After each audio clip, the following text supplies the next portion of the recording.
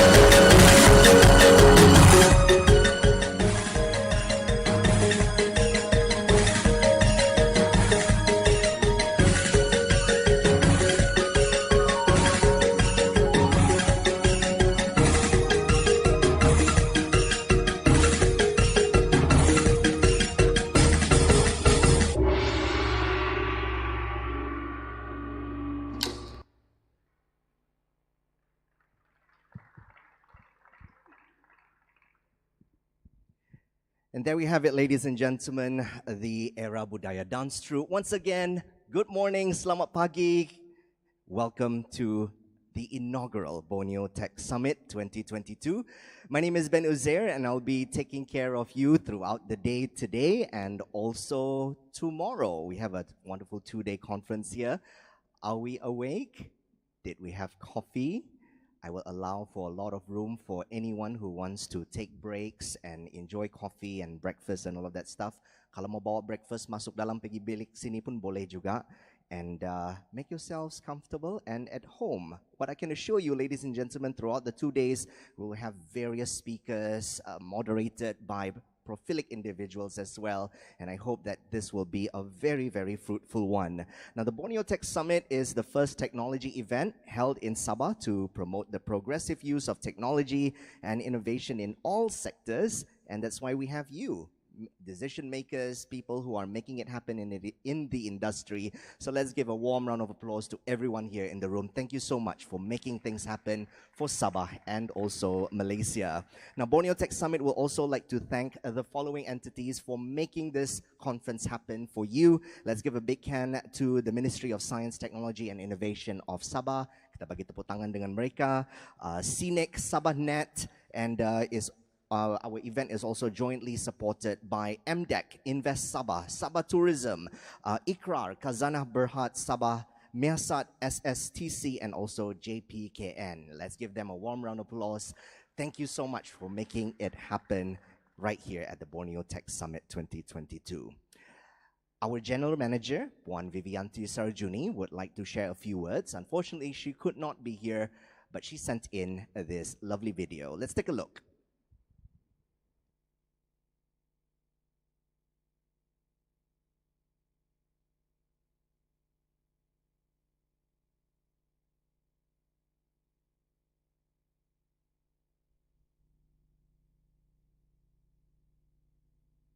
Jaran Sandbox Digital dan IoT, Penubuhan SICC Creative Academy, perolehan pusat latihan yang diakreditasi Tunbum yang pertama sekali di Malaysia, pemerkasaan keusahawanan sosial, mengarus perdanakan STEM, memperkasa penglibatan wanita dalam teknologi bersama-sama AirAsia dalam program Ratu Tech dan juga Women in Tech.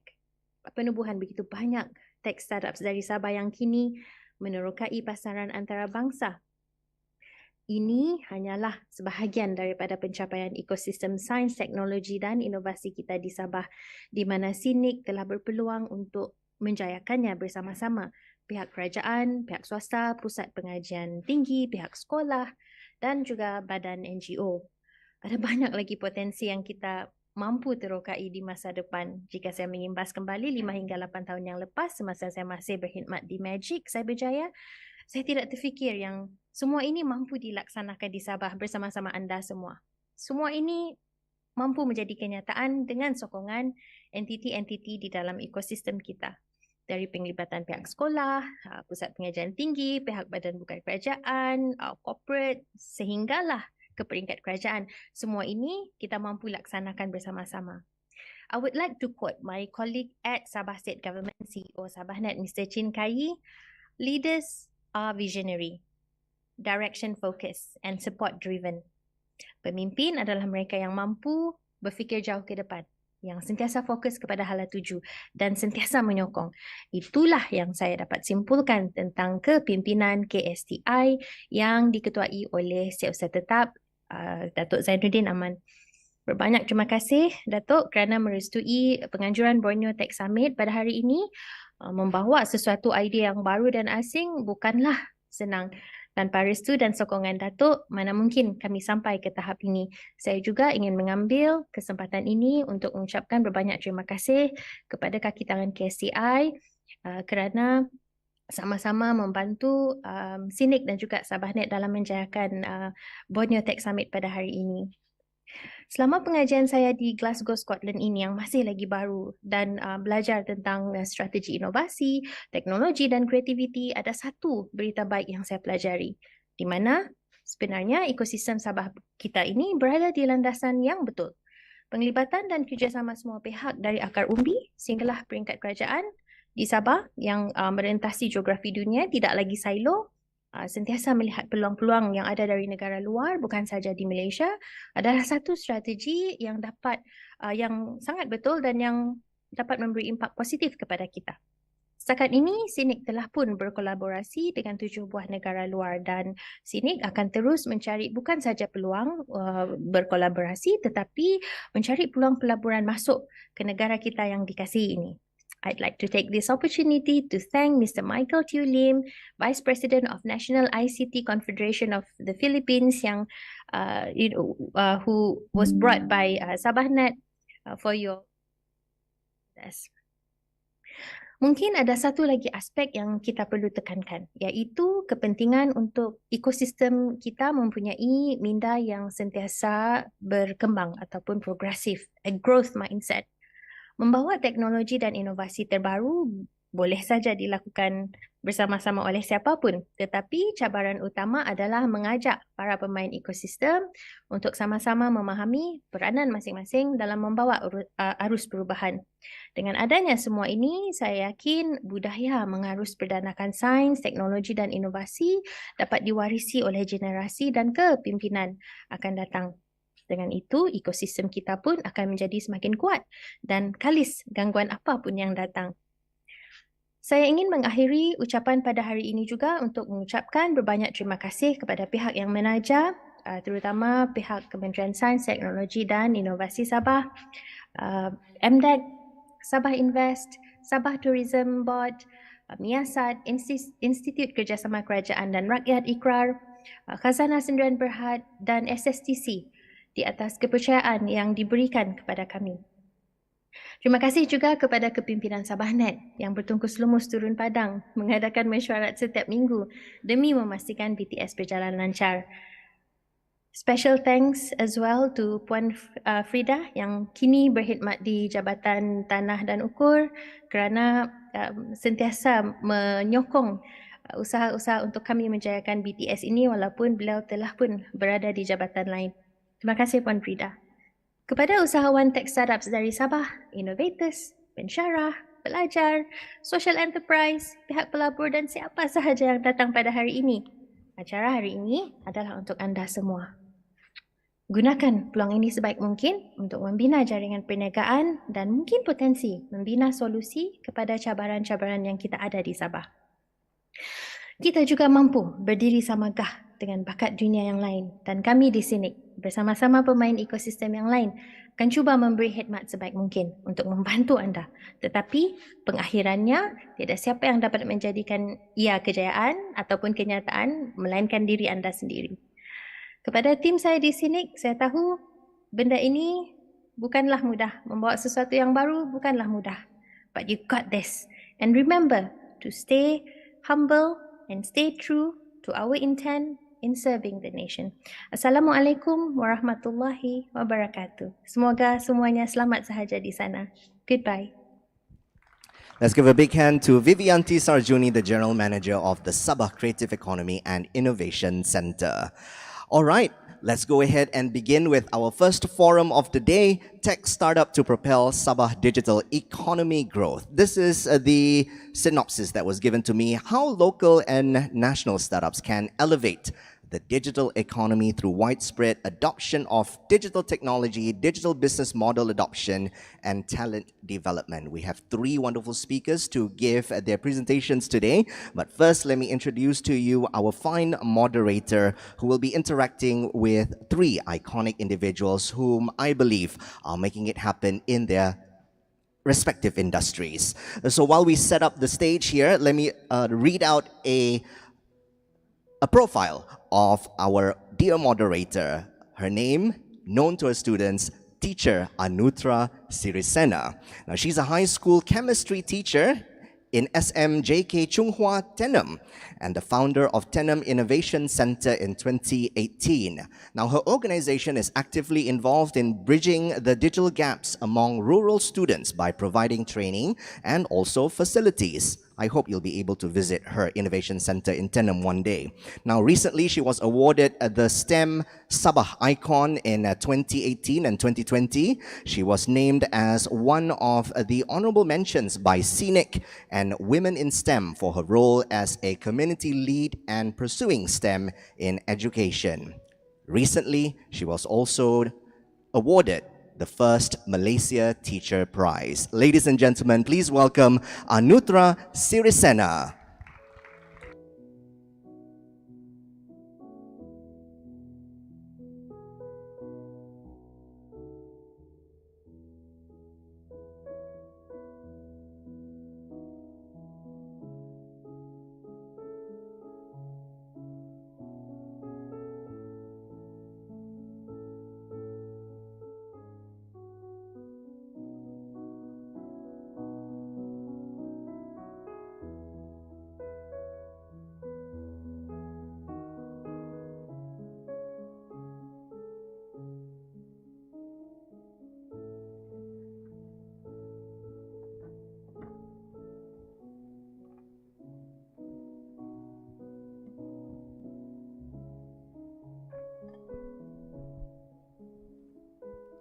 Mic test.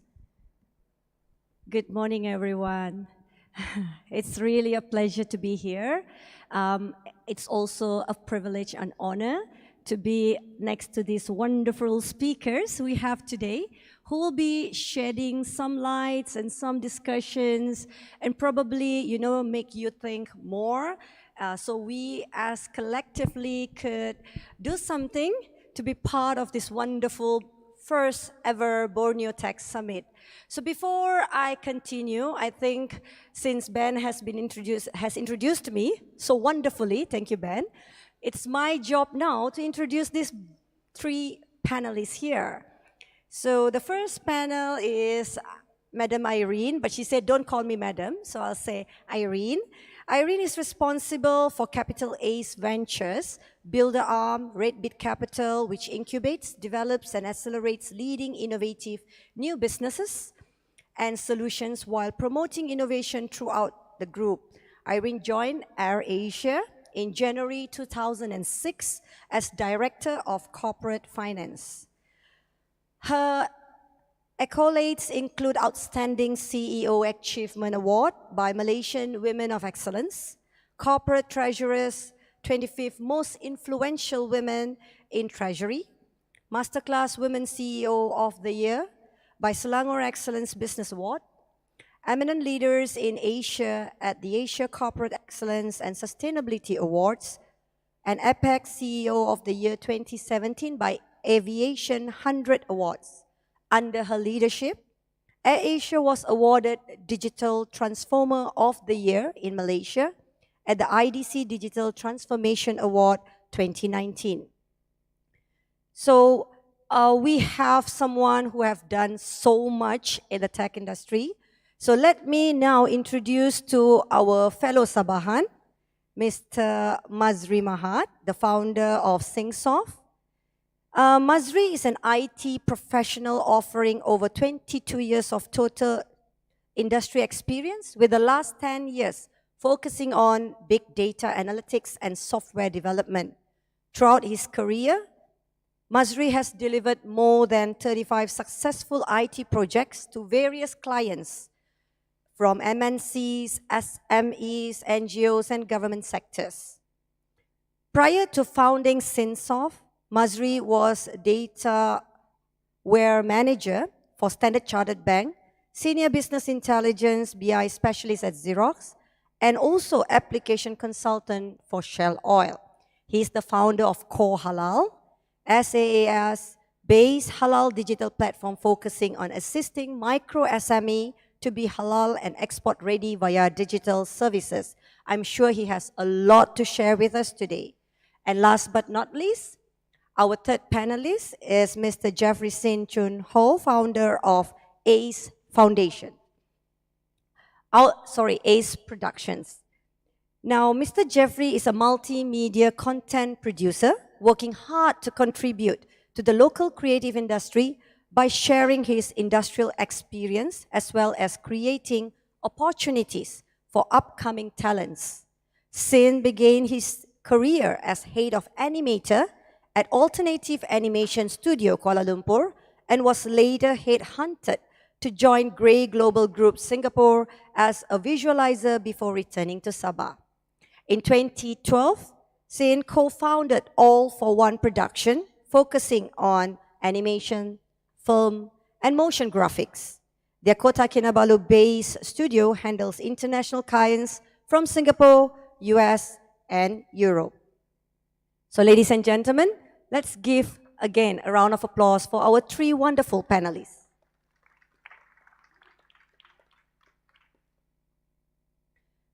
The forum today talks entitled Startup Ecosystem, Tech Startup to Propel Sabah Digital Economic Growth.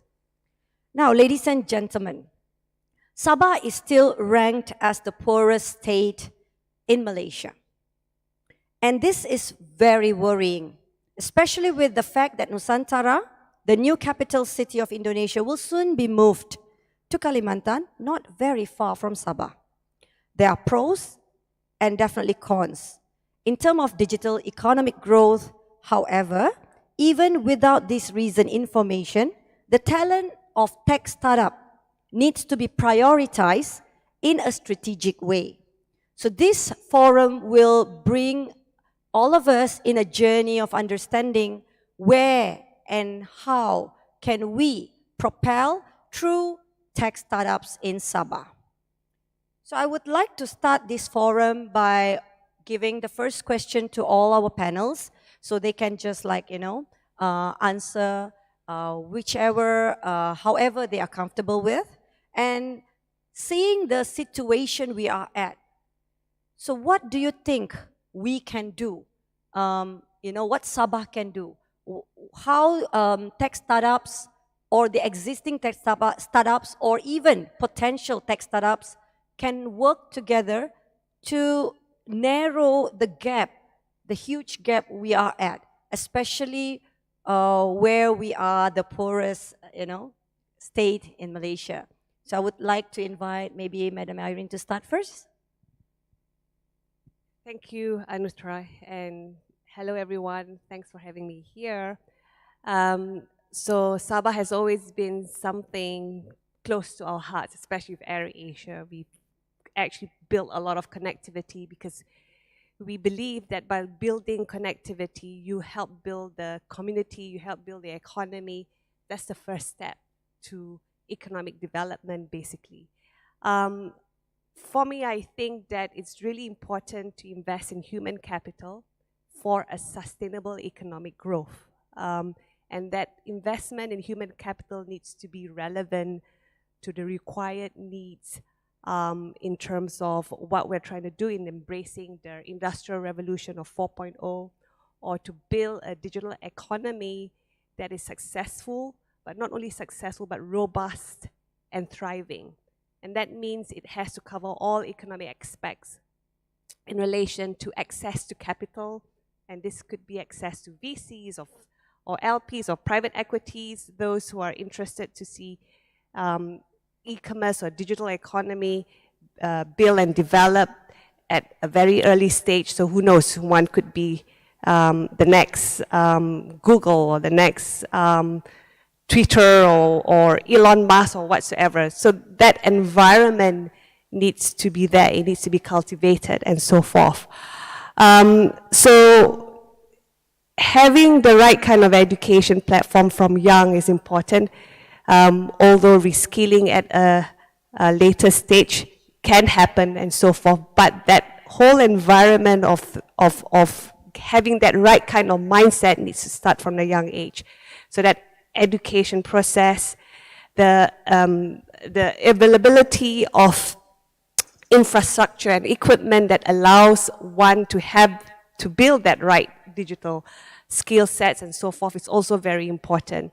So it's a whole economy that needs to work together. Infrastructure needs to be in place. Connectivity is key. So all those telcos out there, this is important. You guys need to play your part. Can't just wait for the government and so forth. We got to do what's best for Sabah. We got to start first and then lead the way. And I think that's where you get the best ideas when you have a goal to meet and you want to make sure your community reach out and build a very successful companies and so forth that could compete in the world.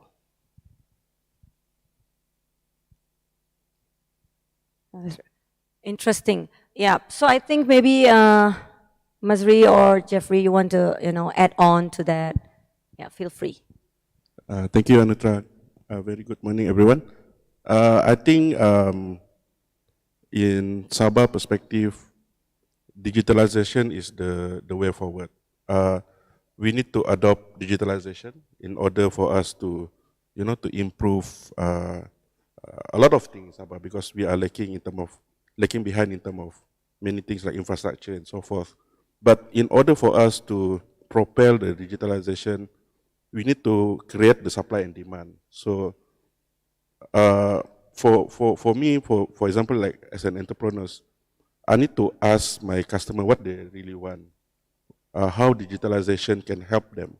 So most of the time I'll get the answer of digitalization is all about how you can create a new experience, a new engagement to your customer, and how that digitalization can solve their daily operation or their daily issue, and in turn that increase their, their revenue and so forth. And also with digitalization, you can create that so-called stickiness in your customers, right? Like they will always come back to you because you have a much more better offering. You have services with digital tools that can speed up or improve their sales and so forth. So I think that's the way forward that we should look into, because we are lacking of infrastructure, we are lacking of a lot of things, but digitalization is one thing that everybody can appreciate and everybody can contribute, and to make sure that we are actually not that lagging behind in terms of other states as well. So I see that we are talking about how we want to digitalize. At the same time, we are also lacking of infrastructure. Maybe Jeffrey wants to add on a little bit more. Hi, morning. Thanks. Being the last one to share, it's a little bit stressful because both of them already presented great points.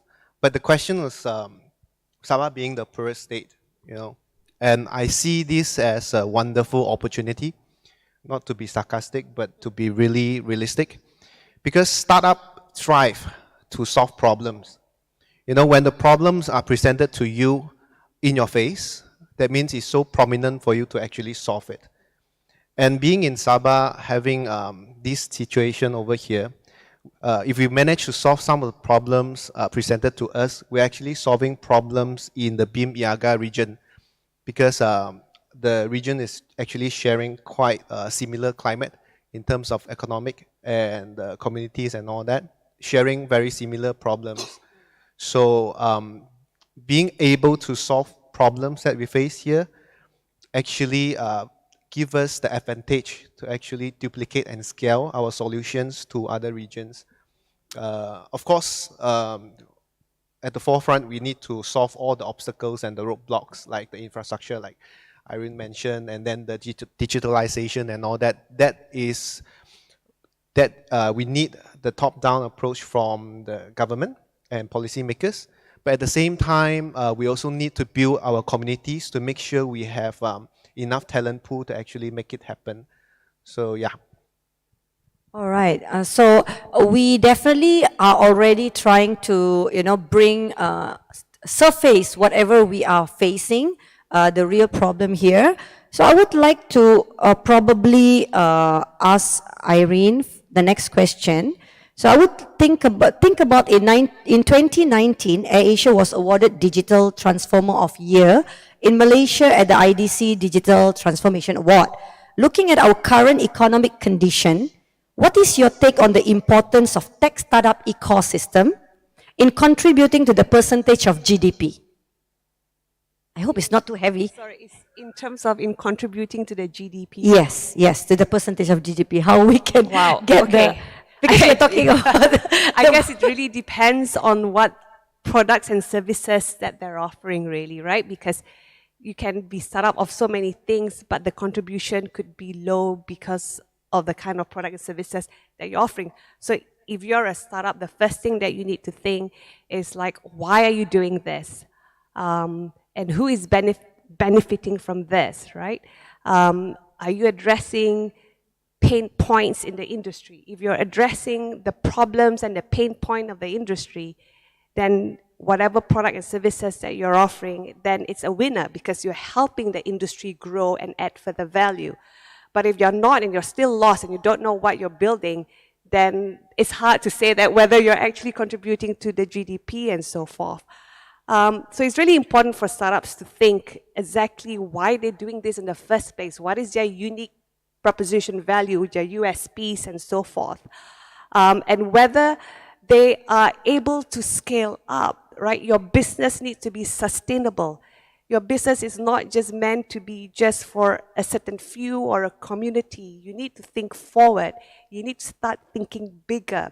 So that mindset of thinking that we're the poorest state, you've got to stop thinking that. You got to eliminate that from your head altogether. You've got to start thinking what Sabah can really be. What's the real potential of Sabah? Strategically, you look at it, it can be an international hub. We were even thinking of putting Sabah as an international hub. Within the 4 hours flight radius, you could reach to so many countries. You could go to China, you could go to Japan, Korea, most of Southeast Asian countries, you go to Philippines, and so forth. It's quite strategic to go to many countries from Sabah itself. So you need to stop thinking we're a very poor state. We need to start thinking we've got lots of potential. Where do we start first, right? And what kind of infrastructure and environment do we need to be able to execute that well? What sort of talent do we need to do that well? So that's my take, basically. Interesting. So I would like to just elaborate further, bring Mazri in to talk about the challenges, because when you talk about you have to know what you want to do in the startups and how to stay sustainable. I believe Mazri has a story to tell us, the challenges and how the kind of probably you reach a point where you feel like there's it's like a crossroad or even a dead end. So probably you can share some of your experiences with us. For a tech founder, I think one of the biggest fear for any tech founder is uncertainties. So you will always have this thought in your mind that, am my product is good enough? Can I sell my product? Do I have enough fund to complete my runway? And a lot of these questions you need to answer by yourself daily. So I think for early stage startup like us, one of the biggest takeaway for me that I can share is that I need to manage the expectation of my investors, of my team, of the customers, because we can only do so much. Because we as a startup, we tend to, langgar saja everything. We want to innovate. We want to do a lot of things. We want to bring something fresh to the market. But the question is, are you going to make money out of it? At the end of the day, what's in it for you? What's in it for your bank account? Because you can innovate all you want, but at the end of the day, can you sell your product? Is it scalable? So one thing that I do in my company to get ourselves afloat and sort of move away from the startup valley of death is actually to communicate well with the investors, to give them the realistic expectation. So, and then manage your task in chunk. So meaning you need to know for the next 2 weeks what you need to do, what you need to deliver, and then everybody need to know and everybody need to be on board. So at least you know your expectation, your capacity, your capability, and everybody will be okay with that. And you have a set of timeline that when you're gonna be income positive. Because for me personally, for any tech startup, you will only have 2 years, maximum 3 years to be income positive. Otherwise, it's no longer a business. It's already a hobby. Yeah, you are bleeding money for 3 years. What you are trying to do actually? So we need to have that mindset from the day one. That from the first day you decide to be a tech startup, innovating the world, that you need to have that global mindset, and you need to, get out from the bleeding money situation as fast as possible. Okay, interesting. Yes, true. I do believe that it really is very, very important for us to, understand the phases in, the tech startup. And when we talk about tech startup, I believe that we also have to look at the diversity in tech startup. So as it is known to many that creative spectrum is wide with huge varieties. As one of the industry player in creative sector, so Mr. Jeffrey, probably what is your take in coordinating creative industries towards digital adoption? I have a lot to talk about. So I wrote it all down and make sure I don't overtime it. Yeah, don't worry, we'll stop you. All right. So before we talk about tech adoption or digital adoption of the creative industry, right? I would like to share a little bit on what is actually creative industry. So according to Wikipedia, the creative industry refers to the range of economic activities which are concerned with the generation or exploitation of knowledge and information. So to put it simply is you are making money or generating revenue from content or data. So just for a few examples, yeah. So the creative economy or creative industry is comprises of advertising, architecture, art, crafts, design, fashion, film, music, performing arts, publishing, software, toys and games, TV and radio, and video games. So if you look at this, like what you mentioned, right? It's a very wide spectrum, and it's very difficult to actually categorize it. The creative industry, it's everywhere. So, but if you look at it from a very wide, overview, the creative industry is a business of culture. So for all the items that I mentioned just now, right, it has to do with culture, correct? And creative industry or the economy is monetizing the culture. And it can be manifested into a form of soft power. I'm not sure whether you heard of soft power before, so I'll give some example later. So it also interpreted as indirectly influence your behavior or interest through cultural or ideological means. Okay, some examples over here. When we think about Japan, we think about sushi, right? And we think about like tourism, going to Japan. And it was actually, you were actually influenced by the Japanese culture through Japanese animation or Japanese drama back in the early 2000s or early 90s, correct? So a more relevant example will be kimchi from Korea. So I think we have a lot of Korean restaurants here, right? And also Korean convenience store.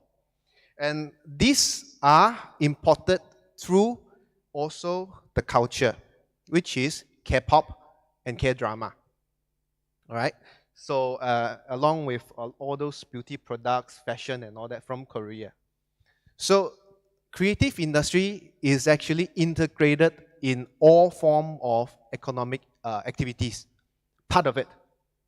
So it's very difficult to actually separate that from all the major industries. And but Sabah has all these vital elements. You know, we are very rich in culture. You know, our performing arts, our design and everything, it's very vibrant. But why isn't it happening here? It means why are we not thriving in our creative economy? Okay. So, as you can see, right, all the creative industries are actually mostly already digitalized. You know, you consume content through internet, streaming, Facebook, social media, and you also like use digital or some form of a technology to circulate or broadcast your creative content. So it has to do with technology. So, but of course, if we look at like Sabah and all that, right, coordinating digital adoption for creative industry, it has to do with the upskilling of our local talent pool and the infrastructure again, and also the non-conducive environment that we are facing around here. The mindset of the society towards creative industry. Maybe there's not enough awareness and all that. So, but if you look at the pandemic, has actually boosted the digital adaptation of tech, regardless of whether it's creative industry or not. You know, you have maybe 70 years old auntie ordering food on using Grab or Food Panda. And then you have these a lot of government agencies or even companies are using social media as the main form of communication with their target audience. And certainly, there are a lot of graphic designers coming out, but not using professional tools or industry tools like Adobe software and all that. They're using Canva because it's easy. And then you have a lot of video content makers doing content on TikTok. So the pandemic has actually took away the interface and the barrier of digital adaptation because of the challenges and the restrictions. And also the e-commerce was picking up because of Facebook Live during the pandemic. So people thrive during challenges. And that's why I say when we are being labeled as the poorest state in Malaysia, Sabah, and actually we are presented with a brilliant opportunity to overcome that. So I just keep it short, try my best, okay? So there are three main resistance that we are facing for digital adoption for creative industry. First is the talent pool, okay? There are a lot of outflow of talent in Sabah, like me years ago where I have to travel to Singapore to get a job. So we need to re-establish the talent pool here in Sabah. And we need to also import foreign talents for knowledge transfer. And we also need to invite those Sabahan who are currently abroad to come back here to return to Sabah to establish their business using their established connection in other countries or in other industry outside of Sabah. And then there are lack of interest or awareness from other sectors. So there are a lot of examples that I can give, but if you just look at the film industry, right, it's actually boosted the tourism industry in many countries. Like Lord of the Rings did to New Zealand, the K-pop and K-drama to Korea and all that stuff. And the awareness of this integration is not very well established here in Sabah. Very ironic that we are very heavy on tourism, right? But they are not leveraging on the creative industry. And also we sort of need more initiative and policies from policymakers to actually encourage the development of the creative industry and also the tech adaptation for society in general. Yeah, I think, yeah, that's... Yeah, so it really makes us think about how, you know, creative industry is there.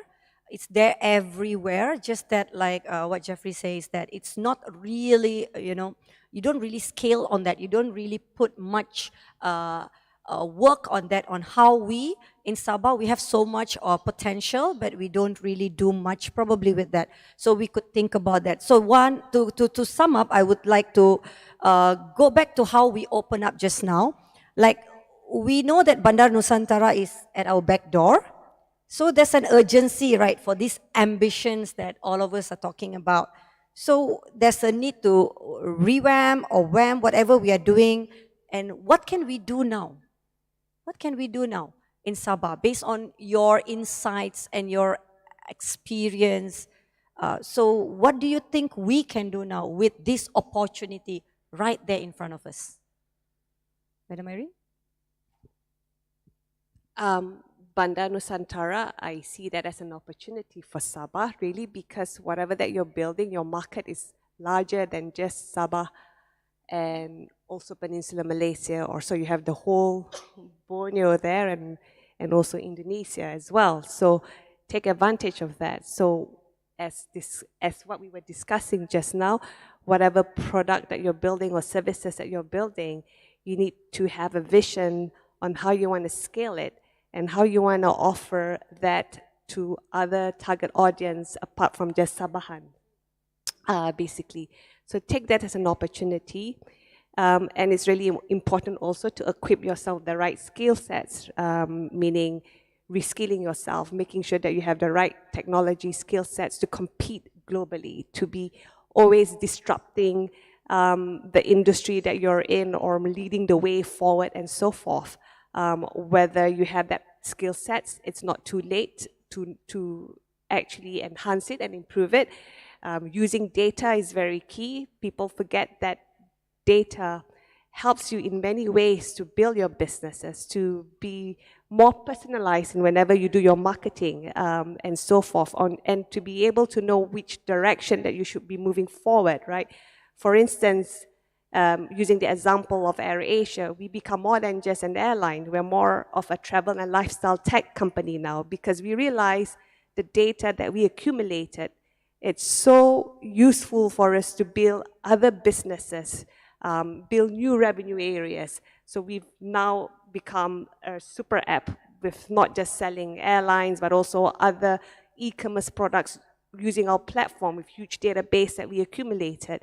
And how do we use that to build a better fintech, to build edutech, logistic, and that kind of thing. So really, it all boils down to knowing your data, understanding it, and when you build your business, do not forget to accumulate the data because that's the most important thing for you to know how you want to build that business and direct it with the right audience and the right product and with the right kind of information and so forth. So I think I take that as an opportunity for Sabah to grow and thrive and develop.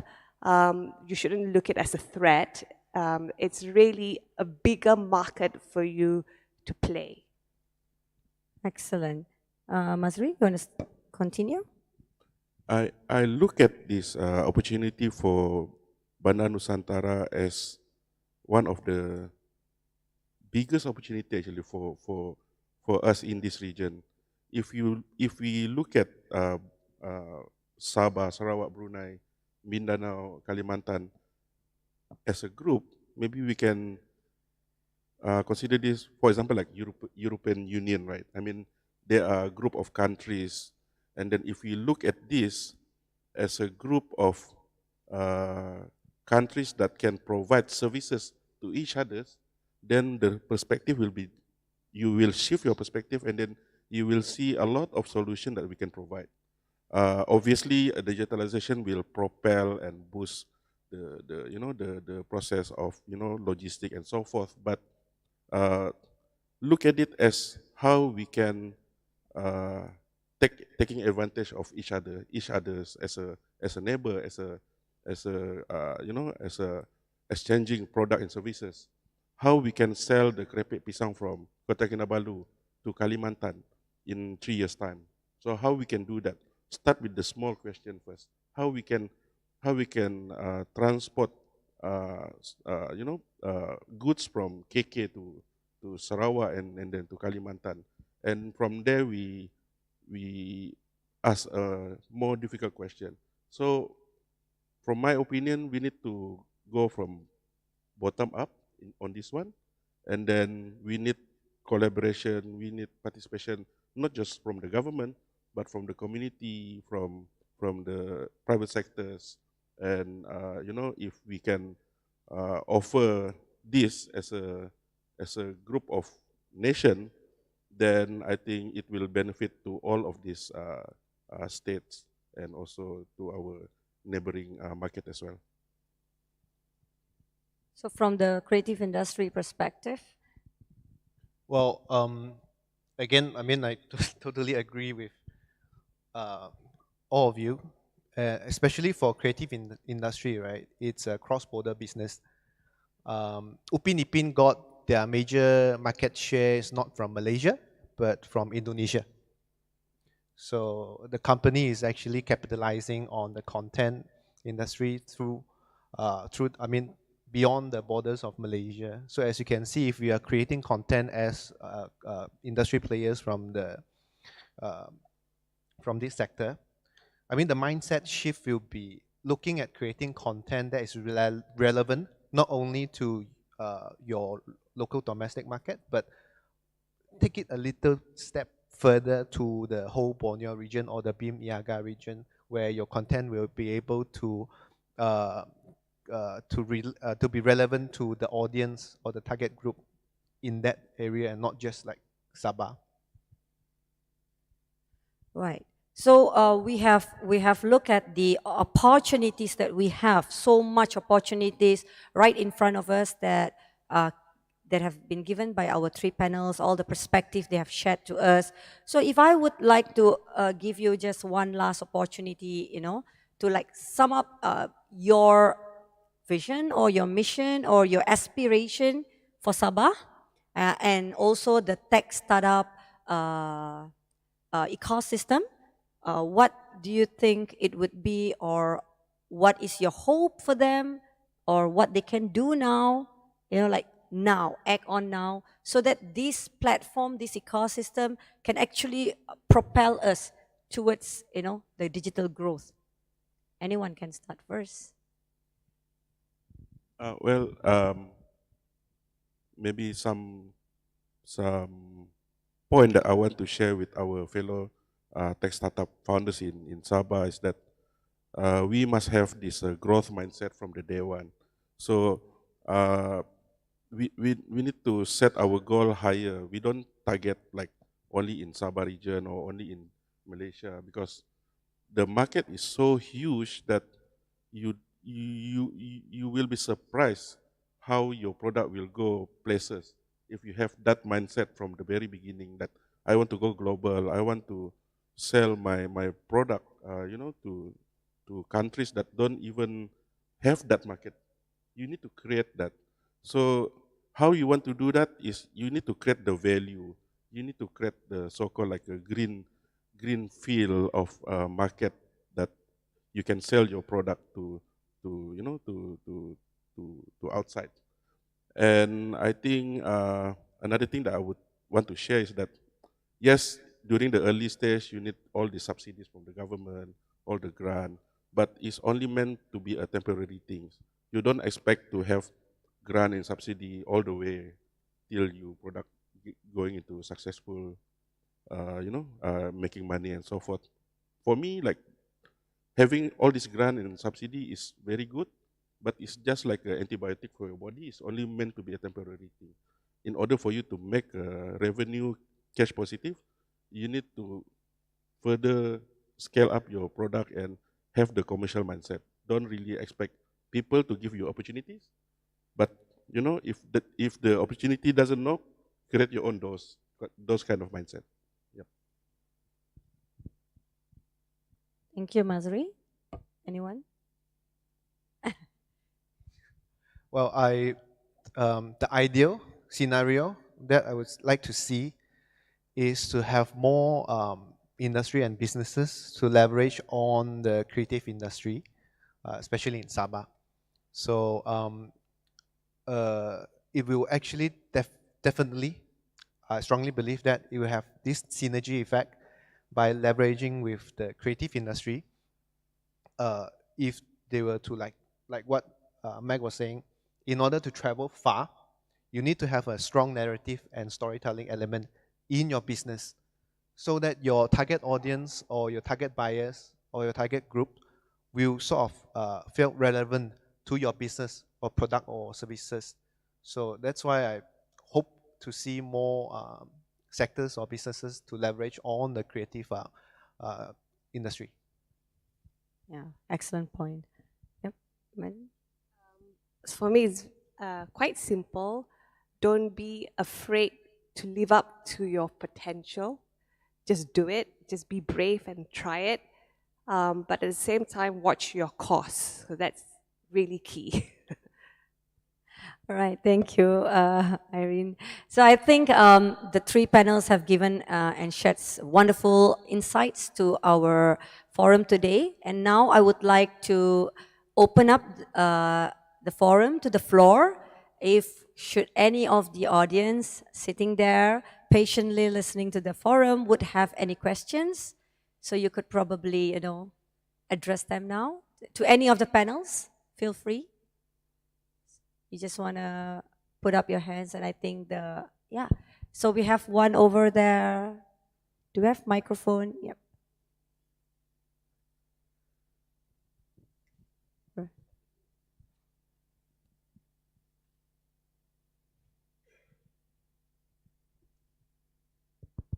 Good morning, everyone. My name is Michael. I'm from the Philippines. I guess I have to thank SICC first and SabahNet for inviting me here. But my question, thank you. My question was more for Ma'am Irene, more for the academic, I guess, point of view. In the Philippines, we have that industry gap from what academe produces and what industry needs. And it's mostly, maybe from the Philippines perspective, it may be different here. But in the Philippines, it's the parents who decide usually what track their children take because they pay for it and because the children usually follow what the parents say. But the problem in our country, and please let me know if it's the same here, is most of the students prefer to take the easier track, the cheaper track, which is not computer science, which is not data science, which is what we need now for innovation. And sometimes there's the other side where the schools don't even have the capacity to teach the newer kind of technology, the newer kind of language, because their teachers are probably somewhat outdated or old. With these two facets in mind, what would you recommend? What would you have as a recommendation to kind of go over this hurdle so Sabah and maybe the Philippines can start producing the talent it needs to innovate? Thank you. I have a simplest answer. Sign up to airasiaacademy.com.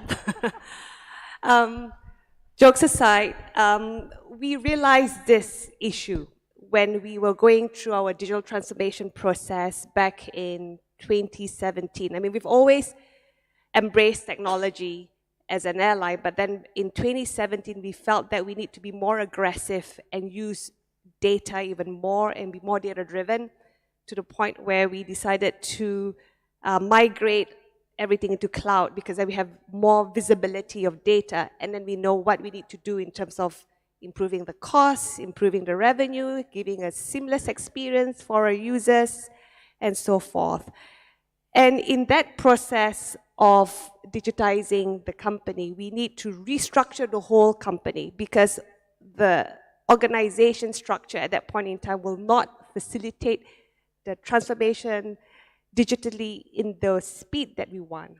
And the first thing we needed to do was to restructure our tech team, because the tech team was business as usual, ICT, and nobody uses ICT anymore, right? It's a very old-fashioned terminology and so forth.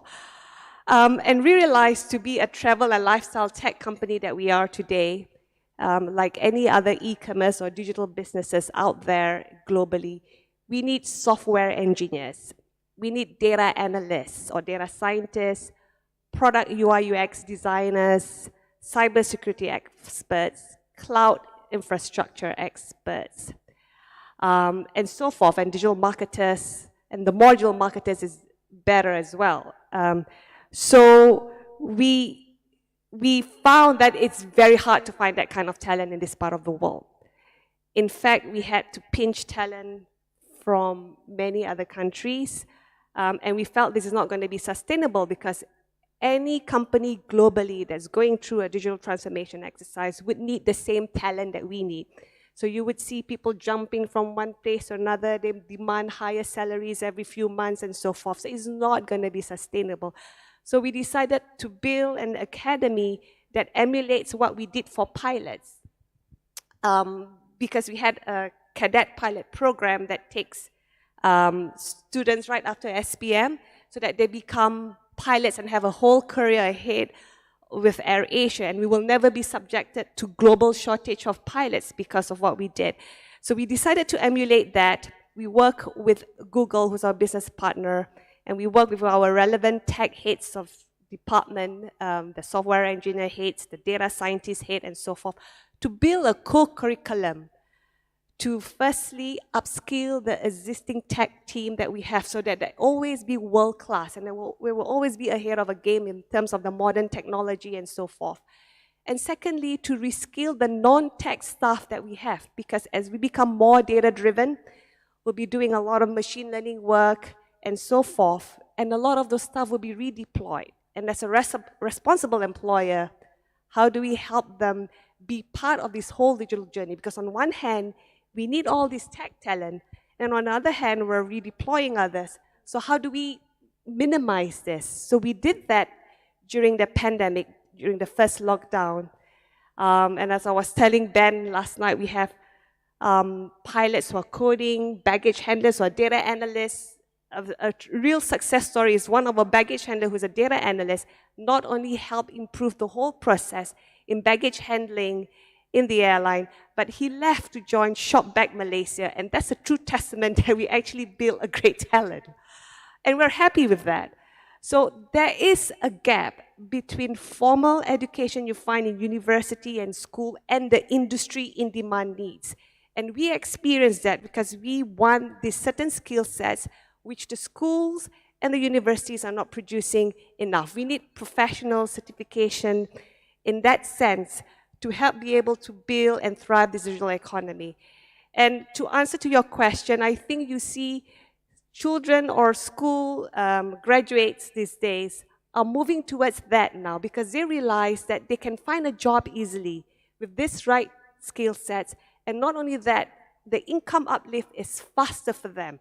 Their career progression is faster for them. So I think the universities need to make some changes to accommodate this, and schools also. But the easiest answer is to log on to airasiaacademy.com. Thank you, Madam Irene. I think we can take one more question. Yeah, do we have one more question? Good morning. First of all, thank you for all the panel for sharing your valuable insights. I'm Azlan from Maxis. So startup is a very interesting topic for me. But at the same time as well, it is a highly risky venture. As you all know, most startups fail in the first few years. And one of having been a startup founder myself in my previous career, one of the main challenges is to create a sustainable business model. So my question is to the panelists is, what is your advice to any startup founders or wannabe startup founders on how to create a sustainable business model? Thank you.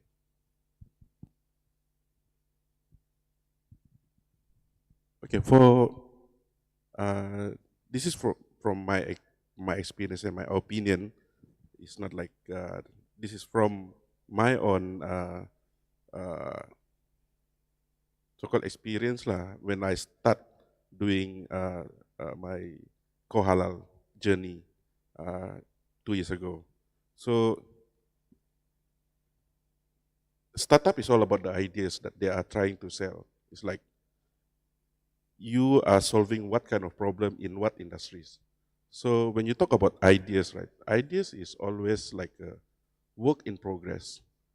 So the difference between a good idea and not so good idea is the good idea or the successful idea, they always keep refining and keep on improving the idea, I think, until it become better every time.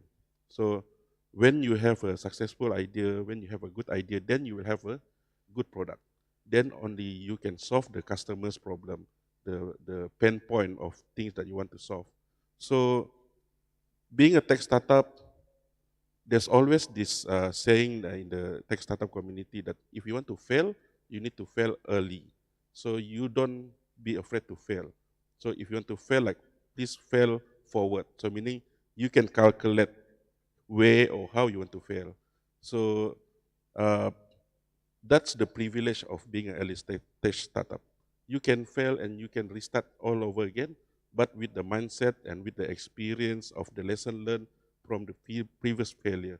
Most of the successful startup founders in the world, like Elon Musk and so forth, and most of the successful entrepreneurs, they have their failure, experience in the previous company, and that will make them more experienced and more, more aware of what the pitfall of getting into a successful tech startup product and make it commercial. All right, thank you, Masri. And I think with that, we have come to an end of the forum. And I would like to say thank you very much to all the three panelists for being such a wonderful and person here today, giving us so much of your insights as well as the audience.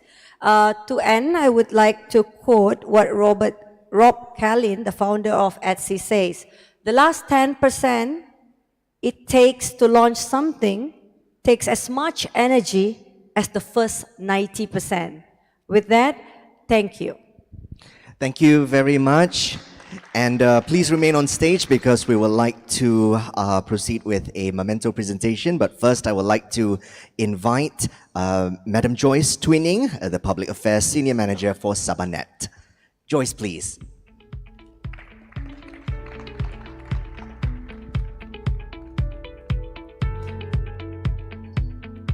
First, we would like to present a memento to our panelists, and we'll begin with Irene Omar of Capital A Berhad. Thank you so much for being here in Kota Kinabalu again.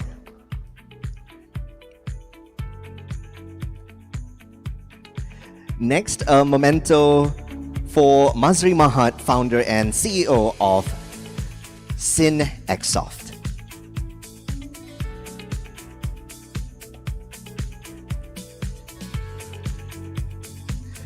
Also, a memento to Jeffrey Sin, the founder of Studio Ace Productions.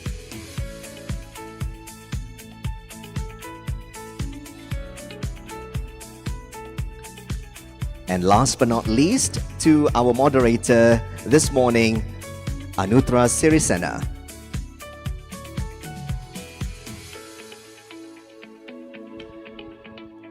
May we please have the panelists to come forward for a group photograph, please.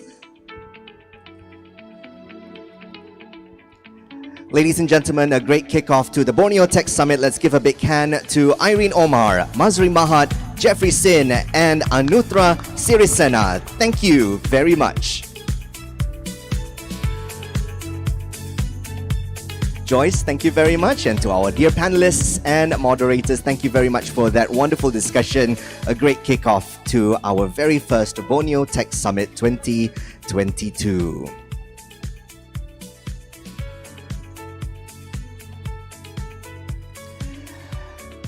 All right, ladies and gentlemen, I hope that you are fine. Is the temperature in our hall comfortable? Anyone feeling extra cold? Is it too warm? Let me know. Let someone know if we need to change the temperature. I just want to make sure that we are okay in the hall. If you would like to step out for coffee, you can go ahead and do that once in a while. Jangan semua keluar pergi kopi ya, because kita mau sambung kita punya acara pada hari ini. We are going to continue with a tech sharing now. And do we need the rostrum up on the stage for our next presentation? While we set up the stage for our tech sharing, we have a special guest who came in all the way from the Philippines. Thank you very much to this guest, and let me allow a little bit of time here to set up the stage. And now let me also introduce to you our dear guest. His name is Michael Tew Lim. He's the Vice President of Business Development of Mega Fishing Corporation and also the chairman of the BIMP IAGA ICT CEO Forum. And he is overall in charge of the entire MFC Zamboanga operations. And he also obtained his MBA from the Asian Institute of Management in Makati City. Ladies and gentlemen, without further ado, let's welcome our tech sharing presenter, Mr. Michael Tew Lim.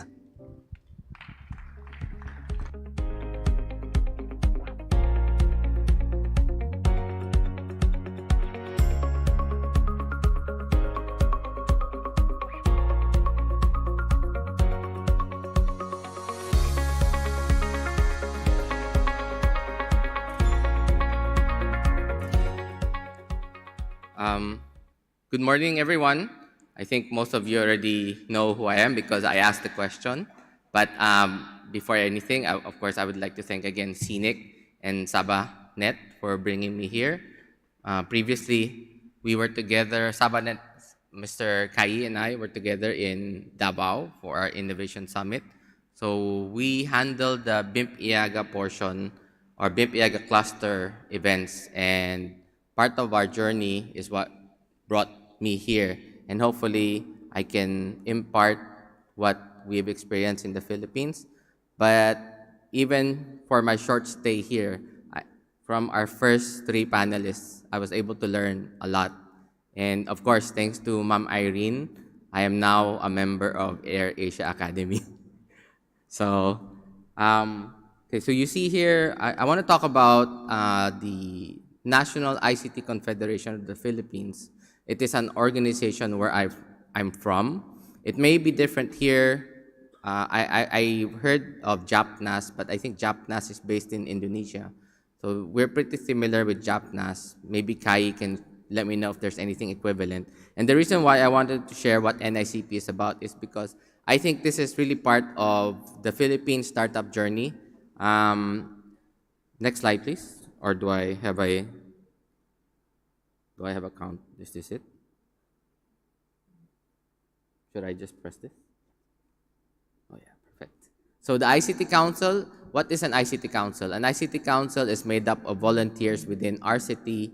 I don't know if it's the same here, but within our cities, we organize volunteers from academe, volunteers from the local government unit, and especially the private sector. And each city will have one council, and what they do is they work with everybody in their city to bring in either programs, initiatives, or anything that will help bring tech companies or work to their cities. Here, it may be different because you do it maybe in a regional level, but if you want to do it in a smaller level, it's pretty similar to what you guys might be trying to do. So I mentioned that we work with government, academia, and industry, and we have a term for this. We call this magic. Kai has heard this before. Magic just means that we make academia, government, and industry collaborate. We've heard the term of that industry gap, that educational gap that industry always experiences, where they hire somebody straight out of college, but they weren't equipped with the right set of skill sets that the current corporations or companies need. And what we bring in is we get the schools together and the industries together to talk about their curriculum, how to change it so that we start producing the innovative graduates that we need. Right now, we may not be producing that, but that's why we have to start somewhere, and that's really where ICT councils play a big role. So these are all the stakeholders we bring together for our cities.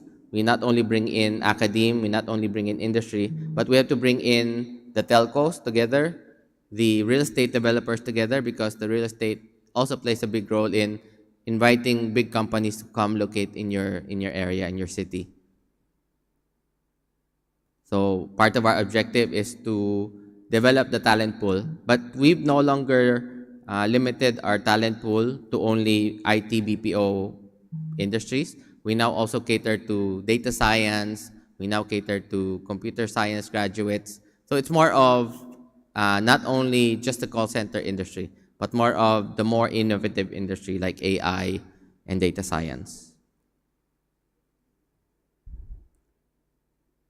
So having shared values is important for us, where we try to bring in people with similar vision and mission, which is to help usually the community.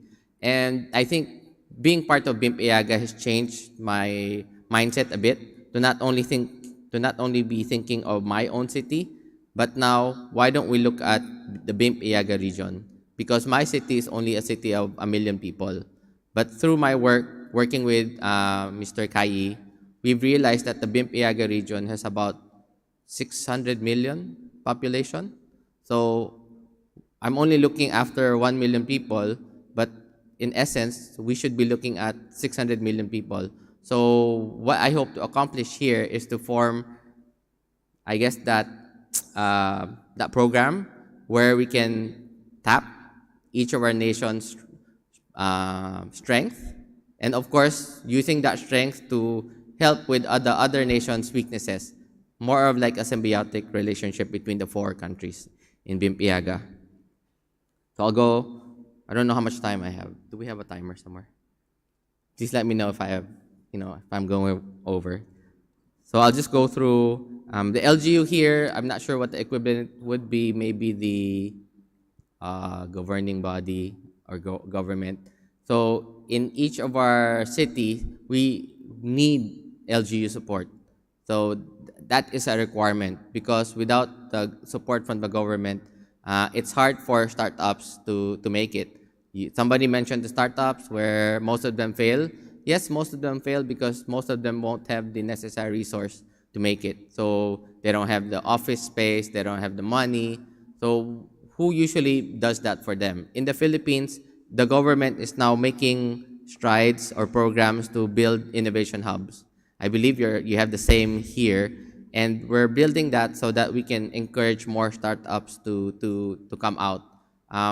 In Indonesia, I think they have like tens of thousands of startups. That's why they have like 2 or 3 unicorns by now. But if you look at the ratio, they started with maybe 100,000 startups and produced 3 unicorns. In the Philippines, I can only say we've had mostly 100, maximum 1,000. So there's no wonder we don't have a unicorn yet. So sometimes it's really about the numbers game, helping more startups be produced because one of them may have the bright idea to become the next unicorn for Malaysia or for the Philippines. Talent development is what's mentioned. This is really my advocacy as well. We cannot innovate as a country if we do not produce innovative kind of graduates with the right kind of mindset. And of course, private sector involvement. This may be investors, this may be VCs. And what we realized in the Philippines is we needed to also train them because most of the business or corporations don't understand what it means to be a VC. Vis-a-vis from the startups, they also don't know what to do with the money that they receive. Some of them use it to buy a car, buy something else, not realizing that it wasn't meant to buy a car. It was meant for you to expand your business. So from those perspectives, we needed really to look into how to educate both sides of the industry, both the startups and the VCs and the investors. And we do this mostly through a multi-stakeholder approach. We do not do it alone. We involve, again, everyone, the LGU, the real estate, the likes of Sabah.net, the SICC, the organization. We bring everybody together so that we can have a cohesive goal towards producing, hopefully the next unicorn. So this is what NICP is really about. I know Ma'am Irene mentioned that ICT is kind of outdated. ICT is a bit outdated, I agree. So maybe when I go back to the Philippines, I'll also change our name. So we'll see. So our vision is to be the recognized advocate for the Philippines, where we wanted NICP to be whoever's partner if they want to expand to the countryside, because most of the work that gets brought to the Philippines goes to the major cities. Manila, for you who may be familiar, there's Manila, there's Cebu, there's Davao. But 70% of the people working those bigger cities actually come from the countryside. So most of them only spend maybe a year or 2 working in the cities. They get burned out and they go back home. When they go back home, they go back to working for maybe fast food or a smaller company. And the reason why they get burned out is because they're away from their family, they're away from their support system. I'm not sure if there's kind of a similar thing happening here. So what NICP is trying to do now is we're trying to bring the jobs back to the countryside. Because when you bring it there, the employees who work there are with their families, are with their friends. So they get to have like that stress release that enables them to work longer and stay longer where the company where they work at. And the positive side of what the COVID situation did is we now had to accept work from home. So in a way, we are now enabling most of the agents to work from where they are. And unfortunately, after COVID, most of them are being asked to go back to work. Most of them have enjoyed being able to spend time with their family, staying where they are. Most of them don't want to go back to the bigger cities. And hopefully, we can share what we've learned. And I don't know if Sabah is encountering the same thing, but we've learned that it's best to really let the agents stay where they are, to be with their family, and that way they can have a more fulfilled work-life balance. So now I'd like to share about what the Philippines is doing as a startup for the startup industry. The Philippines, with NICP and the ICT, the Department of ICT, I think it would be equivalent to your Ministry of Communications here. So, oops. Okay. So the Philippine Startup Challenge, this really was brought about because we saw, the government saw the need to support the startups. And it was, I mentioned it pretty much a while back, where we only produce a handful of startups. Not enough. And out of that handful, not one has been a unicorn yet. There were a couple who we thought would have been, but it didn't happen. But it's really also because of the numbers. We are not producing enough, and that's why the government is stepping up in its role to produce more startups, because we believe that there are talented individuals not only located in our bigger cities, but they may be in the other areas. So what we do, the Philippines is, I guess, segregated into 14 regions. And each of these startups are happening in these regions simultaneously. And later on, I'll show you a calendar of how we plan to bring them all together. And I guess later I'll tell you why I'm showing you this.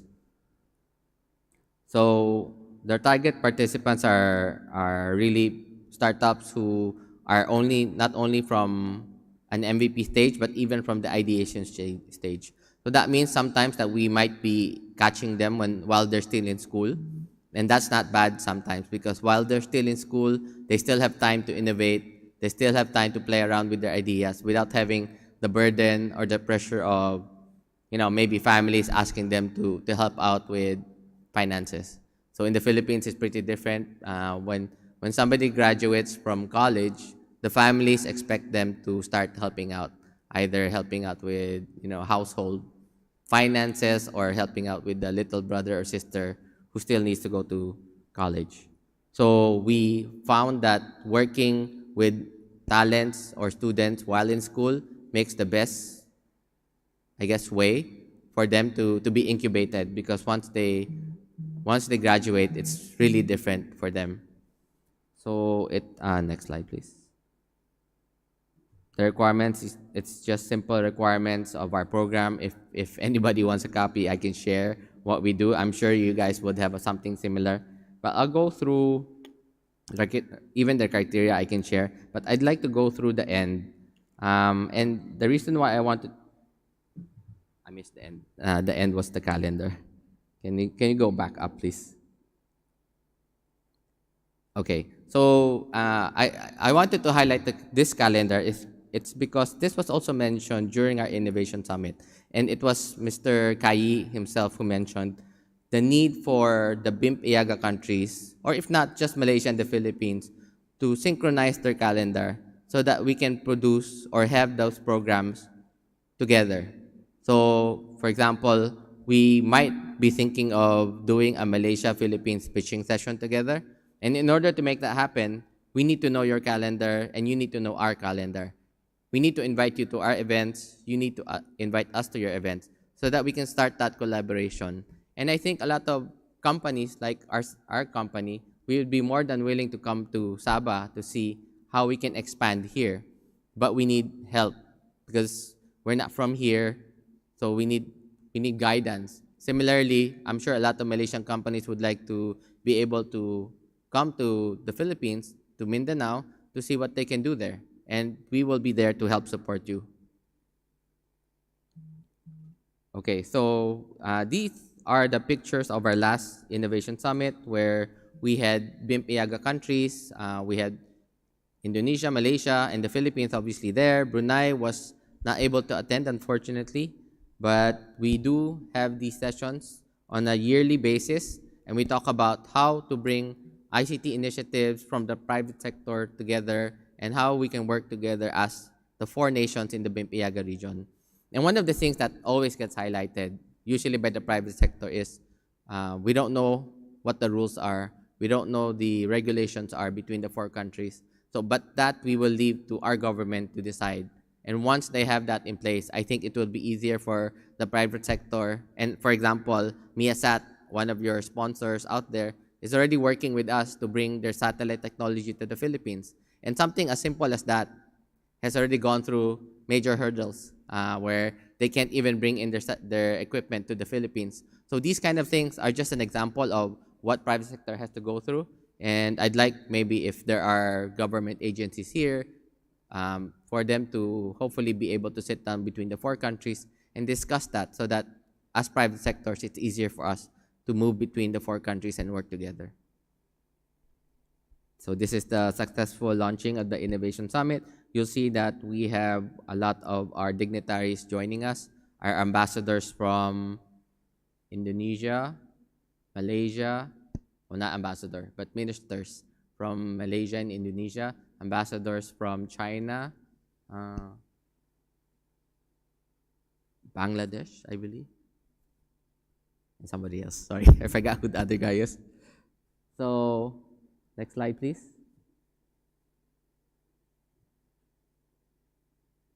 It's not working. I'm almost done. Am I out of time? Oops. Okay, I think that's the end.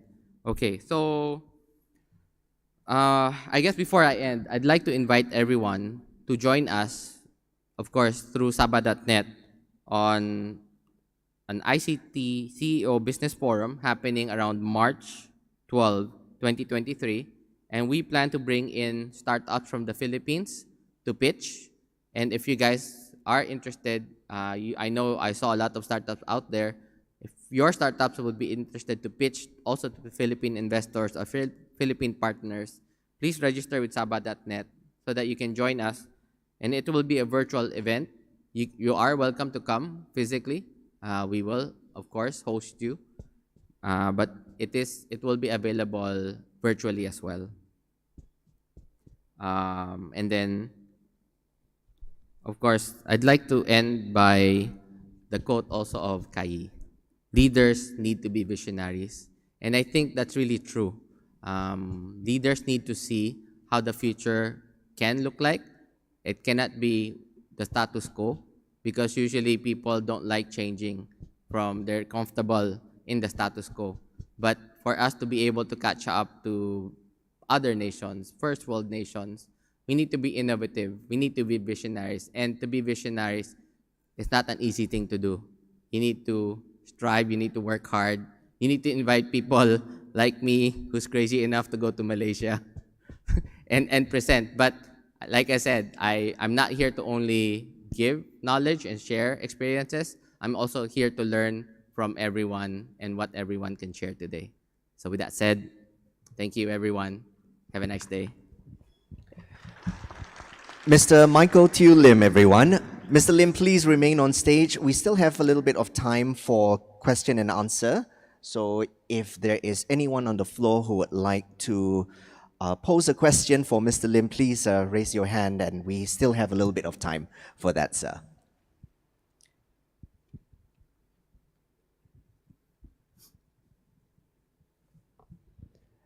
Any questions? Ada apa-apa soalan untuk tetamu kita dari negara Filipina?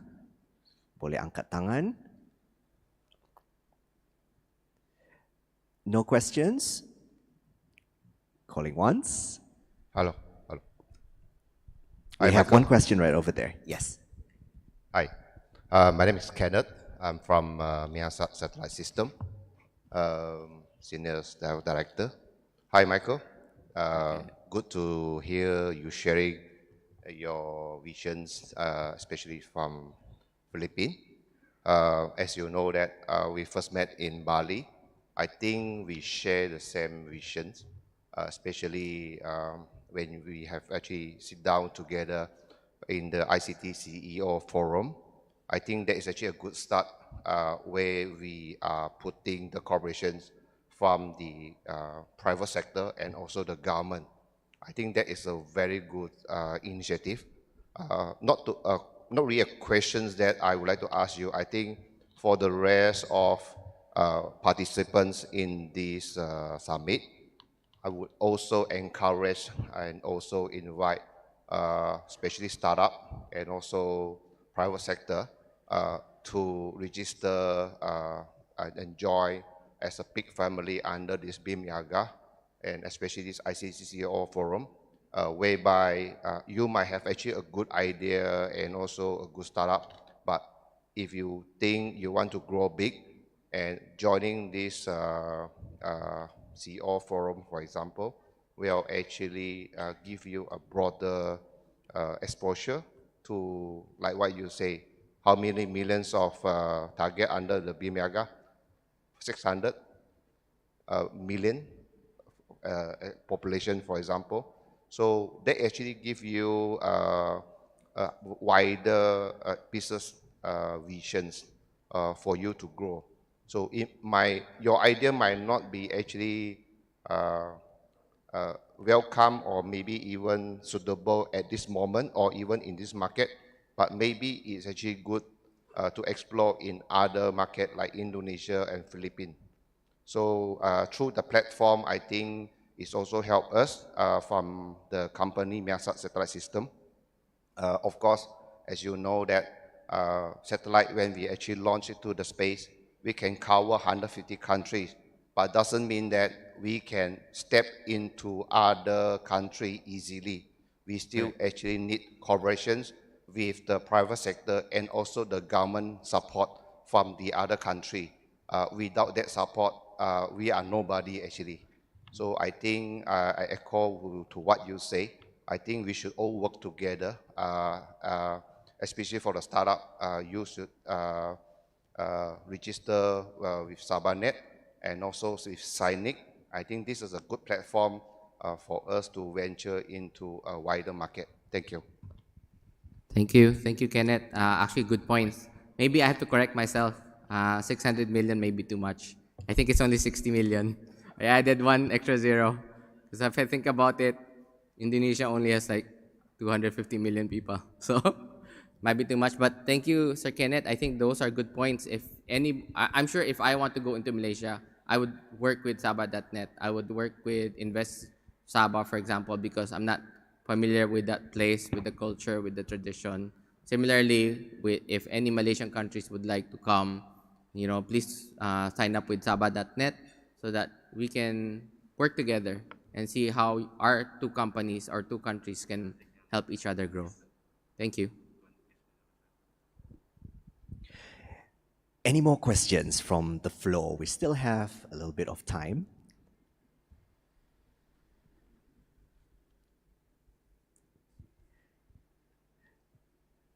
Please raise your hand. Calling once, twice.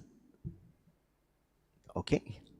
Thank you very much. Let's give a big hand to Mr. Michael Teo Lim. And before Mr. Lim goes back to the comfort of his seat, we'd like to invite Mr. Razik of SICC to present Mr. Lim with a memento.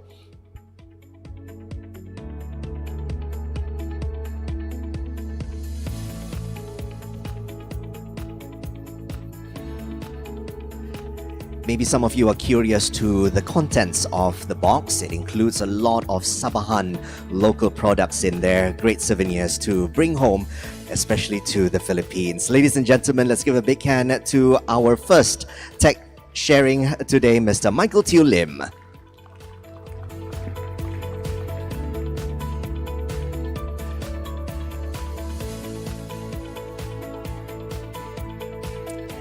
Thank you, sir.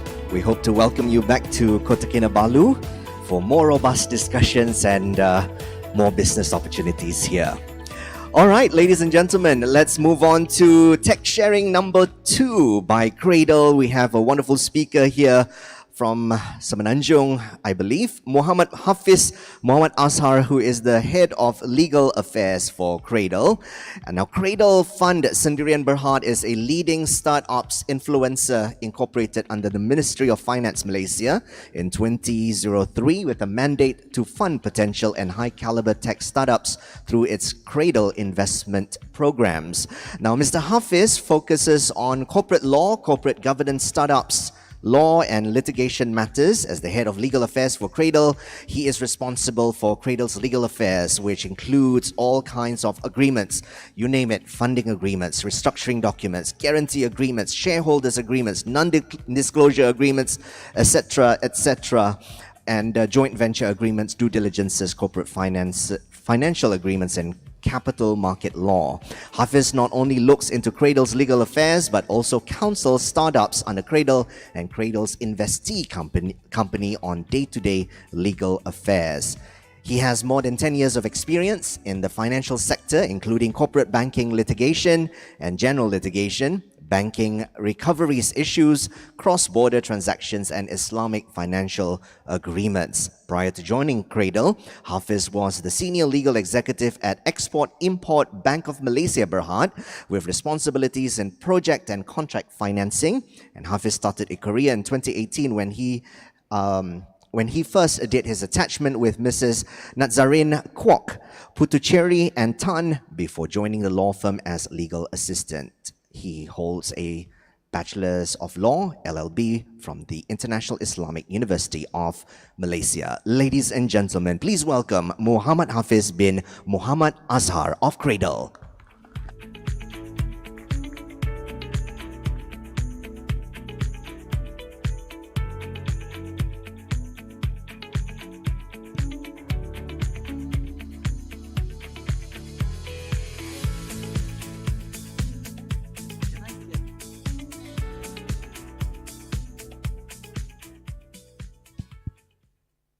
Hi everyone, Assalamualaikum and a very good morning. My name is Hafiz. Thank you, Mr. MC, for a wonderful introduction. So I'm the head of legal, Cradle.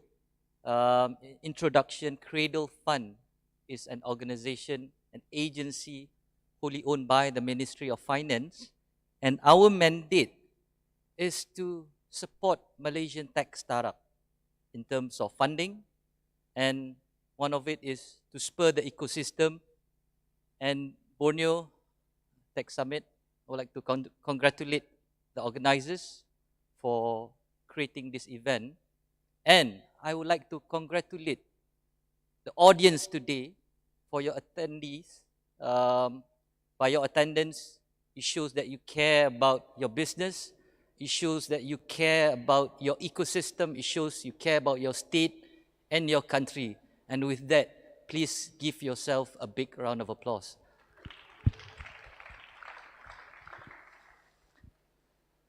So the title that I've been given today that I would like to share is Why Startup Fails. Just now, during the panel session, there was a question posed. One of the reason of startup fail.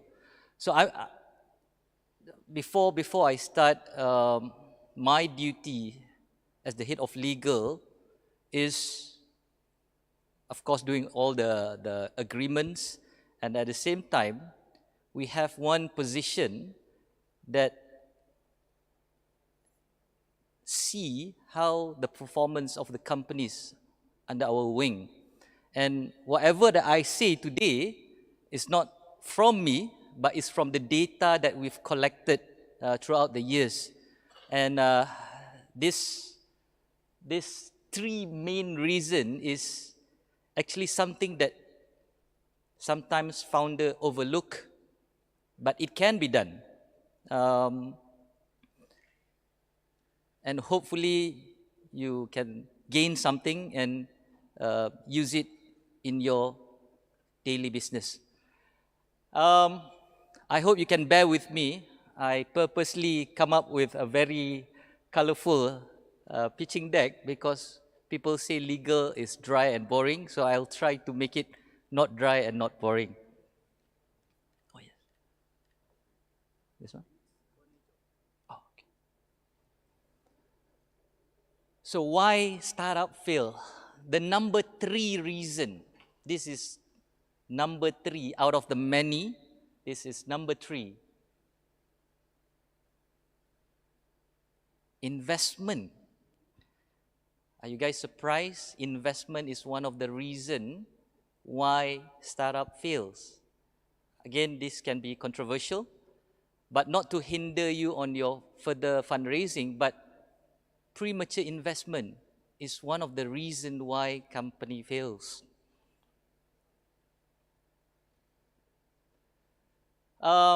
Throughout our experience, some businesses, some companies, heavy reliance toward investors to kickstart the business. This is something yang the founder should not be doing, because you are relying on your investors' money to kickstart.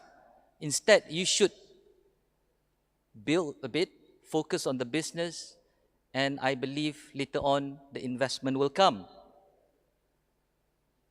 So when you are in the early stage, you will have less bargaining power, no leverage. So again, why I'm saying investment can lead is because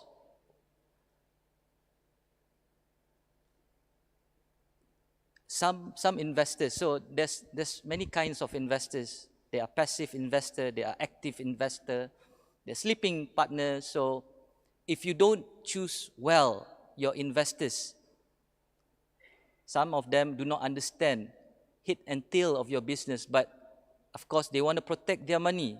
It's their right. So some of them can put extremely pressure on the startup to perform, where of course being a startup, you will need to have room for you to grow. So sometimes it requires time. So having a premature investment can actually give a big headache to the founders, and eventually to the collapse of the startup, of the business. Incompatible investors. Find investors who understand your business and share the same values. Failure to do so may lead to the inability of the company to meet their expectation. Again, some investors, they are just doing what is right for their investment. And of course, whenever investors put on you, they are expecting profit, they are expecting growth from the investment. But sometimes, at early stage, it cannot be a good thing for the startup, because again, if you don't have plan, you are at the early stage, it can really put you down, especially when you focus on bringing it up. So yeah, early stage is going to be a troublesome for the founders. Again, this is from the data that we've collected. So yes. Reason number 2, failure to identify target market.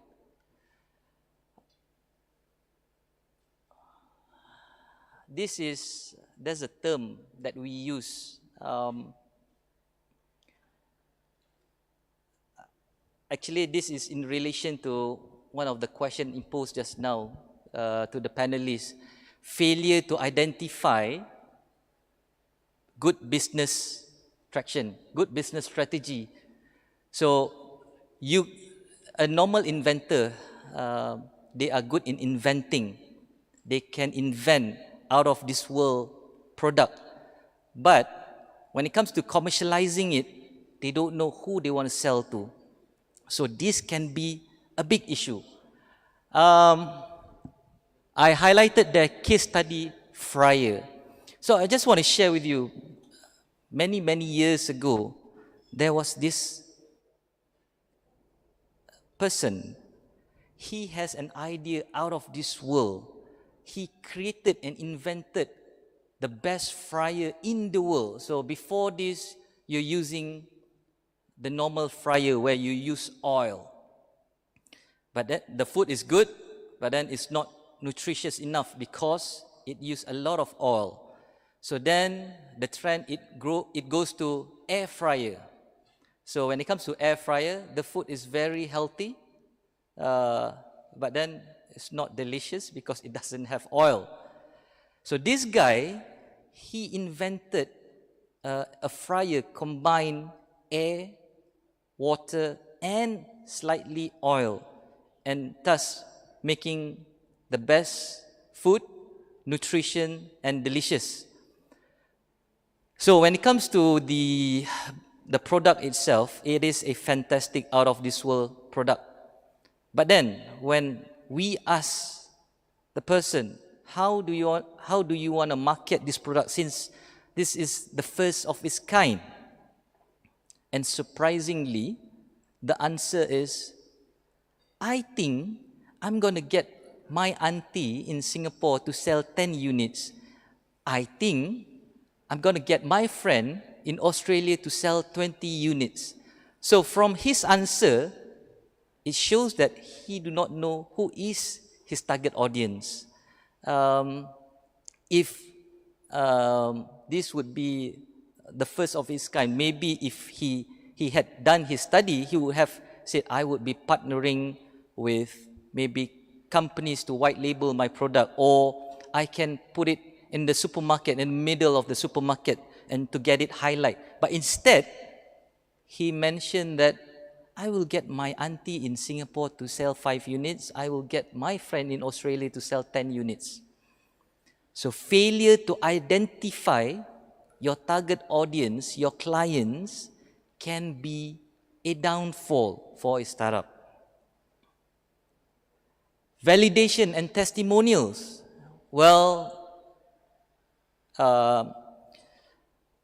I agree with one of the panelists, Cik Mazri, just now. Startups is prone to failure, but you never be down. But you can avoid if you have certain validation at the early stage. You don't have to hire top researchers or top validators, but then you can use the immediate ones within your circle, your friends, your family, to at least get them to respond on your products. Then from there, with their honest opinion, then you can correct whatever is not right. So have that validation, even your circle, it will help you to go longer in your journey. So, number 2, reason why startup fail is fail to identify your target market. And lastly, number 1, the reason why startup fails. You see, Jackie Chan, mind blown. Lack of good governance. Do you know the number 1 reason why company fails, based in our data that we've collected, is dispute among shareholders, fighting with your partners. This is the number 1 reason why company fails. And when I look at the data, I was surprised as well. What? The dispute among shareholders. So, lack of agreement to manage and govern the relationship between shareholders and founders. Again, as much as the founders are eager to do the business, there are some small things that some founders do not manage to identify. The importance of shareholders' agreement, the importance of founders' agreement. This is super important. I've seen some companies, actually, from my experience, some of the company, they fail not because when they don't have revenue or money. A lot of times, company fail is when they have a lot of money, but then when there's no agreement, when it comes to segregation of the wealth, they will have dispute. You didn't contribute, why you are getting this much? You're contributing less than I am, why I'm getting so low? So, founders' agreement is important. I know as startup founders, you are focusing on your business, but if you have time, please spend or invest in the foundation of your agreement between your partners, the promoters and the shareholders agreement.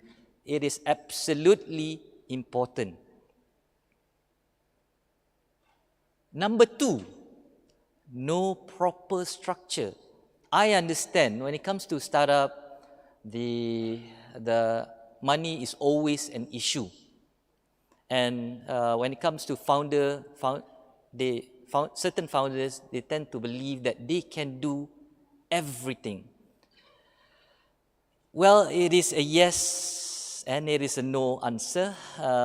yes, they are, but some of them, if not most of them, fail because they believe that they can do everything.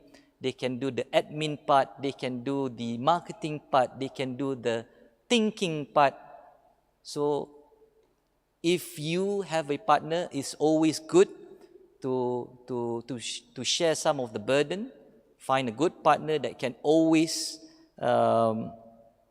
be there for you whenever you have issues. And when there's opportunity for you to grow your team, please do so, segregate it well, and I believe you'll be a good a good company foundationally.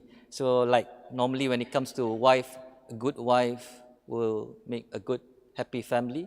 It's similar with your teammates. A good structure, a good teammates will make your company life much more fantastic. And lastly, no proper bookkeeping. So especially for Cradle, whenever we invest in companies, we will be doing due diligence process. And one of most of the time, the red flag when it comes to the due is there's no proper bookkeeping. The founders are too focused on chasing the business. The founders are too focused on getting the sales. It's right. I'm not saying it's wrong. But then when it comes to investors evaluating your business, they will do a due diligence. And whenever they ask for management account, you don't have. Whenever you have whenever investor asks for audited accounts, you don't have. It's going to be a big problem.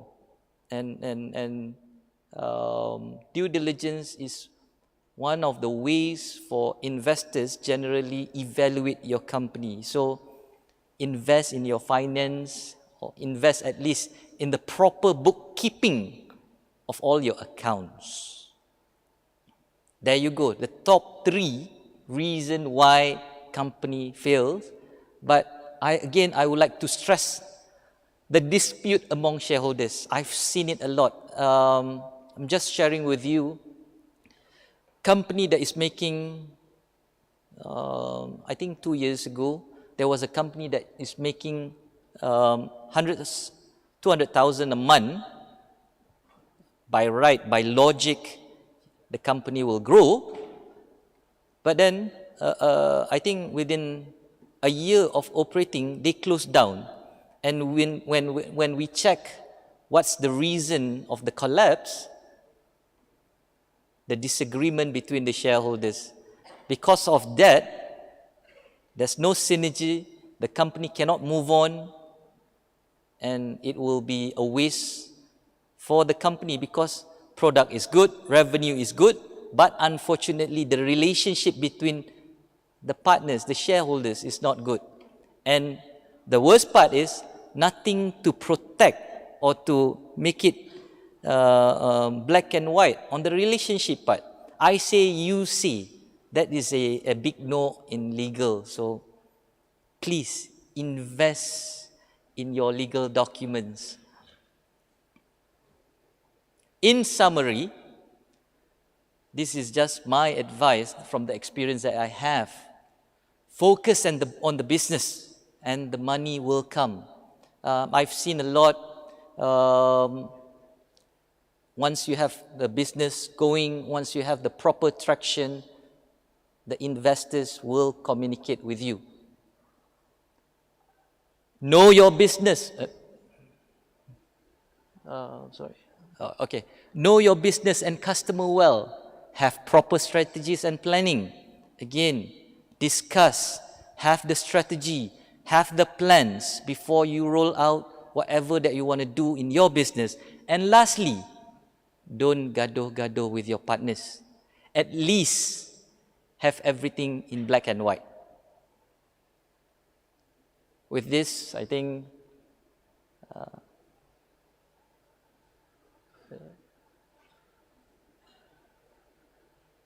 so finish. Oh, I see. So with this, I end my knowledge sharing session. If there's any question, feel free to ask.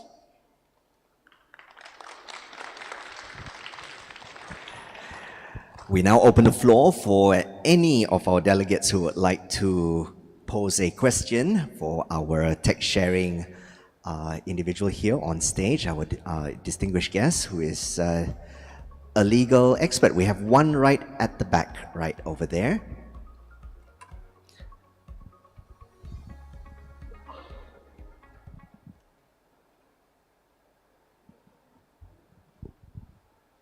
To the gentleman wearing the blue shirt right there. Thank you. Hello, everyone. My name is Jonathan. Yep.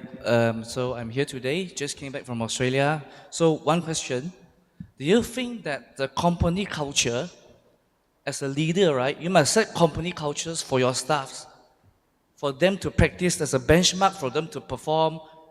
You know why? Because here, right, a lot of KDM, a lot of Malays, a lot of Chinese. So there's a different level of understanding, a different way of communication. So when you run a diverse company of different races, people, how can you, create the culture and make everyone work in that position? And then with that, can it be a goodwill and something that can add value during the pitch that we can, actually get more funding with proper statistics of the projections, how much money, how are we going to make the money? Yeah, that's all. Thank you. Thank you, Jonathan. That is a good question. So I believe your first question is how is it important on the culture of the company? So if you look at my slides just now, having a good structure is equal important as having revenue in the company. Having a good culture, yes, sometimes the founder again is focusing and spending a lot of time how to make money for the company. It's not wrong. There's no wrong on that. But as a founder, as a worker, yes, your focus should be in delivering whatever work that has been given to them. But as a founder, you will need to have a 360 overview of your company from head to toe. And there's no straight answer on how or what would be the method that is best for you and to cultivate the relationship, the goodness. But at the end of the day, what works for you, what works for your staff, it works for the company. So I believe you need to have a good conversation with your teammates, understand the problems and how, as a founder, you can create a better environment for all, not for only for the staff, for you as founders. If your staff perform well, it will benefit the company. And I think the second part, your question, whether if you have done it will be an add-on or advantage. Yes, it is. So just sharing from Cradle perspective, whenever we evaluate a successful companies, we always look into two things. Number one, the product, the business viability, that is the number one priority. But then, the second focus that we look at is who are the people that is driving the business, whether they are in a dynamic mode, whether they have good backgrounds.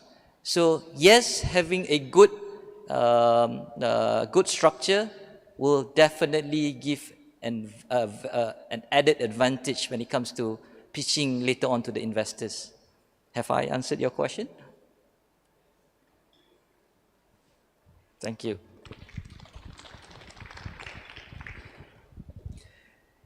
Any more questions from the floor? Yes, to the gentleman right there.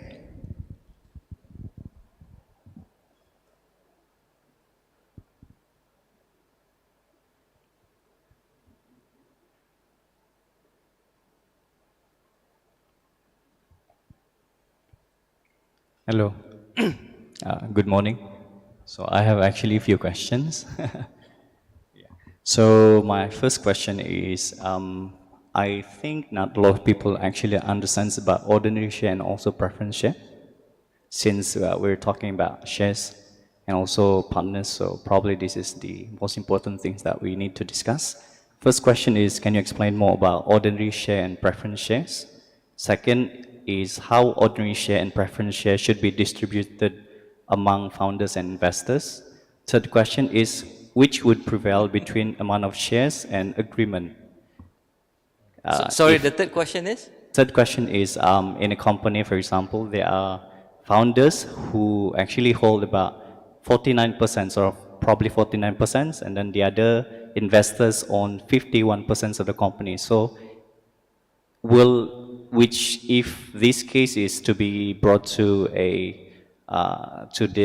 court, which would prevail, the agreements, or is it the amount of shares that each of the shareholders are holding? And can a founder get a preference share, let's say in the agreement, get a preference shares, and the investor get the ordinary share, let's say? Can we do that one in agreement as well? And the last question is, how redemption of share is actually executed in a company? That's all. These are all technical, technical questions, but I'll try to answer to the best that I can. The main difference between ordinary shares and preference shares is the rights attached to it. So when it comes to ordinary shares, the number one distinction is they will have voting rights. Whereas for preference shareholders, they don't have the right unless it is stated in the agreement. And I think number two, the main difference is when it comes to dissolution of the company, when it comes to preference shareholders will be getting it first. So whenever all amount has been settled to the preference shareholders, then the balance would go to the ordinary shareholders. So I believe when it comes to the main difference, that two elements would be the important distinction. Number one is voting rights, and number two is the liquidation process. So that is question number one. Question number two. Sorry, what was question number two again?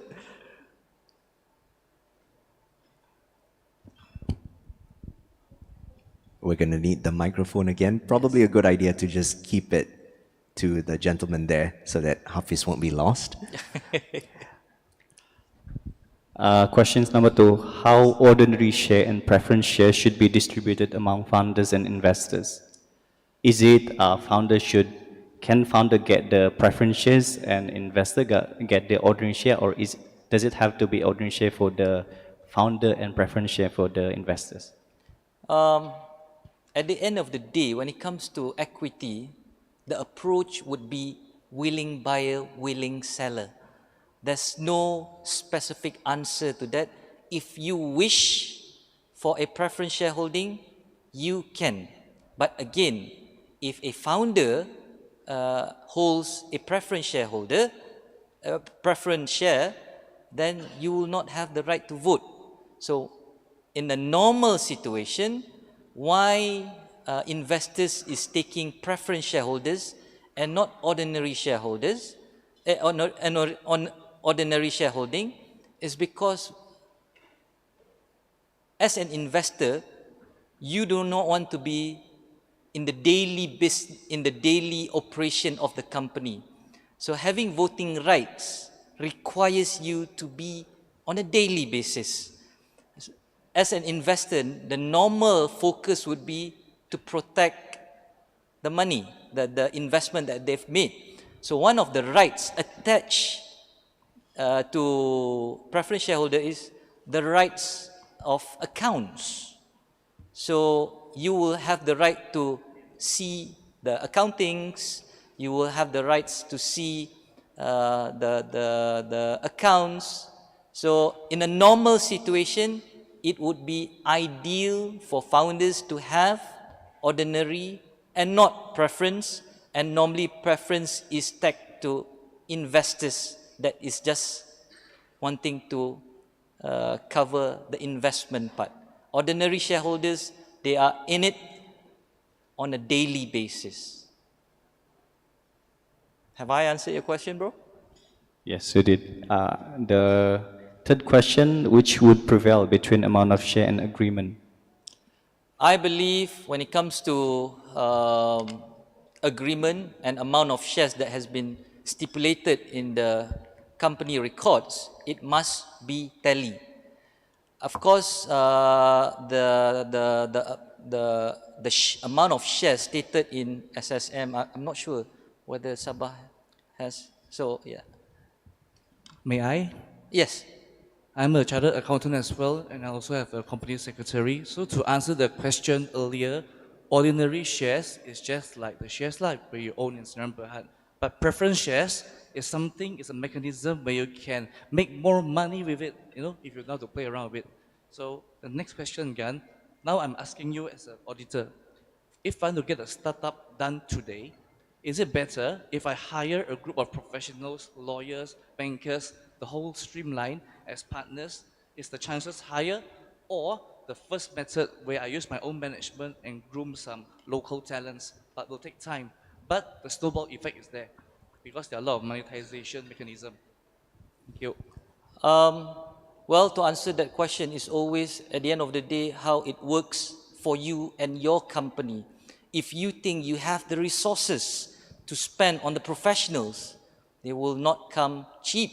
So they will be, you will need to have the extra resources to hire them.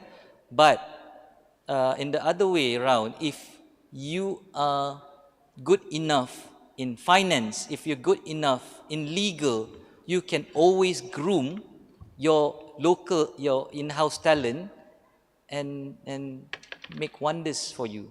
At the end of the day, it's about speed, it's about resources. If you have, by all means. But if you don't, as a startup, what you can do is try to do it, try to nurture the talents that you have, and hopefully they can serve you to the best of their abilities. Understood. So basically for me, right, it's just like being creative, but try to make it, the numbers make sense and everything, and it will work out. Yes. Thank you. All right, thank you. We have one question right in the front here, the CEO of Sabah. I'm gonna just rush. Hi, Hafiz. Hi, sir. Kai, Sabah. Just a quick question. Yes. Sabah has more than 200 GLCs, Yes. government-linked companies. Should GLC be playing a role in startup ecosystem development? And in what way? Okay. It's going to be a long answer. I think I will not be speaking as a legal counsel, but a mere cradle representative. I believe the big mandate that we've been given by the government, the previous government, of course, is to come up with 3,000 startup by 2030, and to come up with 5 unicorns by 2025. So the answer is yes. Whatever partnership, whatever collaboration that we can get, we do it together and with the hoping and objective that this objective is being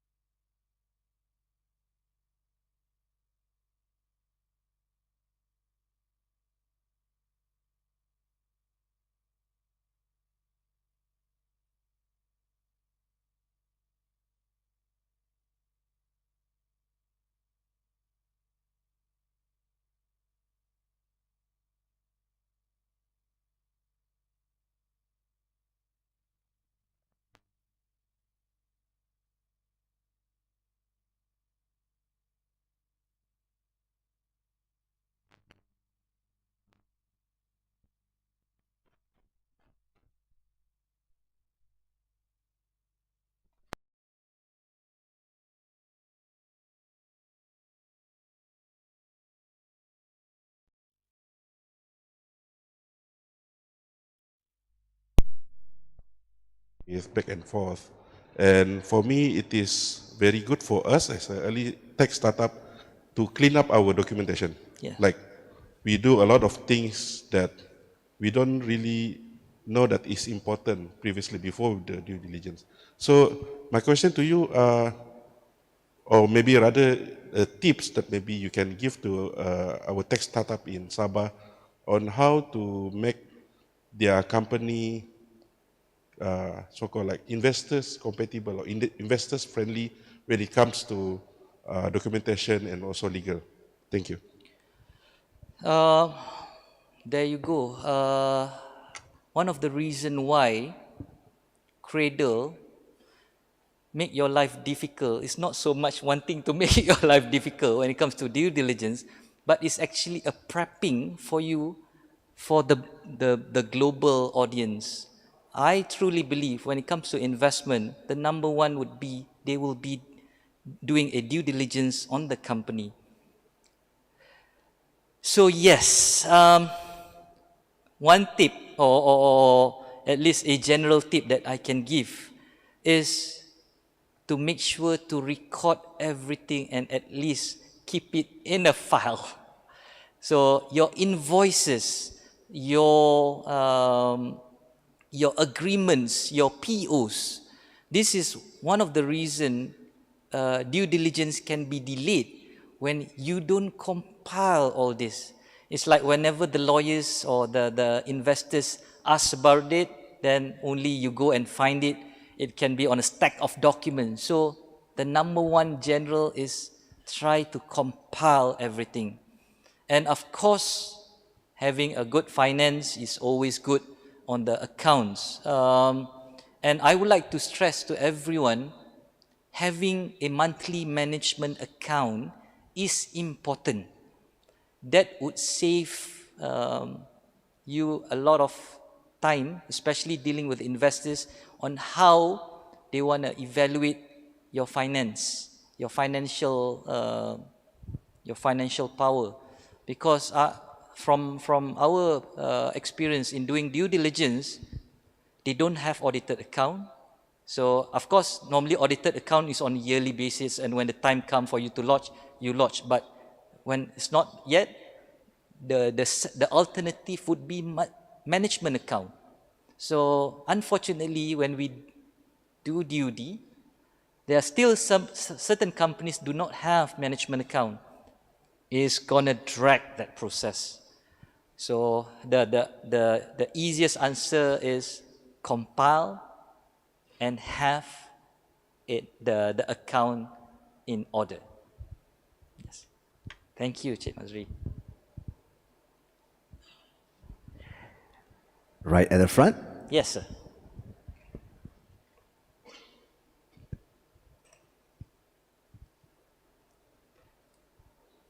Bismillahirrahmanirrahim. Assalamualaikum, Cik Hafiz. Waalaikumsalam. It seems to be that Cradle have gone very far. Thank you. Since I was involved with, last time I involved with Cradles, Yes. that was way back, things more than 10 plus years. Yes. I think you've come up with 3 good reasons why startup failed. But in number 1, you said good governance. Yes. I think we need to add another one. Yes. Opportunity traps. Opportunity? Opportunity trap. Okay. I've worked with so many clients after I no longer involved with my startup for the past 16 plus years. I am an accounting background. I was intrigued by the questions of share and preference shares for a startup. Actually, there's this one sort of opportunity trap whereby, like a new startup, suddenly you get an opportunity macam durian runtuh lah, orang bilang. But you don't have money to do it. Therefore, you come up with a loose-based coalitions with that particular pillar that give you that opportunities. Main con, sub-con, we call it here. So you as the main con, you don't have talents, you don't have resources, you don't have mechanical, but that person, the youth subcon, have talents, have everything that you wish you have. So they do the job for you. But one thing you forgot is that you don't have money, therefore you just get a swift little margin for it. Eventually, you have problem with this guy. You have problem with this guy, therefore this guy doesn't pay you, everything money gonna stuck with you. And I have one experience with one client of this one. They hampir crumble because of this one. So one thing you need to have as a startup is a good legal advisor, not just bookkeeping. That's why a head of legal affairs like you is one of the main persons that you should have in your team. With regards to share and preference share, it's up to you how you structure it.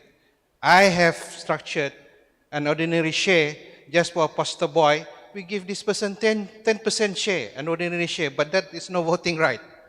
So he can become boosting. I have 10% share in this company, but he cannot vote if you want to safeguard your company. But this one, you have to ask your legal team. So as an opportunity trap, this is where your bookkeeping coming very handy. Because in the market, if you got a job, a good job, you don't have money, you cannot perform. But if you have a good book system, if you have a good book system, bookkeeping system, you can ask money from banks for contract financing, but they also do due diligence, like what Cradle do. This is what I've seen. I just managed to finish up one of my clients, 5 years backlog account, non-audited. Only this year they can have a loan. Because the last 5 years, they never send their audited account. I don't know, 5 times 5, 25 times 2, they're gonna maybe gonna fine 50K for every year backlog. Yes. So another one is that we have to be very careful is that when you have an opportunity, structure it properly. That is another one point we should have look at. Yes. Being a startup, it's easily gonna give you crumble. You think is orang bilang honey trap.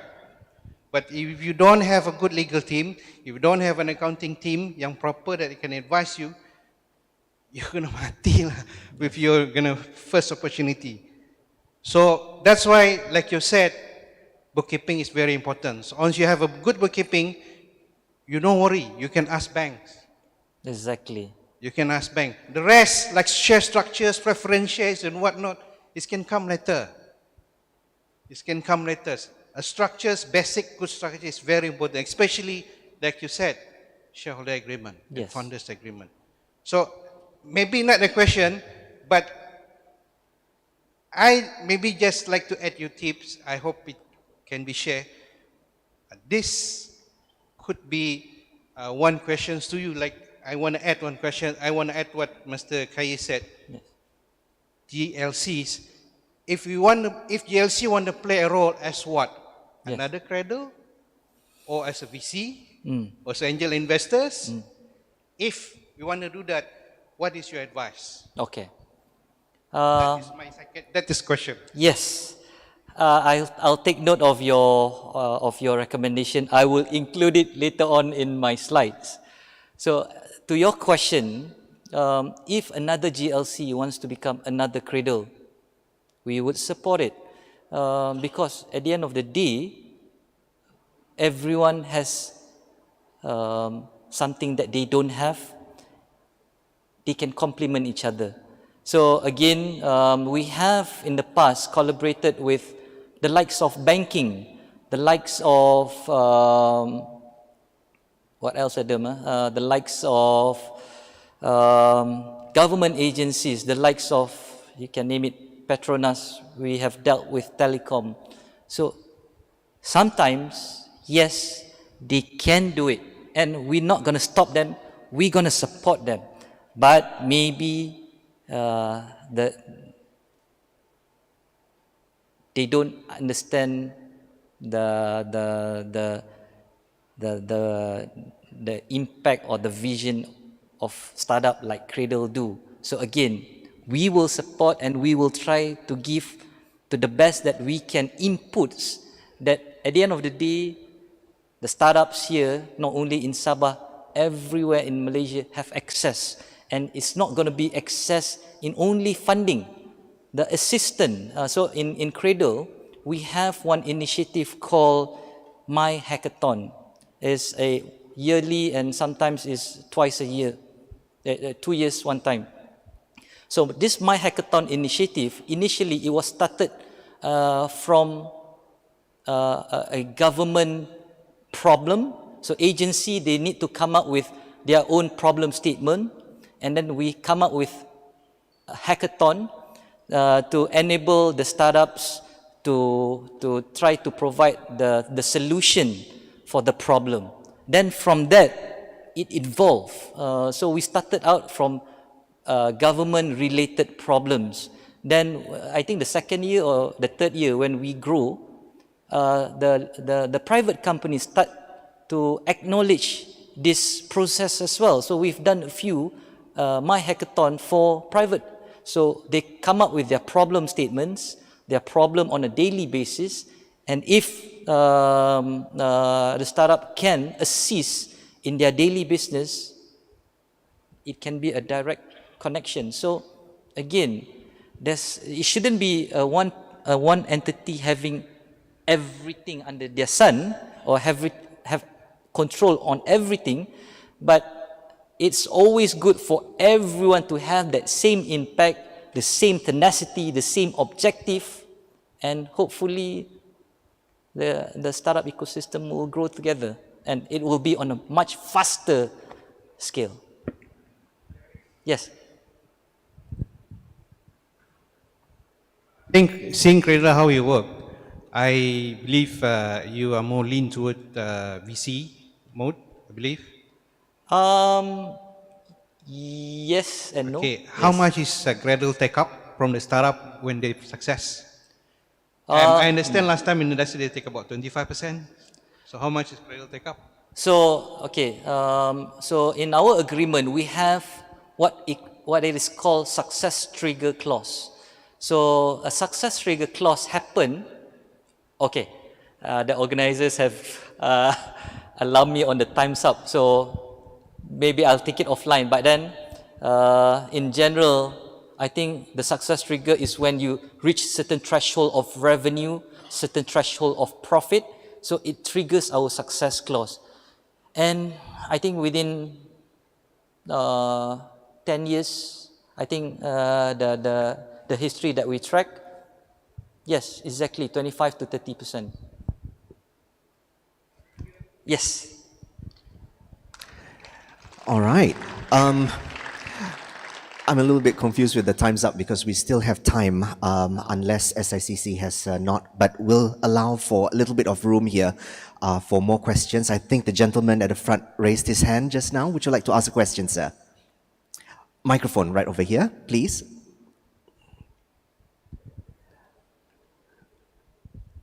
Just wanted to add a little bit to what my colleague said earlier on the what GLCs can do for startups. Actually, there's a lot of avenues where GLCs can play a supporting role to startups. If you go to more matured ecosystems like in Korea and the Silicon Valley and things like that, a lot of the GLCs have their own CVCs where they either acquire technologies that could add value to their technology or their products as well. That's one thing. And at the same time, promote and invest into local startups. That's the first thing. The second thing is to loosen up their procurement process. Here's the thing. A lot of startups, a lot of GLCs, when they have their procurement process, they set a very high standard. You have to be, this level. You need to have 3 years audited account. You cannot be in the black and things like that. Yes, exactly. Yeah. And if local GLCs want to play a bigger role, then they should loosen up their procurement process for startups. Let's just say this particular startup has received support from either Cradle, maybe from MDEC, from Meranti, KMP, and so on and so forth. And therefore, to a certain extent, that they have received due diligence from these particular agencies. Maybe they should get, I don't know, green lane or something for the procurement process. for government GLCs. So this way could also support the local players so that GLCs are not dependent on foreign technologies. This is the issue with certain companies where they are more dependent on foreign technology. When we have similar technology, homegrown, but it's not maybe not as glamour because there's no angmo facing the as a speaker, I would say, or the CEO.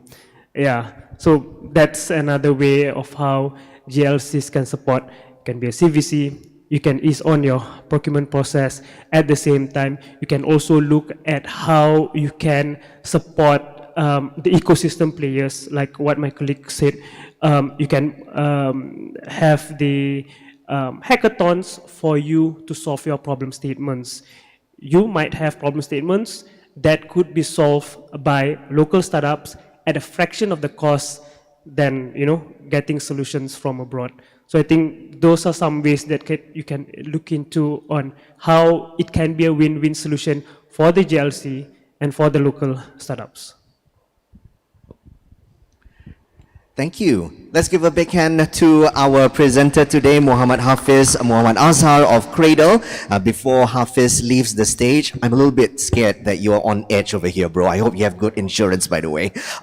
We'd like to present a memento for Mr. Hafiz, and I'd like to invite Mr. Sukri of Sabah Net Sendirian Berhad to present our guest with a memento.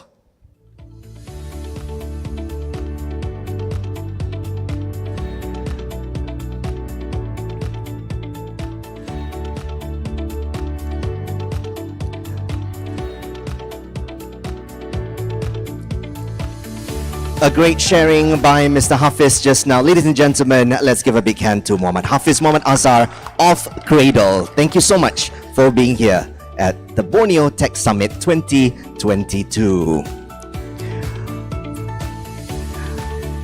I'd like to give a shout out especially to our viewers on YouTube, Sabah Gov, who are joining us right now online.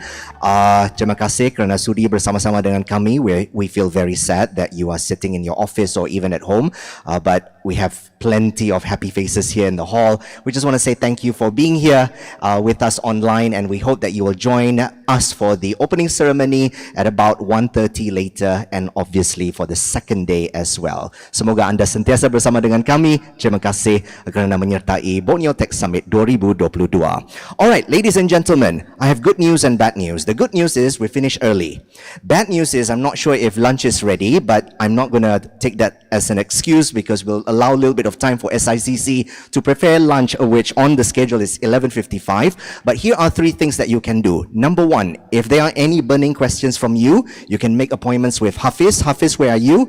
I am foreseeing that your table is going to be filled with many individuals who want to sit with you for lunch. So you go ahead and have a chat with Hafiz over there.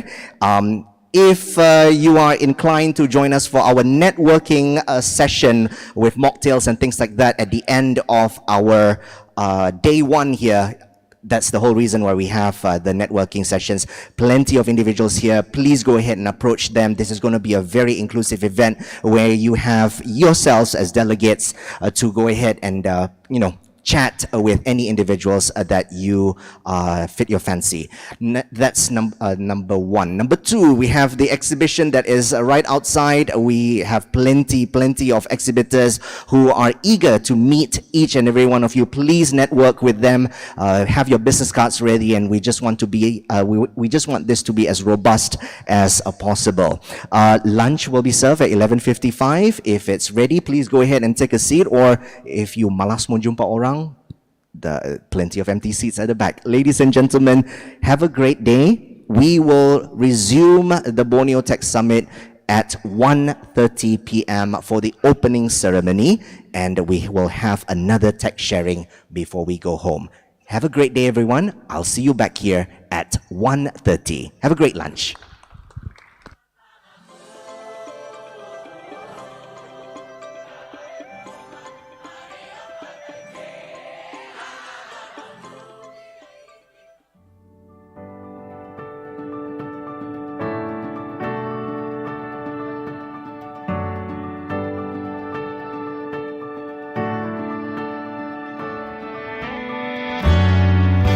welcome you to the final or graduation day of Iltizam Social Impact Accelerator Sabah. I am pleased to invite Nur Farini Daeng Abdul Rahman, my harapan CEO, to give her acknowledgement speech. The flowers of ICRs have bloomed, and you, as do flowers, must tell your stories of good, tangible and sustainable solutions driven by entrepreneurs dedicated in impact. I'm really looking forward to seeing you pitch, to see you shock and awe us with the work that you do. This is really your time to shine in all of your greatness. Now the question is, how can we motivate more youth to venture into entrepreneurship? This is where UZ, a teenpreneur incubation hub, is born to focus on how to motivate more youth to venture into entrepreneurship.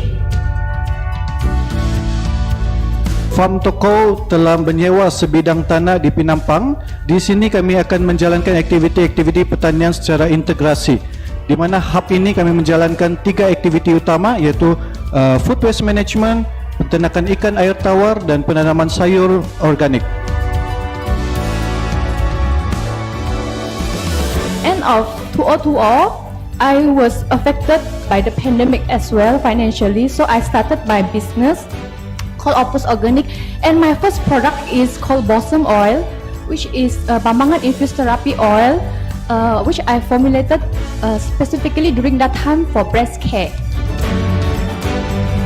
Mengikuti program ISIA, saya sangat bersyukur kerana di sini saya telah dibentuk untuk melihat kembali visi dan misi perusahaan sosial saya sendiri. Sebelum ini, pengurusan Wagas di AC sangat tidak sistematik, dan sekarang ini kami bersyukur kami sudah mula mengatur perjalanan perusahaan sosial kami secara lebih sistematik lagi.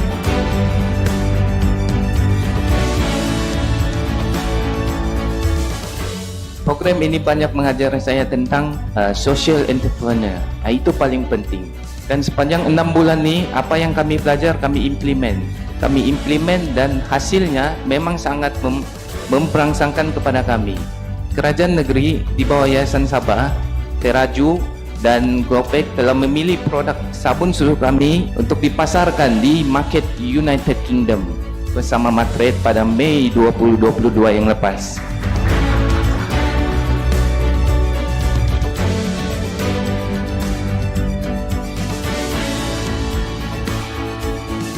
From what I have seen just now, we have so many creative mind and smart people in Sabah.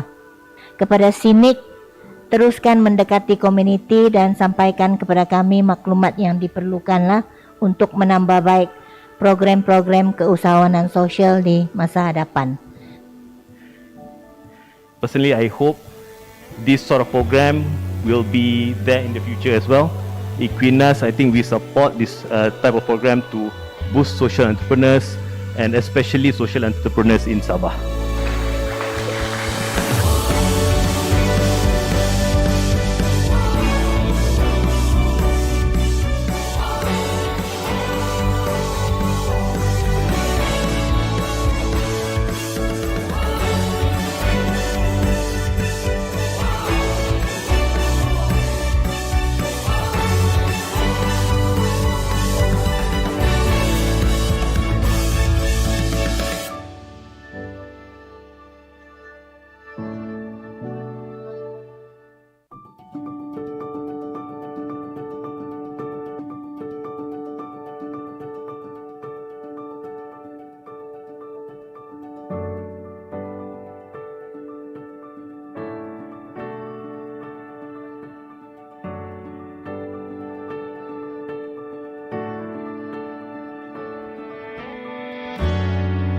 We welcome you to the final or graduation day of Iltizam Social Impact Accelerator Sabah. I am pleased to invite Nur Farini Daeng Abdul Rahman, my harapan CEO, to give her acknowledgement speech. The flowers of ICRs have bloomed, and you, as do flowers, must tell your stories of good, tangible and sustainable solutions driven by entrepreneurs dedicated in impact. I'm really looking forward to seeing you pitch, to see you shock and awe us with the work that you do. This is really your time to shine in all of your greatness. Now the question is, how can we motivate more youth to venture into entrepreneurship? This is where UZ, a teenpreneur incubation hub, is born to focus on how to motivate more youth to venture into entrepreneurship. Farm Toko telah menyewa sebidang tanah di Penampang. Di sini kami akan menjalankan aktiviti-aktiviti pertanian secara integrasi. Di mana hub ini kami menjalankan 3 aktiviti utama, iaitu food waste management, peternakan ikan air tawar dan penanaman sayur organik. End of 2020, I was affected by the pandemic as well financially, so I started my business called Opus Organic, and my first product is called Balsam Oil, which is Bambangan infused therapy oil, which I formulated specifically during that time for breast care. Mengikuti program ISIA, saya sangat bersyukur kerana di sini saya telah dibentuk untuk melihat kembali visi dan misi perusahaan sosial saya sendiri. Sebelum ini, pengurusan Wagas di AC sangat tidak sistematik dan sekarang ini kami bersyukur kami sudah mula mengatur perjalanan perusahaan sosial kami secara lebih sistematik lagi.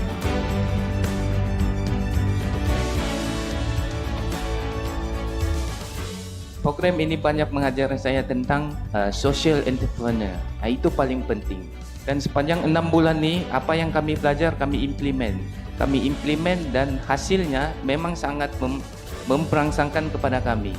Kerajaan negeri di bawah Yayasan Sabah, Teraju dan Globek telah memilih produk sabun susu kami untuk dipasarkan di market United Kingdom bersama Matrade pada Mei 2022 yang lepas.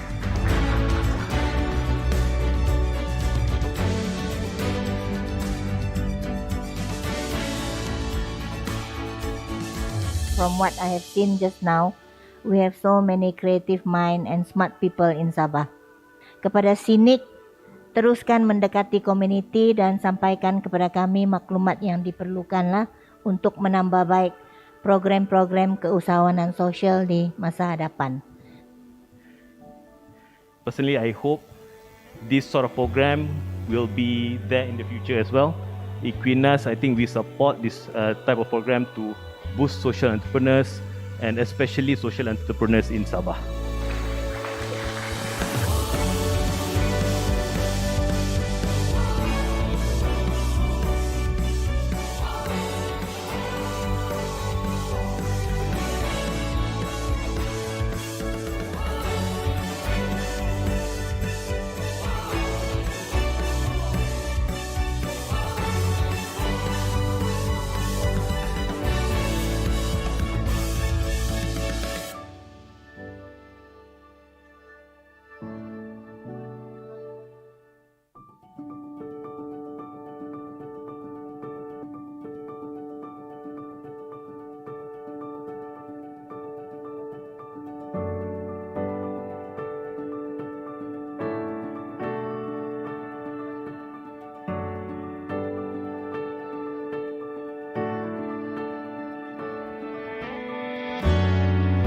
We welcome you to the final or graduation day of Iltizam Social Impact Accelerator Sabah. I am pleased to invite Nur Farini Daing Abdul Rahman, my harapan CEO, to give her acknowledgement speech. The flowers of ICIAS have bloomed, and you, as do flowers, must tell your stories of good.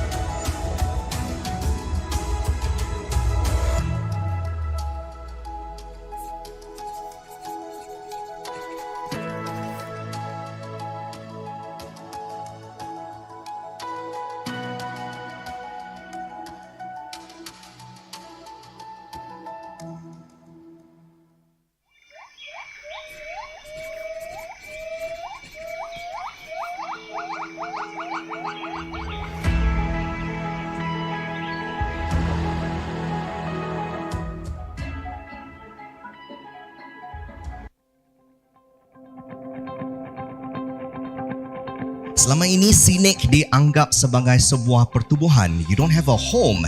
You're always out and about trying to make things happen and indeed making things happen. Today, SICC has reached a major milestone. Finally, you, SICC, have a place to call home.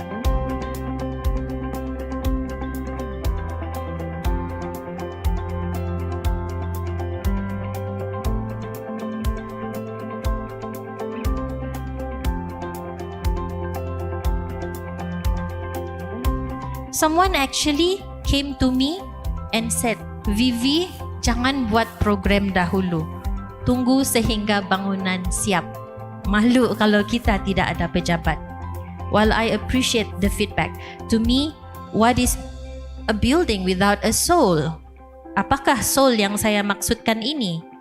Ia adalah kesedaran tentang kepentingan sektor teknologi, inovasi dan kreativiti yang dibentuk melalui program-program yang dilakukan secara konsisten dan organik. Justeru, ia tidak boleh terhenti and we can't be complacent. We need to always be 10 steps ahead to lead others in this sector. Pesanan yang selalu saya titipkan buat rakan-rakan sekerja saya di SICC. SICC bukan satu company, satu syarikat yang bermatlamatkan keuntungan, bukan Tetapi SICC merupakan satu entiti, satu persatuan yang ditubuhkan untuk membantu ekosistem industri kreatif di Sabah.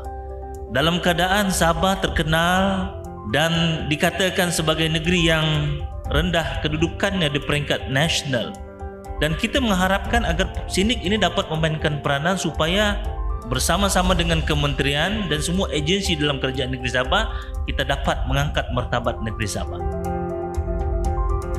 Congratulations to SICC, a huge milestone.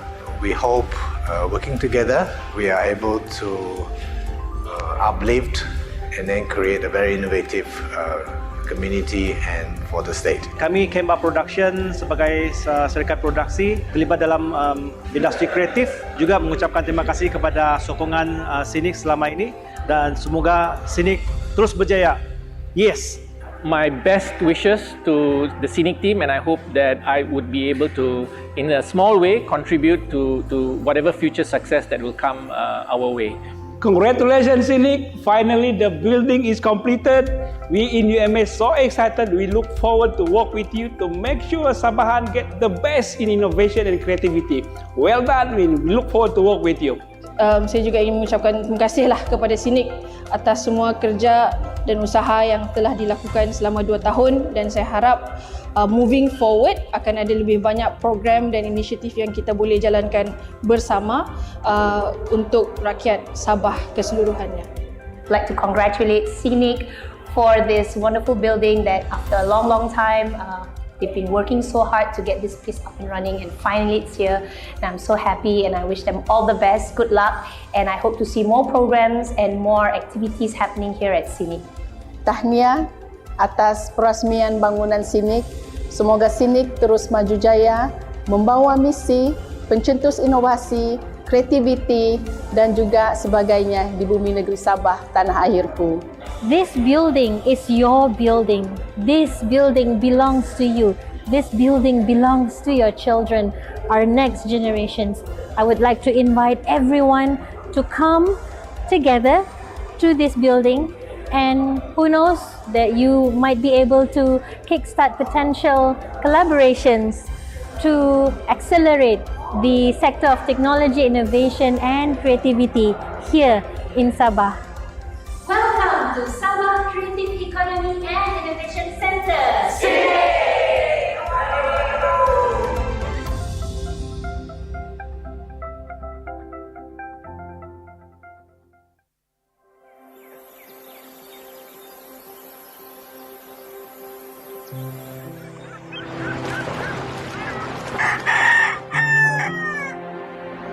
Every day, I ask myself, who I do it for, who I wake up in the morning for, is for the people. I find that Sabah is so unique. We are part of Malaysia, yet we have our unique culture. If we can put technology into this and showcase to the whole world, that will be very, very, very unique for Sabah. Negeri Sabah mempunyai potensi besar untuk menjadi sebuah testbed bagi teknologi-teknologi. Sabah has this strong foundation where they can actually leverage more on technology and build on innovation, because innovation and technology is about celebrating diversity. Sebagai seorang teknologis, saya merasakan bahawa terdapat banyak potensi yang boleh dibangunkan di negeri Sabah sekiranya kita menggunakan dan mengaplikasikan teknologi dengan cara yang betul dan tepat. Dan itulah motivasi kami setiap hari untuk inspire others untuk juga sama-sama menggunakan teknologi dan juga memahami teknologi bagi memudahkan banyak proses dan banyak kerja. It's quite satisfying to see how the younger generation teach the older generation regarding how technology can change the way that they've been doing for generation after generation. When we talk about impact, there's always short term and long term. But what we foresee that in this digital age, the impact we are trying to look at is to make this community, this society, a maker society. Young generation, they are very, very tech savvy nowadays. So we want to incorporate the environmental and the art into to them, to the younger generation. I think the best way is through the technology part. We are really moving forward, but we are not there yet. I feel that we have so much potential, and due to how far we are from each other, we tend to miss a lot of opportunities and potentials. And this is where the sandbox comes in, where for startup like us to test our experiment, to test our proof of concept and make sure it is viable commercially. And it can also help us grow nationwide, impacting other agricultural community and farmer community in the rest of Malaysia. I think it will definitely expose us a lot of opportunity because we, like I mentioned earlier, we don't have a proper platform to actually expose our digital art, our art and so on. Sandbox IoT come in, it can actually showcase our thing to a wider crowds. Digital IoT adalah satu idea yang sangat-sangat baik dan kami merasakan ini adalah satu platform untuk menjadi batu loncatan bagi bukan sahaja company-company lokal untuk melancarkan produk mereka, tetapi juga company-company dari luar dari peringkat antarabangsa dan nasional boleh datang ke sini untuk menguji kaji peralatan, perkakasan atau produk mereka di negeri Sabah. My biggest hope is that the nature and diversity and ethnical culture is preserved. At the same time, innovation actually helps bring us further by not compromising any of our nature and culture.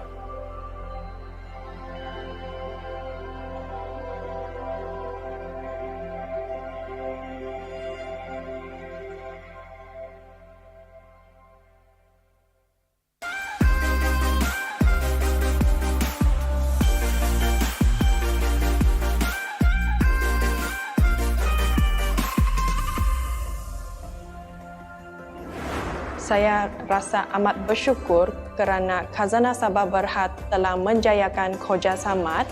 Ini membolehkan saya menjalankan aktiviti pemberian harian saya dengan masa yang pendek. Dari segi sosio-ekonomi, ia juga membekalkan peluang pekerjaan kepada golongan belia seperti saya dan juga peluang untuk berniaga kepada industri kecil dan sederhana. Melalui WH Medication Jalan Berhad, syarikat ini sebenarnya merupakan satu badan pengendali bagi pemeriksaan kesihatan pekerja asing di negeri Sabah. Melalui inisiatif ini bukan sahaja mampu menjaga kesihatan pekerja asing, tapi juga sekaligus mampu menjaga kesejahteraan rakyat yang berada di negeri Sabah. Melalui inisiatif dia dalam bidang kesihatan juga telah melakukan banyak CSR, terutamanya kepada penduduk yang berada di kampung dengan menyumbangkan kemudahan dan juga peralatan kesihatan seperti kerusi roda kepada orang kurang upaya yang berada di kampung. Dalam meningkatkan kualiti kehidupan penduduk terutamanya yang berada di pedalaman, Khazanah Sabah Berhad telah menyumbangkan gravity water supply. Saya sangat bertuah dan berbangga menjadi salah seorang kaki tangan syarikat kumpulan Khazanah Sabah Berhad. Perniagaan utama Khazanah Teknologi Center Berhad adalah dengan membantu pihak berkuasa tempatan dalam memantau pembinaan infrastruktur telekomunikasi di seluruh negeri Sabah.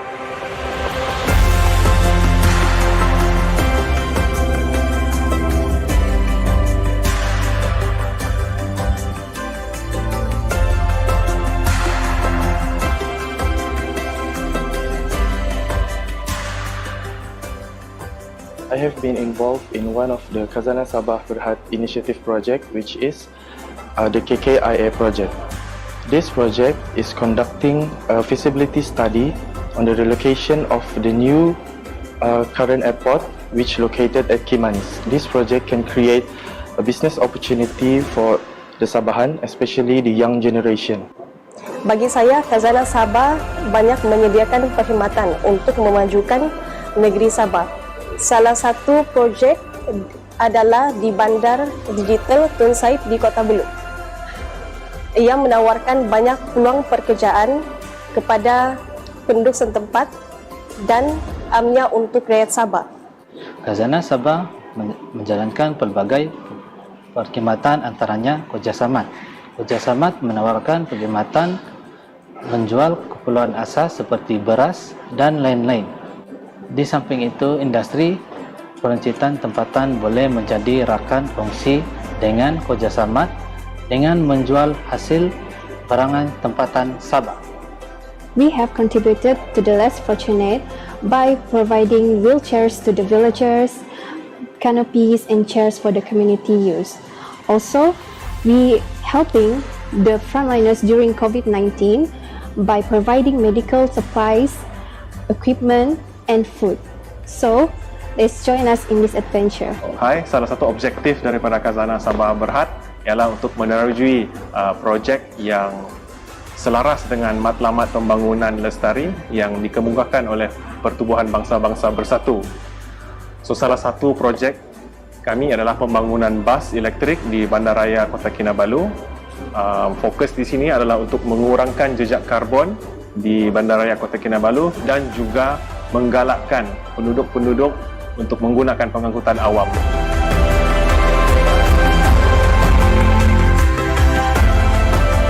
So, message kami dari Khazanah Sabah untuk anak-anak muda di luar sana ialah marilah kita bersama-sama berganding bahu untuk mencapai hasrat kita demi mendapatkan negeri Sabah yang mesra alam.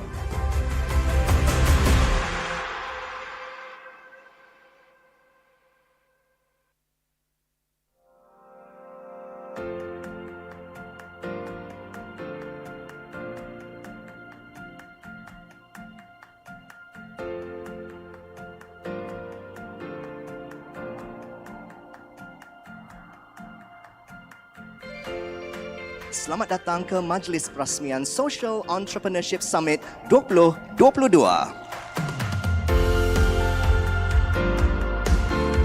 Ladies and gentlemen, let's welcome the General Manager of Sabah Creative Economy and Innovation Hub, Madam Vivianti Sarjuni.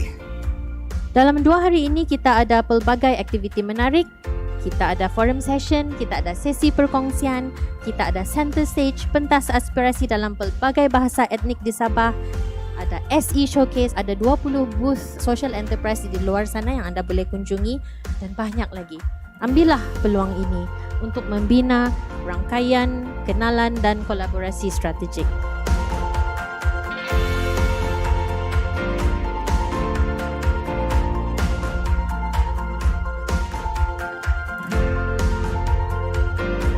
We would like to welcome those techies to maybe find a way how to preserve these traditions and cultures so that we have data for our next generations. And when it comes to social entrepreneurship, this is really something of a high value.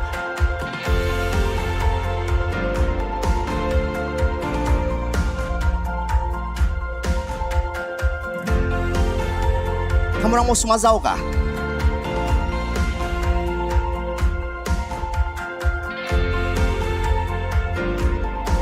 Thank you all very much. Well done. Who wants to win some prizes today? Tup, tup, tup, tup, tup. I hope this is you, and let's reveal the winner. Congratulations to Mary Jim.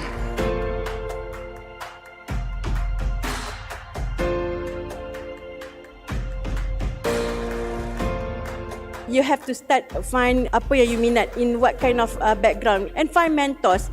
Belajar dulu, get some input, insight semua, then start with small project. Maybe give yourself 1 to 1.5 years ke, then start buat, because masa tu you dah ada network, you know where to get source, get contact, mungkin learn from expert dulu, from subject matter expert.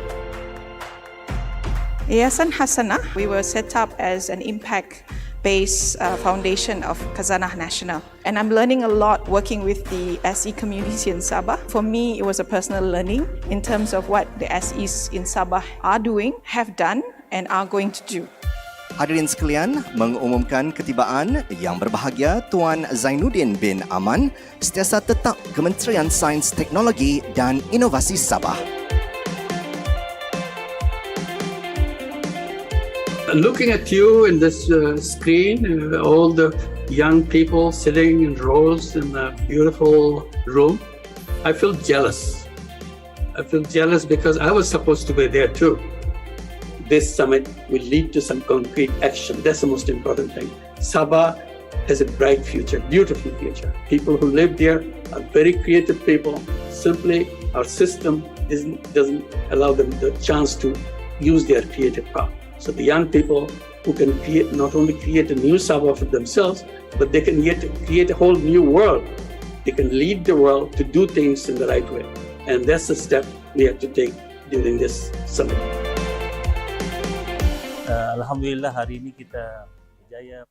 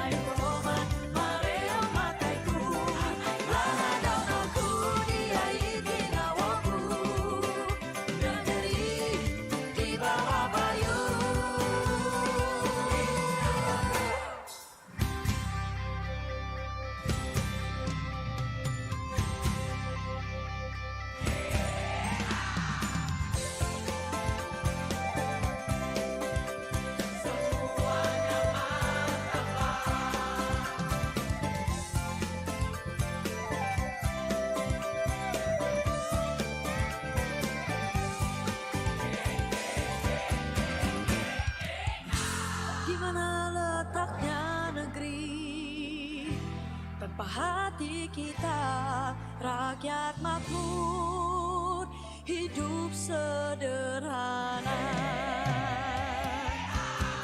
Negeri Sabahku, pulau-pulau dipenuhi laut biru, langit menentu puncak gunung Kinabalu, indahnya kamu, oh Kinabalu. Sabah tanahku, kain tomat mareo mataiku, langa donoku diai kinawaku, negeri di bawah baju.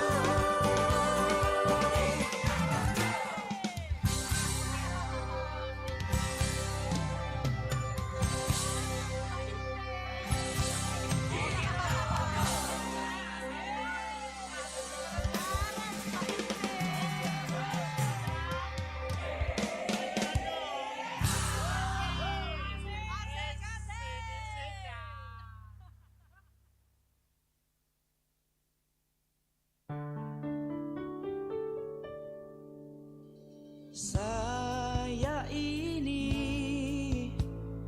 original Sabahan,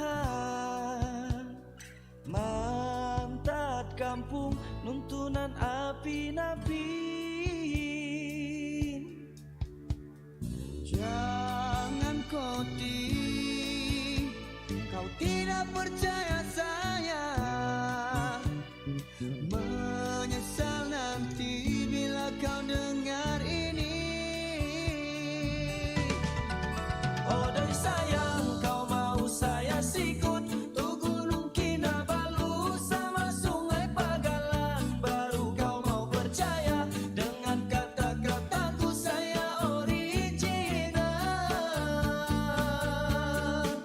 Andai kau tahu mimborosoku dusun karati koponangku wanuti borosonku nokuro tukong igis kau dono korongo dusun mantat keningau.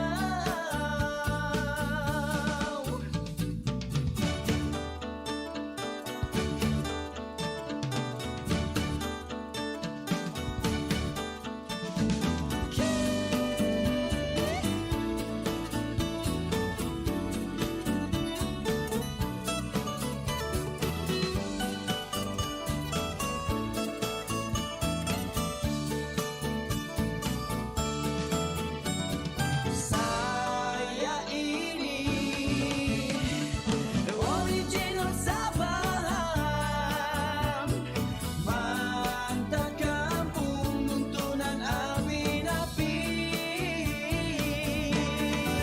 Oh dan sayang, kau mau saya sikut tuh gunung Kinabalu sama sungai Pagalan, baru kau mau percaya dengan kata-kataku saya original. Andai kau tahu mimborosoku dusun karati koponanku wanuti borosonku nokuron tukong ingis kau dono korongo dusun mantak keningau. Oh doi sayang, kau mau saya sikut tuh gunung Kinabalu sama sungai Pagalan, baru kau mau percaya dengan kata-kataku saya original. Andai kau tahu mimborosoku dusun karati koponangku wanuti borosonku nokuro tukong ingis kau dono korongo dusun mantan keningau.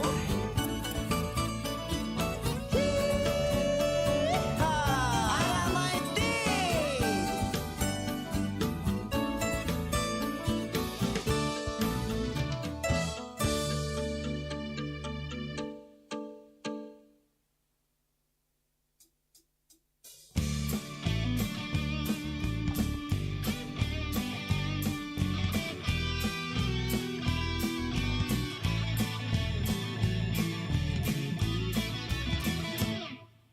Jaga dari lena rasa bosan pun melanda. Pikir-pikir mau pergi mana takkan perap saja. Lalu ku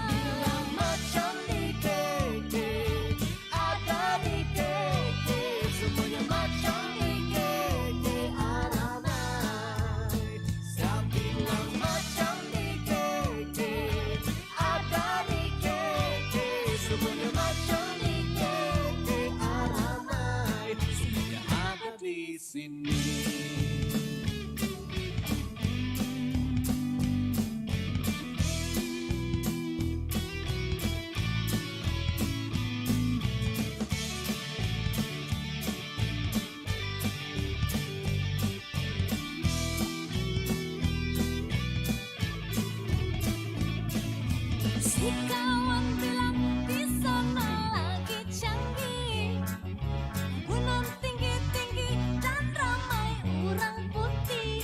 Tapi saya ingat di sini lagi dekat, Cantik baik tu Kinabalu, satu dunia pun tahu.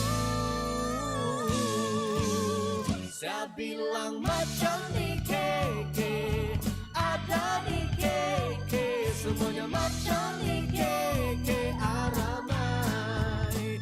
Saya bilang macam ni keke, ada di keke, semuanya macam ni keke aramai. Semuanya ada di sini. bila terasa rindu. Kau dan ku pergi Tanjung Aru, duduk berjam-jam atas bangku, melihat senja berlabuh. Oh, saya bilang macam di keke, ada di keke, semuanya macam di keke aramai. Saya bilang macam di keke, ada di keke, semuanya macam di keke aramai.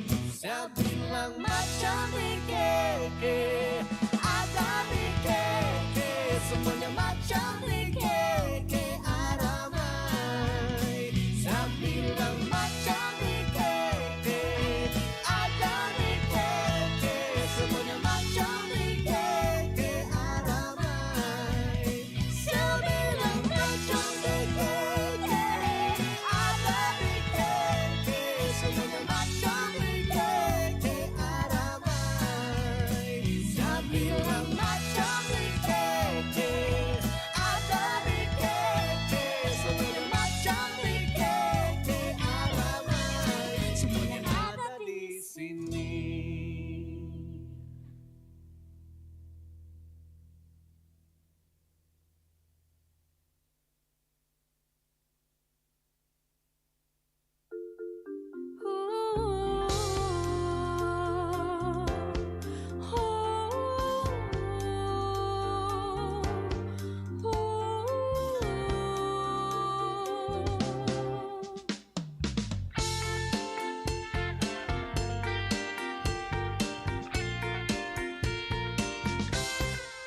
Dulu-dulu saya tidak pandai makan itu bosong. Dulu-dulu saya tidak pandai makan itu tuau. Dulu-dulu saya tidak tahu mana itu tawau. Kadang-kadang saya pandai sesat pergi ke Ningau. Tapi sekarang semua saya tahu, semua saya suka hanya di Sabah. Kalau kau suka melancong di Sabah, di Sabah. Kalau kau suka Aramaiti di Sabah, di Sabah. Kalau kau sudah di Sabah, rasa macam rumah, pandai bila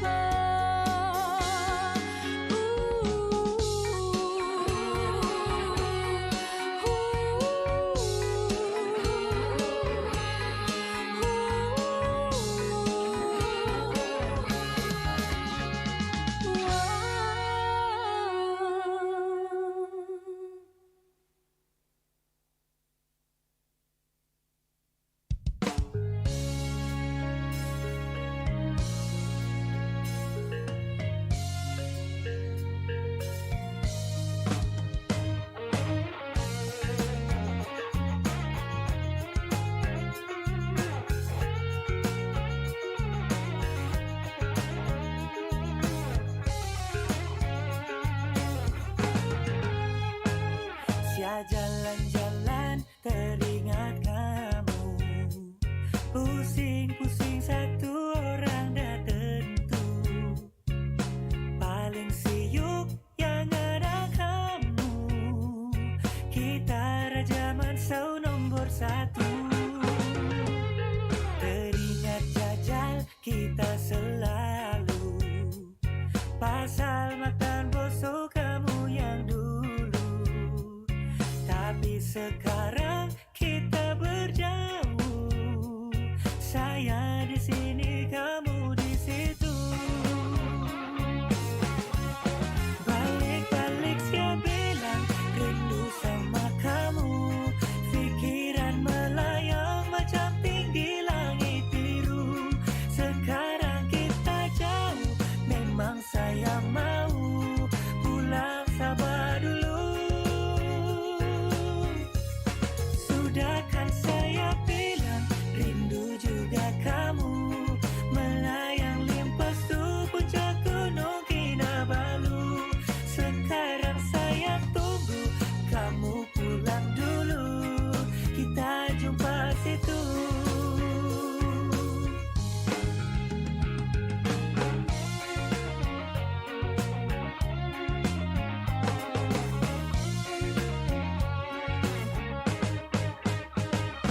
Terindas muka yang besar pipi. Paling kuat suara malar selfie. Satu orang sunyi dan sepi. Saya disiring yang tidak happy. Sorry gaman, jangan ungkit bang. Ni kali kita selfie dua orang ya. Jangan merajuk, nanti siang susah. Mau pujuk kamu saya yang payah. Balik-balik saya bilang rindu sama kamu. Pikiran melayang macam tinggi langit biru. Sekarang kita jauh, memang saya mau pulang Sabah dulu. Sudah kan saya bilang rindu juga kamu. Melayang limpas tu puncak gunung Kinabalu. Sekarang saya tunggu kamu pulang dulu.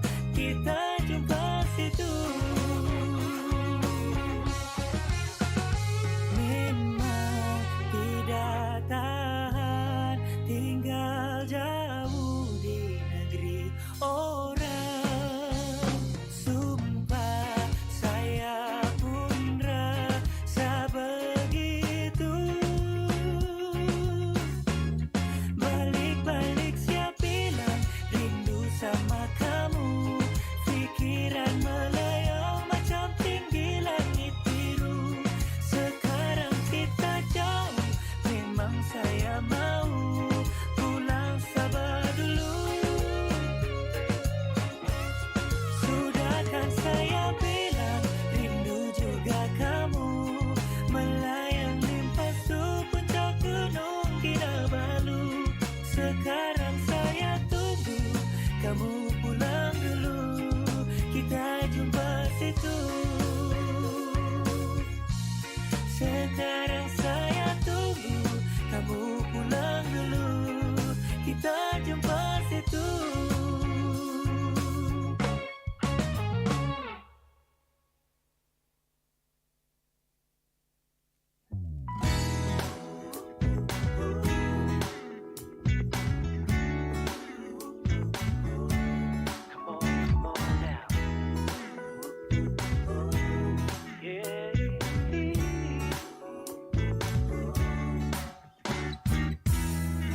What's wrong with my hair, girl? Please tell me. Woke up at the wrong side of my bed. Just let me be. But after some time, I will be back to okay. 'Cause there will be sunshine again after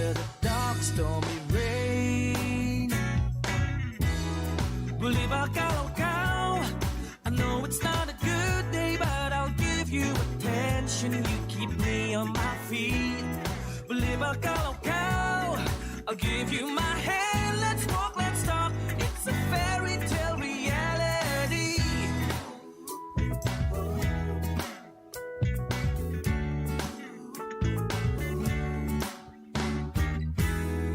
I just have to confess that I'm falling for you.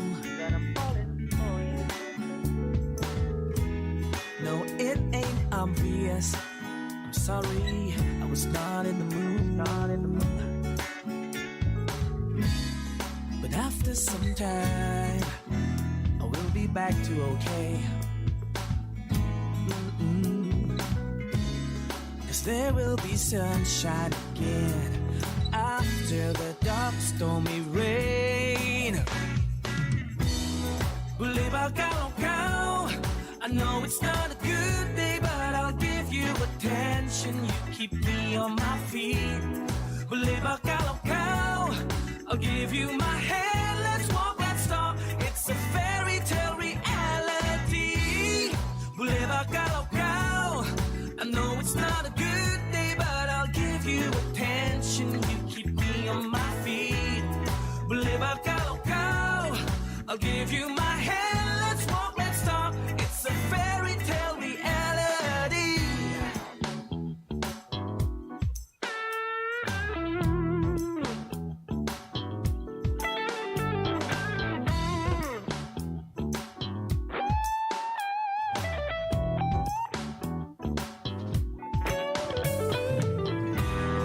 Buleba Kao Kao, I know it's not a good day, but I'll give you attention. You keep me on my feet.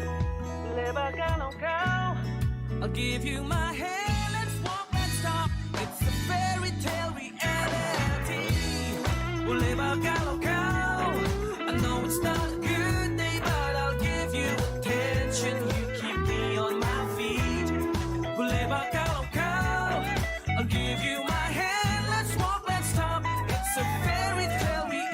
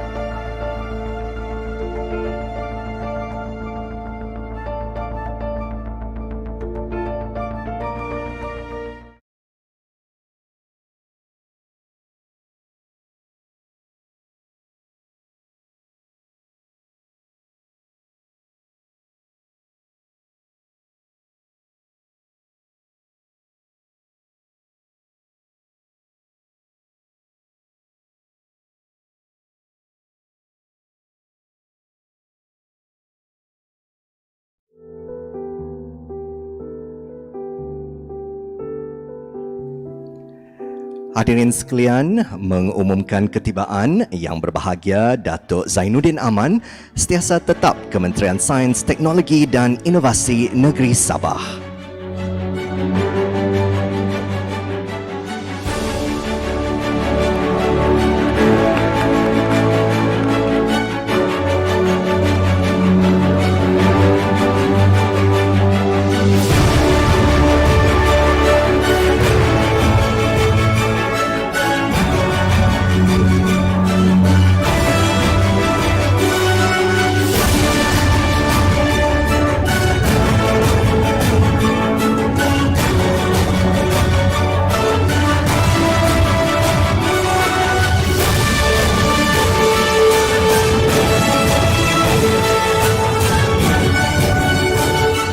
Hadirin sekalian, mohon berdiri bersama kita menghormati lagu kebangsaan tanah air dan lagu kebesaran negeri Sabah.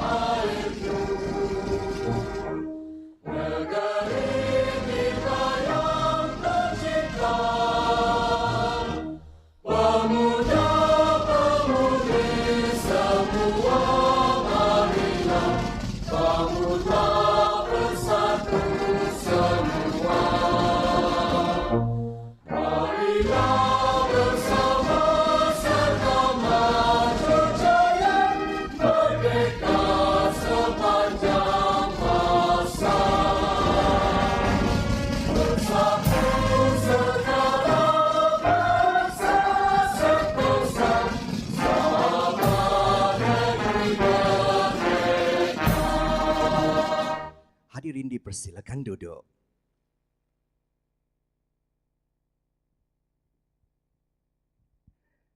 Bismillahirrahmanirrahim. Assalamualaikum warahmatullahi taala wabarakatuh. Salam sejahtera dan salam Sabah Maju Jaya.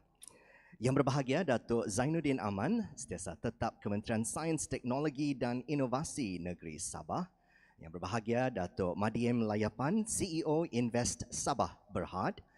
Yang Berusaha Puan Lakina binti Tangkoko, Ketua Penolong Setiausaha Bahagian Inovasi dan Teknologi Digital KSDI. Yang Berusaha Encik Raymond Siva, Head of Digital Investment MDEC. Yang Berusaha Encik Chin Kah Yi, CEO Sabah Net. Yang Berusaha Puan Tian Ninun binti Iping, Pengarah Jabatan Pembangunan Sumber Manusia Negeri Sabah. Yang Berusaha Encik Razik Abdul Rahman, Lead Finance Affairs SICC. Kita juga ingin mengucapkan terima kasih ke atas kehadiran Puan Irene Omar, Presiden Ventures Capital A Berhad, wakil-wakil kerajaan negeri dan persekutuan, rakan-rakan media, para moderator dan ahli-ahli panel, datuk-datuk, datin-datin, hadirin yang dihormati sekalian. Selamat datang ke Majlis Perasmian Borneo Tech Summit 2022. Izinkan saya untuk memperkenalkan diri. Saya Ben Uzair, amat berbesar hati menggalas tugas sebagai pengacara majlis anda pada hari ini. Untuk maklumat Datuk, Tadi pagi kita telah adakan satu forum di mana 3 tokoh industri telah pun bertukar pendapat dan juga fikiran, diikuti oleh 2 tech sharing. Dan sebelum kita mengakhiri majlis pada hari ini, akan kita adakan satu lagi tech sharing oleh wakil MDEC dan akan kita bersurai, dan sebelum kita pulang kita akan nikmati jamuan teh. Hadirin sekalian, bersyukur kehadrat Allah Subhanahu Wa Taala dapat kita bersama-sama berkumpul di SICC. Begitu juga dengan rakan-rakan yang datang jauh dari Semenanjung Malaysia. Terima kasih kerana sudi bersama kami di negeri Sabah. Sebelum kita memulakan acara rasmi, marilah sama-sama kita tadahkan tangan dan mengaminkan doa yang bakal dilafaz pimpin oleh Encik Syazrin Shah bin Sabtu. Majlis dengan penuh takzimnya mempersilakan.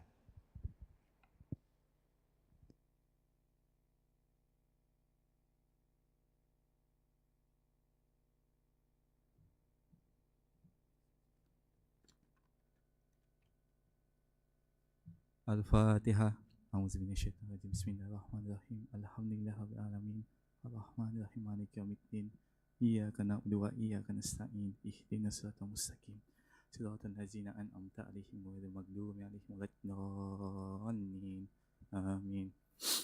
A'udzubillahiminasyaitonirrajim. Bismillahirrahmanirrahim. Alhamdulillahirabbil alamin. Wassalatu wassalamu ala asyrafil anbiya'i wal mursalin wa ala alihi wa sahbihi ajma'in. Dengan nama Allah yang Maha Pengasih dan Penyayang, segala puji hanya bagi Allah, Tuhan sekalian alam. Ya Allah, sempena program Borneo Tech Summit pada kali ini, kami menadah tangan memohon rahmat dan keberkatan-Mu serta petunjuk Al-Quran yang sentiasa Engkau pelihara di bawah kebesaran dan keagungan-Mu. Berilah dan tunjukkanlah kami jalan yang lurus dalam semua urusan hidup untuk kebahagiaan dunia dan juga akhirat. Allahumma ya hayyu ya qayyum, ya Allah yang bersifat sempurna dan penuh kemuliaan. Kami memohon ihsan dari-Mu. Kurniakanlah kepada kami nikmat kestabilan, kesejahteraan dan keselamatan. Lindungilah kami dari segala keburukan dan keaiban. Hindarkanlah kami segala rupa bentuk kemungkaran dan kemaksiatan. Ya Allah, bukakanlah hati-hati kami, lapangkanlah dada-dada kami supaya kami dapat mengisi ilmu pengetahuan yang berguna untuk bangsa, agama dan negara. Kami memohon kepadamu agar Engkau berkatilah majlis ini dengan penuh limpahan rahmat-Mu. Semoga segala usaha kami dalam menjayakan majlis ini mendapat keberkatan dan keredaan-Mu, ya Allah. Rabbana atina fid dunya hasanah wa fil akhirati hasanah wa qina azabannar. Wa sallallahu ala sayyidina Muhammad wa ala alihi wa sahbihi wasallam. Walhamdulillahirabbil alamin. Amin amin ya rabbal alamin. Terima kasih Encik Syazrin. Hadirin sekalian, acara rasmi pada hari ini dimulakan. Yang berusaha Puan Vivianti Sarjuni selaku pengurus besar Sabah Creative Economy and Innovation Centre telah menghantar video dari kota Glasgow, Scotland. Bersama kita hayati ucapan alu-aluan oleh beliau. Assalamualaikum warahmatullahi wabarakatuh dan selamat tengah hari yang berbahagia Setiausaha Tetap Kementerian Sains, Teknologi dan Inovasi Sabah, Datuk Zainuddin Aman, yang berusaha Timbalan Setiausaha Tetap 1, Puan Maria Chong, Encik Mahathir Aziz, CEO of MDEC, Mr. Chin Kai, CEO of Sabahnet, Pengarah Jabatan Pembangunan Sumber Manusia Puan Tiani Nun Iping, Pengarah Sabah Skill Technology Corporation SSCC Madam Natalie Fung, Pengarah Jabatan Perkhidmatan Komputer Negeri Puan Erniwati Dewi Abbas, Mr. Raymond Siva, Head of Digital Investment MDEC, dan tim saya di SINIC yang saya kasihi. Pelancaran Sandbox Digital dan IoT, penubuhan SINIC Creative Academy, perolehan pusat latihan yang diakreditasi Tunbum yang pertama sekali di Malaysia, pemerkasaan keusahawanan sosial, mengarus perdanakan STEM, memperkasa penglibatan wanita dalam teknologi bersama-sama AirAsia dalam program Ratu Tech dan juga Women in Tech. Penubuhan begitu banyak tech startups dari Sabah yang kini menerokai pasaran antarabangsa. Ini hanyalah sebahagian daripada pencapaian ekosistem sains, teknologi dan inovasi kita di Sabah, di mana SINIC telah berpeluang untuk menjayakannya bersama-sama. Pihak kerajaan, pihak swasta, pusat pengajian tinggi, pihak sekolah dan juga badan NGO. Ada banyak lagi potensi yang kita mampu terokai di masa depan. Jika saya mengimbas kembali 5 hingga 8 tahun yang lepas semasa saya masih berkhidmat di Magic Cyberjaya, saya tidak terfikir yang semua ini mampu dilaksanakan di Sabah bersama-sama anda semua. Semua ini mampu menjadi kenyataan dengan sokongan entiti-entiti di dalam ekosistem kita. Dari penglibatan pihak sekolah, pusat pengajian tinggi, pihak badan bukan kerajaan, corporate, sehinggalah ke peringkat kerajaan. Semua ini kita mampu laksanakan bersama-sama. I would like to quote my colleague at Sabah State Government, CEO Sabahnet, Mr. Chin Kai. Leaders are visionary, direction focused and support driven. Pemimpin adalah mereka yang mampu berfikir jauh ke depan, yang sentiasa fokus kepada hala tuju dan sentiasa menyokong. Itulah yang saya dapat simpulkan tentang kepimpinan KSTI yang diketuai oleh Setiausaha Tetap Datuk Zainuddin Aman. Berbanyak terima kasih Datuk kerana merestui penganjuran Borneo Tech Summit pada hari ini. Membawa sesuatu idea yang baru dan asing bukanlah senang. Tanpa restu dan sokongan Datuk, mana mungkin kami sampai ke tahap ini. Saya juga ingin mengambil kesempatan ini untuk mengucapkan berbanyak terima kasih kepada kaki tangan KSTI kerana sama-sama membantu SICC dan juga Sabahnet dalam menjayakan Borneo Tech Summit pada hari ini. Selama pengajian saya di Glasgow, Scotland ini yang masih lagi baru dan belajar tentang strategi inovasi, teknologi dan kreativiti, ada satu berita baik yang saya pelajari, di mana sebenarnya ekosistem Sabah kita ini berada di landasan yang betul. Penglibatan dan kerjasama semua pihak dari akar umbi sehinggalah peringkat kerajaan di Sabah yang merentasi geografi dunia tidak lagi silo, sentiasa melihat peluang-peluang yang ada dari negara luar bukan saja di Malaysia adalah satu strategi yang yang sangat betul dan yang dapat memberi impak positif kepada kita. Setakat ini SICC telah pun berkolaborasi dengan 7 buah negara luar dan SICC akan terus mencari bukan saja peluang berkolaborasi tetapi mencari peluang pelaburan masuk ke negara kita yang dikasihi ini. I'd like to take this opportunity to thank Mr. Michael Tiu Lim, Vice President of National ICT Confederation of the Philippines, who was brought by Sabahnet for your willingness to collaborate with us. Mungkin ada satu lagi aspek yang kita perlu tekankan, iaitu kepentingan untuk ekosistem kita mempunyai minda yang sentiasa berkembang ataupun progresif, a growth mindset. Membawa teknologi dan inovasi terbaru boleh saja dilakukan bersama-sama oleh siapapun, tetapi cabaran utama adalah mengajak para pemain ekosistem untuk sama-sama memahami peranan masing-masing dalam membawa arus perubahan. Dengan adanya semua ini, saya yakin budaya mengarus perdanakan sains, teknologi dan inovasi dapat diwarisi oleh generasi dan kepimpinan akan datang. Dengan itu, ekosistem kita pun akan menjadi semakin kuat dan kalis gangguan apapun yang datang. Saya ingin mengakhiri ucapan pada hari ini juga untuk mengucapkan berbanyak terima kasih kepada pihak yang menaja, terutama pihak Kementerian Sains, Teknologi dan Inovasi Sabah, MDEC, Sabah Invest, Sabah Tourism Board, Miasat, Institut Kerjasama Kerajaan dan Rakyat Ikrar, Khazanah Sendirian Berhad dan SSTC di atas kepercayaan yang diberikan kepada kami. Terima kasih juga kepada kepimpinan Sabahnet yang bertungkus lumus turun padang mengadakan mesyuarat setiap minggu demi memastikan BTS berjalan lancar. Special thanks as well to Puan Frida yang kini berkhidmat di Jabatan Tanah dan Ukur kerana sentiasa menyokong usaha-usaha untuk kami menjayakan BTS ini walaupun beliau telah pun berada di jabatan lain. Terima kasih Puan Frida. Kepada usahawan tech startups dari Sabah, innovators, pensyarah, pelajar, social enterprise, pihak pelabur dan siapa sahaja yang datang pada hari ini. Acara hari ini adalah untuk anda semua. Gunakan peluang ini sebaik mungkin untuk membina jaringan perniagaan dan mungkin potensi membina solusi kepada cabaran-cabaran yang kita ada di Sabah. Kita juga mampu berdiri sama gah dengan bakat dunia yang lain dan kami di SICC bersama-sama pemain ekosistem yang lain akan cuba memberi khidmat sebaik mungkin untuk membantu anda.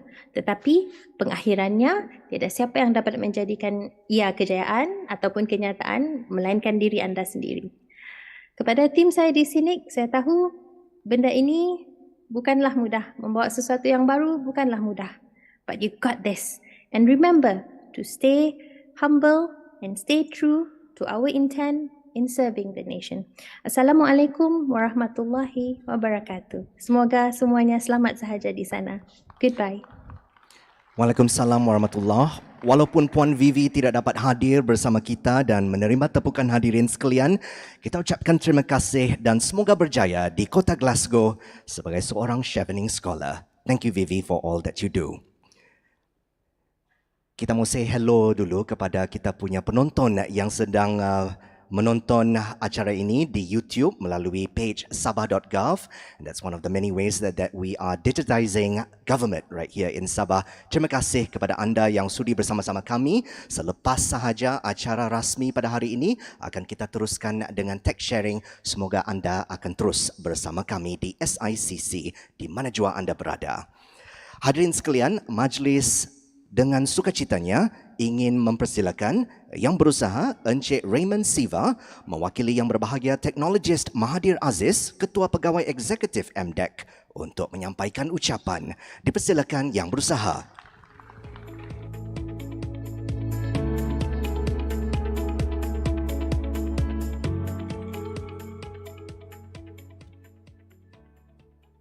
Selamat petang, salam sejahtera, good afternoon ladies and gentlemen.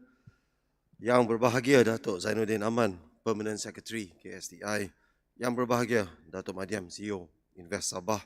Yang Berbahagia Mr. Chin Kai, CEO Sabah Net.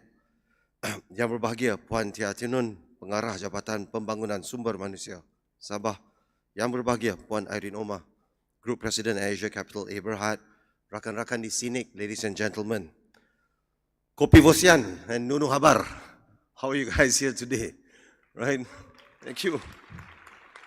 I was afraid I got that wrong. But we're really happy to be here. On behalf of MDEC, I would like to take this opportunity to thank Sabah Creative Economy and Innovation Centre, SICC, and the Ministry of Science, Technology and Innovation Sabah, and Sabah Net Sdn Bhd for inviting MDEC to be here at the Borneo Tech Summit. It's been a long 4 years since we actually took part in an officially organized event as big as this, and we're really happy to be back here. As the nation's lead digital economy agency, our efforts and initiatives are always designed to be inclusive with a nationwide reach. Our most recent collaboration with SICC was on a program called Idea Kita that was just done, which aims to create 200 new startups by this year end. We have successfully carried out a roadshow and the Idea Kita Innovation Camp as recently as September. The massive turnout on that day really shows evidence that Sabah indeed possesses a strong entrepreneurship spirit and is a fertile ground for startups to take root and grow. I've personally met a few of you yesterday, today, and I look forward to seeing more of you over the next 2 days before we go back to KL. In that same vein, in order to further catalyze the growth of our digital economy, we have recently expanded the former MSC Malaysia initiative to the entire nation. The new framework has decoupled location-based incentives, bringing the benefits from what was previously known as the corridors to the entire country. This is a really important improvement and enhancement to the MSC initiative. The new national strategic initiative that builds on the MSC is called Malaysia Digital, or MD, the successor to the 25-year-old MSC Malaysia. It has enabled Malaysia to move into a more knowledge-based economy and also set up the cornerstone of which our digital economy is now based on. It basically was the launchpad of our digital economy and currently contributes 22.6% to the national GDP and is expected to expand to 25.5% by 2025, outpacing our traditional contributors such as oil and gas. We anticipate this number of 25.5% to be surpassed before 2025, and we're currently in the midst of looking and reviewing the KPIs set against the My Digital Blueprint. Malaysia Digital seeks to encourage and attract companies, talents and investments while enabling Malaysian businesses and rakyat to play a leading part in the global digital revolution and the digital economy. Within just 2 months of its launch, and we launched in July, the Malaysia Digital Initiative has successfully brought in 42 billion ringgit worth of investments in foreign direct investments And at the same time, we have expanded the domestic direct digital investment by 4.76 billion, resulting in 6,000 high-value jobs. This is no small feat. Yeah? This is really testament to, firstly, the framework and the positive business environment that has been pushed by the government, and also the trust and confidence of investors of Malaysia as the digital hub for ASEAN. Ladies and gentlemen, another central tenet to the Malaysia Digital is the rakyat, all of us, all of you. We at MDEC are cognizant of the plights of the disadvantaged, the elderly, the B40, everyone else in Malaysia who are marginalized. Now to this, we have launched a program called Saya Digital, which is developed and customized to meet the needs of this group so that they too can play an active and participative role in our growing digital economy. In fact, we were here earlier this year at Bukit Sapi, Sandakan, to carry out the Jelajah Saya Digital Bootcamp. Close to 500 people registered for this program in Sabah. And we aim to do more as we have various programs that will benefit the people of Sabah, working together with our ecosystem partners here. For example, through our e-Usahawan program, Puan Farida Hitok, 52 years old, a healthcare product seller, has managed to increase her sales by 150% upon signing up with the program. We have many more local Sabahan success stories to share, but we want to do more than that today. We want to call on all Sabah stakeholders to come and join us, and we want to collaborate with you. I think our presence here today would set the tone on how we like to move forward in 2023, working very closely together with all of you. Malaysia Digital is the national strategic initiative. We cannot do this alone, nor do we want to do it alone. It has to be and must be a collaborative effort, a joint venture, a partnership built on mutual trust and benefit. At this point, I really would like to thank SICC, KSTI, SabahNet, and all our other Sabah-based partners such as GA Space, who recently became Malaysia's first digital hub, MDH, in East Malaysia. Congratulations once again to GA Space. They've all been important partners to us, and we look forward to more effective collaborations with them. Ladies and gentlemen, I'm speaking too fast, so I slow it down a little bit. Yeah? Mindful of time, ya. Jam 3 sudah, mungkin ada PM baru. I'm also very happy to inform you that soon we'll be bringing yet another program to Sabah, which has got a lot of traction. The Di-Rantau program, the Digital Economy Rantau, right? Which is the Digital Nomad program. My colleagues are here, my colleague especially Gopi, who's the Senior VP from the Ecosystem Development. He's been crisscrossing the country with his team, Arifah and the team, and I've been here quite recently as well. Di-Rantau seeks to make Malaysia the preferred digital nomad hub in ASEAN. We're working very closely with our partners like Grab, AirAsia, many others of the payment systems and the hoteliers and all the rest of the partners to ensure that we land the digital nomads into Malaysia, right? The program aims to benefit both local talents and foreign nomads via the creation of a vibrant ecosystem that can support digital nomads to be able to regain the balance between work and life, yeah? And what better place than Sabah to have this wonderful balance? Driving more digital nomads to Malaysia has spillover effects that extend beyond just boosting the tourism industry. Through the digital nomad hubs and thriving ecosystem, there can be knowledge and experience sharing among the local and foreign nomads, leading to a creation of a vibrant and knowledgeable local community and business. Via Di-Rantau, MDEC hopes to develop digital nomad hubs and comprehensive local ecosystem to support the lifestyle and to support the businesses in collaboration with various industry players. And we are sure that this will create a new economic activity and stream, right? Through the new digital nomad pass, which will facilitate foreign digital nomad stay in Malaysia. Ladies and gentlemen, I would like to take this opportunity to commend the organizers once again for putting the Borneo Tech Summit 2022 together. My sincere thanks to the state, Datuk Zainuddin, Aman, and your wonderful team that I've gotten to know yesterday and today, to Datuk Mariam, who we met in KL. We will continue to live up to our promise and our discussions that we had in KL, and to hope that we'll continue building on that in 2023. This is an important platform to inspire and to spark conversations around technology, share insights and trends, and exchange ideas, which hopefully will create more opportunities for both Peninsula as well as in Borneo. I look forward to meeting and connecting with you all after this. Have a great summit ahead. Thank you very much.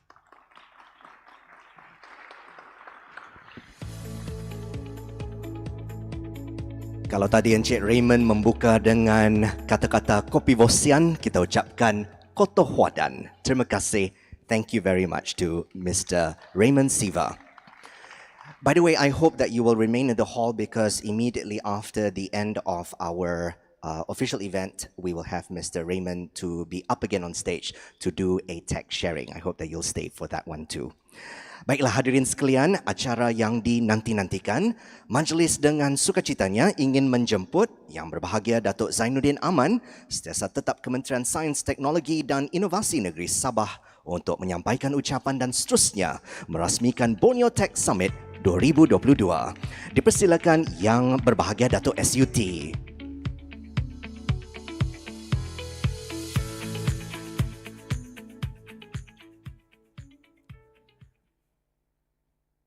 Bismillahirrahmanirrahim. Alhamdulillahi rabbil alamin. Wassalatu wassalamu ala asyrafil anbiya'i wal mursalin. Salawatullah wassalamuhu alaihi wa ala alihi wa sahbihi ajma'in. Rabbi syrah li sadri wa yassir li amri wahlul 'uqdatam min lisani yafqahu qali. Rabbi zidni 'ilma. Subhanaka la 'ilma lana illa ma 'allamtana innaka antal alimul hakim. Assalamualaikum warahmatullahi wabarakatuh. Selamat petang dan salam sejahtera. Terima kasih sahabat saya Tuan Ben Uzair, MC kita pada hari ini. Yang saya hormati Tuan Chin Kai, CEO Sabah, Encik Razik mewakili Pengurus Besar SICC, Puan Tian Niping, Pengarah Jabatan Penggunaan Sumber Manusia Negeri Sabah, Mr. Raymond Siva, Head of Digital Investment MDEC, mewakili CEO MDEC, Datuk Mediam, sahabat karib saya lama, Sabah Invest, Puan Irene Omar daripada Capital Adventures Berhad.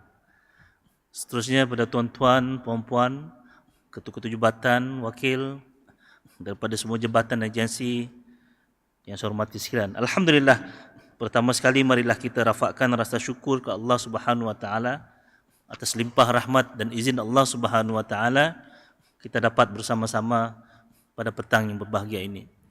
Dan sebelum itu saya ingin merakamkan jutaan terima kasih kepada semua yang hadir pada hari ini, khususnya kepada rakan-rakan kita yang jauh, yang datang daripada Semenanjung, Puan Irene, Mr. Raymond Siva, dan rakan-rakan daripada MDEC, juga rakan daripada Filipina. Mana rakan kita daripada Filipina? Can you stand up please? Ada sudah masuk dari Filipina. Okey, kita bagi tepukan kepada beliau dan semua. Alhamdulillah. Terima kasih pada semua yang sudi menghadiri program yang julung kali kita adakan, Borneo Tech Summit 2022. Program ini merupakan anjuran Kementerian Sains, Teknologi dan Inovasi Negeri Sabah dan dijayakan oleh agensi kita iaitu SICC dan juga Sabah. Tuan-tuan dan puan-puan yang saya hormati sekalian, KSTI ataupun Kementerian Sains, Teknologi dan Inovasi Negeri Sabah merupakan sebuah kementerian yang baru. Harap-harap tidak berubah lagi nama kementerian, kekallah dia sebagai KSTI. Apapun untuk makluman tuan-tuan dan puan-puan, apabila kementerian ini ditubuhkan oleh Kerajaan Negeri Sabah, kita memberikan fokus kepada 3 perkara penting. Yang pertama adalah terhadap usaha-usaha untuk memperkasakan pembudayaan sains di kalangan masyarakat. Yang kedua, untuk memperkasakan penerapan dan penggunaan teknologi dan inovasi di seluruh negeri Sabah. Dan ketiga adalah untuk membangunkan dan menyediakan talent pool ataupun modal insan yang boleh membantu pembangunan negeri Sabah pada masa ini dan pada masa yang akan datang. Inilah tiga perkara penting yang mendasari kewujudan Kementerian Sains, Teknologi dan Inovasi Negeri Sabah. Dan program kita pada hari ini merupakan program yang berkait rapat dengan pembangunan ekosistem teknologi dan inovasi di negeri Sabah. Tuan-tuan dan puan-puan yang saya hormati sekalian, kalau kita melihat kepada kajian global, dinyatakan bahawa 60% faktor pertumbuhan ekonomi sesebuah negara bergantung kepada intervensi sains, teknologi dan inovasi. Ini memberikan satu gambaran dan saranan kepada kita bahawa mahu ataupun tidak kita perlu memperkasakan pembudayaan sains, teknologi dan inovasi di negeri Sabah, bahkan di seluruh negara. Sekiranya kita ingin menjadi sebuah negeri ataupun sebuah negara berdaya saing dan mampu untuk berlawan dan bersaing dengan negara-negara maju yang ada di seluruh dunia. Kita melihat di dalam Global Innovation Index 2021, Malaysia diletakkan di ranking yang ke-36.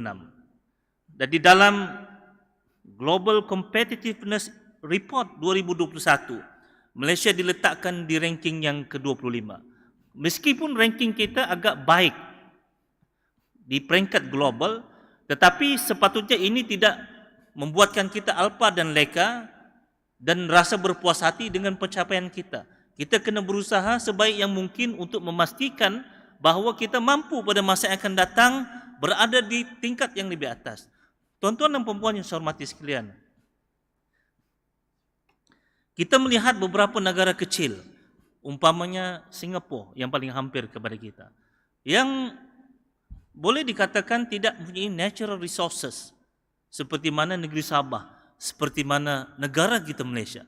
Tetapi mereka menjadi 10 negara terkukuh dan terhebat di dunia dalam konteks pembudayaan sains, teknologi dan inovasi. Sebab apa tuan-tuan dan puan-puan? Kerana mereka meletakkan penekanan yang begitu hebat dan begitu bersungguh-sungguh dalam pembudayaan sains, teknologi dan inovasi. Dan kita perlu mengambil ini sebagai salah satu contoh untuk memastikan bahawa kita juga boleh membudayakan penerapan sains, teknologi dan inovasi di negeri Sabah. Dengan harapan suatu hari nanti kita juga di negeri Sabah mampu memacu pertumbuhan ekonomi kita setara dan semaju dengan negara-negara maju seperti Singapura, Switzerland, Korea dan sebagainya. Tuan-tuan dan puan-puan, hari ini dalam Borneo Tech Summit kita akan berkongsi pengalaman, berkongsi saranan, nasihat, panduan dan sebagainya, cadangan bagaimana kita boleh memperkasakan ekosistem pembangunan inovasi dan teknologi di negeri Sabah. Sebab itu kita ada rakan-rakan yang dari jauh, Raymond Siva daripada MDEC, Puan Irene daripada Capital Asia Ventures. Biasa Irene ni kita kenal Asia, bila berubah nama tu kita confuse sikit. Dan kita ada rakan daripada Filipina. Dan kita harap dengan perkongsian yang akan diberikan oleh rakan-rakan ini akan memberikan kita ilmu yang baru, informasi yang baru dan perkongsian networking yang lebih kukuh untuk kita lebih ke depan pada masa yang akan datang. InsyaAllah, tuan-tuan dan puan-puan, apa yang kita laksanakan di kementerian ini menggunakan pendekatan quantifiable helix. Suatu pendekatan yang merujuk kepada usaha untuk synergize kekuatan kita di kementerian dengan melihat kepada 3 ataupun 5 entiti utama. Yang pertama adalah memperkukuhkan hubungan kita di kalangan agensi dan badan kerajaan. Tuan-tuan dan puan-puan, kita di pihak kementerian bekerjasama erat dengan jabatan dan kementerian di peringkat negeri dan juga di peringkat federal. Kita bekerjasama dengan MOSTI, dengan Kementerian Komunikasi, dengan MDEC, dengan Cradle, dengan Khazanah dan banyak lagi agensi-agensi kerajaan. Sebab kita yakin dan percaya sebagai sebuah kementerian yang baru, hanya dengan collaboration yang hebat dengan rakan-rakan strategik, kita mampu untuk mempercepatkan perkembangan inovasi dan teknologi negeri Sabah. Yang kedua, kita bekerjasama dengan akademia. Kita bekerjasama dengan rakan-rakan profesor dengan Akademi Sains Malaysia. Kita bekerjasama dengan Universiti Malaysia Sabah, dengan UiTM, dengan IDS. Sebab kita yakin dan percaya mereka mempunyai pengetahuan informasi yang sangat berguna yang boleh diguna pakai oleh pihak kementerian. Dan kita bekerjasama dengan pihak industri. Tuan-tuan dan puan-puan, saya berjumpa dengan semua rakan-rakan presiden persatuan-persatuan perniagaan yang ada negeri Sabah. Hampir semuanya saya jumpa. Sebab apa? Kita yakin dan percaya mereka juga mampu menyumbang. Sebab kalaupun kita ada inovasi, kita ada teknologi tidak digunakan oleh industri, maka itu tidak akan memberikan manfaat yang besar. Industri perlu menjadi rakan kongsi kita untuk memastikan inovasi dan teknologi ini dapat digunakan pakai dengan sebaik yang mungkin. Dan kita memastikan juga entiti yang keempat, masyarakat secara umumnya berkolaborasi dengan pihak kementerian, terlibat dengan pihak kementerian. Sebab itulah tuan-tuan dan puan-puan, program kita diadakan di seluruh dan di serata negeri Sabah. Kita menjelajah kesedakan, kita pergi ke Tawau, ke Lahadatu, ke Pensiangan, ke Keningau, ke Ranau dan sebagainya. Even ke tempat-tempat yang jauh. Untuk memastikan masyarakat setempat memperoleh akses untuk bekerjasama dengan pihak kementerian. Dan yang terakhir, tuan-tuan dan puan-puan, dalam konteks Quantifiable Helix ini, kita ingin memastikan apa juga usaha kita, kita ingin rakan-rakan strategik kita memberikan penekanan terhadap environment ataupun alam sekitar. Kita perlulah orang kata friendly kepada environment. Okay? Kita ada SDG, okay, yang menjadi harapan kepada seluruh dunia untuk memastikan kita mampu menangani apa juga krisis yang berkaitan dengan pencemaran khususnya alam sekitar. Tuan-tuan dan puan-puan, ingin saya petik dalam sebuah ayat dalam Al-Quran Al-Karim, Zaharul fasadu fil barri wal bahri bima kasabat aydin nas. Telah jelaslah kerosakan di daratan dan juga di lautan akibat daripada perbuatan manusia. Maknanya apa juga pencemaran, kerosakan yang berada di muka bumi, di lautan, bahkan sekarang telah pergi ke angkasa adalah akibat daripada perbuatan manusia. Dan kita kena memastikan bahawa teknologi dan inovasi yang kita ingin bawa kepada masyarakat ini mampu mengurangkan hal-hal yang berkaitan dengan pencemaran alam sekitar. Tuan-tuan dan puan-puan yang saya hormati sekalian, harapan kita pada hari ini dan pada hari yang akan datang melalui program yang kita anjurkan pada hari ini, kita dapat melahirkan lebih ramai usahawan dan pakar-pakar dalam bidang teknologi dari masa ke semasa. Kita perlu melihat lebih ramai usahawan yang menggunakan teknologi dalam perniagaan mereka. Seperti contoh Saudara Mazri yang ada bersama kita pada hari ini. Adakah Mazri? Kita cuba berdiri, orang nak berapa kenal kawan kalian. Ini Mazri. Okey, kita bagi tepukan. Pencetus kepada idea Kohalal telah melaksanakan majlis pertukaran MOU di Melbourne bersama dengan Halal Development Corporation, dan sekarang telah menjelajah ke Jepun dan dengar kabarnya akan menjelajah ke beberapa negara di Timur Tengah. Inilah antara contoh yang ingin kita hasilkan di negeri Sabah. Okay? Teknologi yang dibangunkan oleh usahawan-usahawan yang pergi ke pasaran global, bukan setakat di negeri Sabah. Dan kita juga ingin melahirkan insan-insan yang berkaliber, membantu anak-anak kita di sekolah-sekolah seperti Cikgu Anutra daripada sekolah Chunghua di Tenem. Okay. Cikgu Anutra ada ke sini? Tiada. Okay. Beliau mendapat anugerah guru terbaik Malaysia. Sebab membawa pembangunan inovasi bukan setakat di sekolah Chonghua, tetapi telah meluaskan inovasi makerspace Chonghua tadi ke serata daerah tanam. Dan inilah yang kita ingin hasilkan pada masa yang akan datang, bekerjasama dengan akademia, para guru dan sebagainya, untuk memastikan pembudayaan ini kita dapat semarakkan sehingga ke akar umbi, sehingga ke sekolah-sekolah pedalaman dan sebagainya. Tuan-tuan dan puan-puan, kalau kita lihat di negeri Sabah ini banyak tempat-tempat yang begitu jauh untuk kita pergi. Dan saya ingin membawa rakan-rakan daripada Semenanjung untuk bersama dengan kami menjelajah ke seluruh negeri Sabah, berjumpa dengan masyarakat yang jauh, yang begitu terpinggir dalam konteks pembangunan teknologi dan inovasi, supaya mereka juga mampu bergabung dengan kita. Tuan-tuan dan puan-puan, baru-baru ini pada bulan April, kita telah melancarkan pelan strategik KSTI. Dan antara lain dalam pelan strategik ini kita berusaha untuk membangunkan ekosistem teknologi dan inovasi negeri Sabah. Dan alhamdulillah dalam tempoh setahun dua ini pelbagai program dan pendekatan yang telah kita laksanakan ini telah membuahkan hasil. Antara lain saya ingin kongsikan dengan tuan-tuan dan puan-puan dalam kesempatan ini adalah usaha kita bersama dengan MC-MC untuk memastikan tahap konektiviti negeri Sabah ini akan mencapai 100% menjelang tahun 2025. Bahkan kita melobi dengan pihak Kekom supaya konektiviti di kawasan luar bandar ini dapat diperluaskan.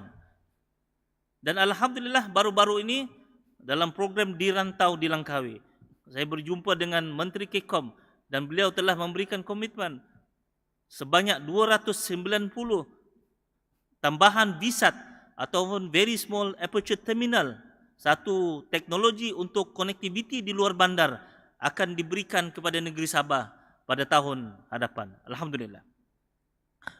Dan ini tuan-tuan dan puan-puan merupakan sebahagian daripada usaha kita untuk memastikan bahawa konektiviti ini melebar luas ke seluruh negeri Sabah. Tidak ada maknanya kita di Kota Kinabalu, di Sendakan, di Tawau menikmati perkembangan teknologi.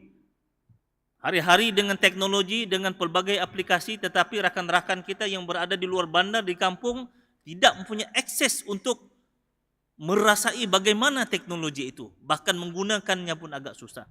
Inilah antara usaha kita, bahkan di samping pemberian yang diberikan oleh pihak Kekom, kita juga di pihak kementerian telah merancang untuk memasang sekitar 300 lagi VSAT di seluruh negeri Sabah pada tahun yang akan datang.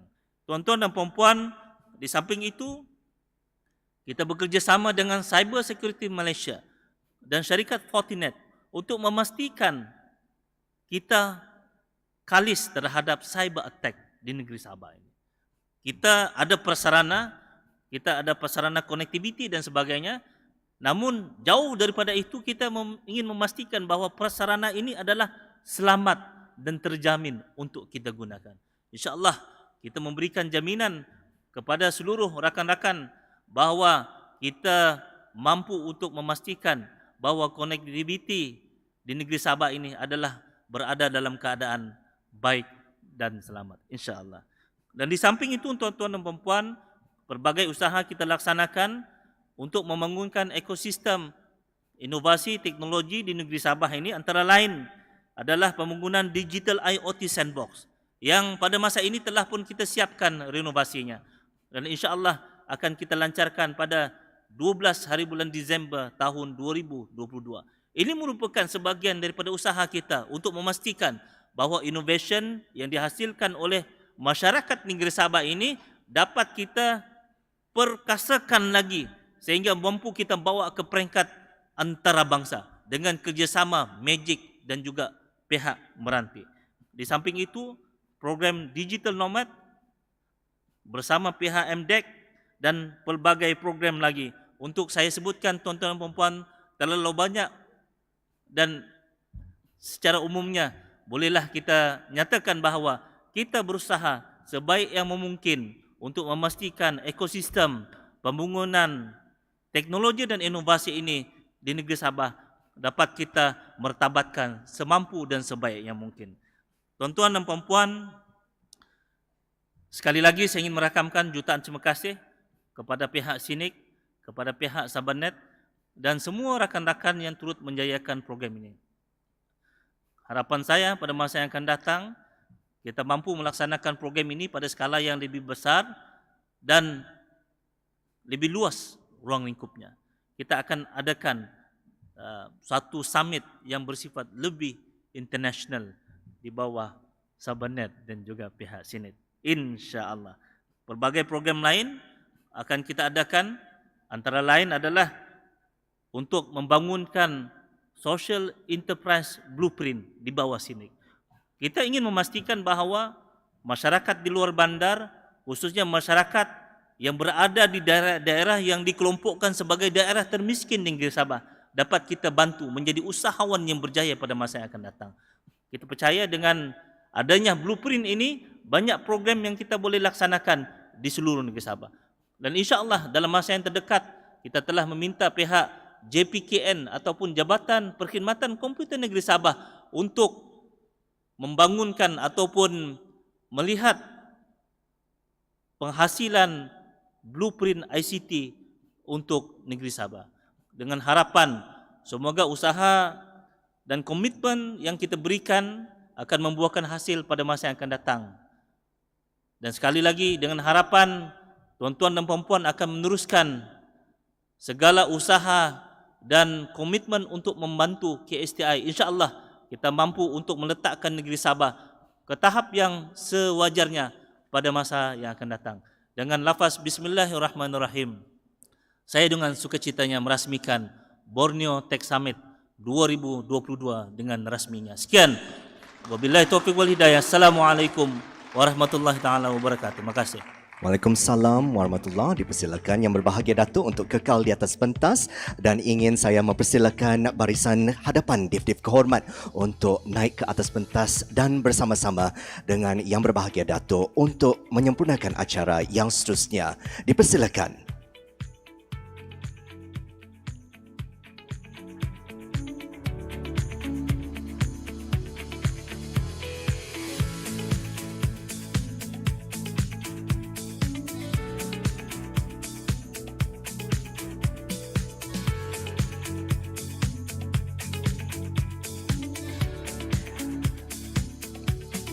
Kita ingin menjemput yang berbahagia Datuk untuk berada di hadapan pedestal ini. Meja yang tinggi ini dipersilakan. Ya, untuk berada di hadapan dipersilakan. Dan hadirin sekalian, dengan kiraan 3, yang berbahagia Datuk SUT akan mengimbas tangan kanannya di atas skrin di hadapan untuk mengaktifkan video perasmian Borneo Tech Summit 2022. Datuk sudah bersedia? Kita buat kiraan 3, 2, 1.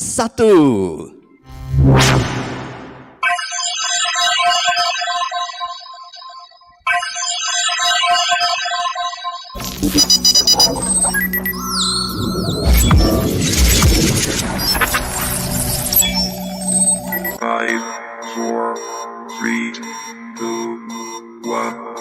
Warning, warning.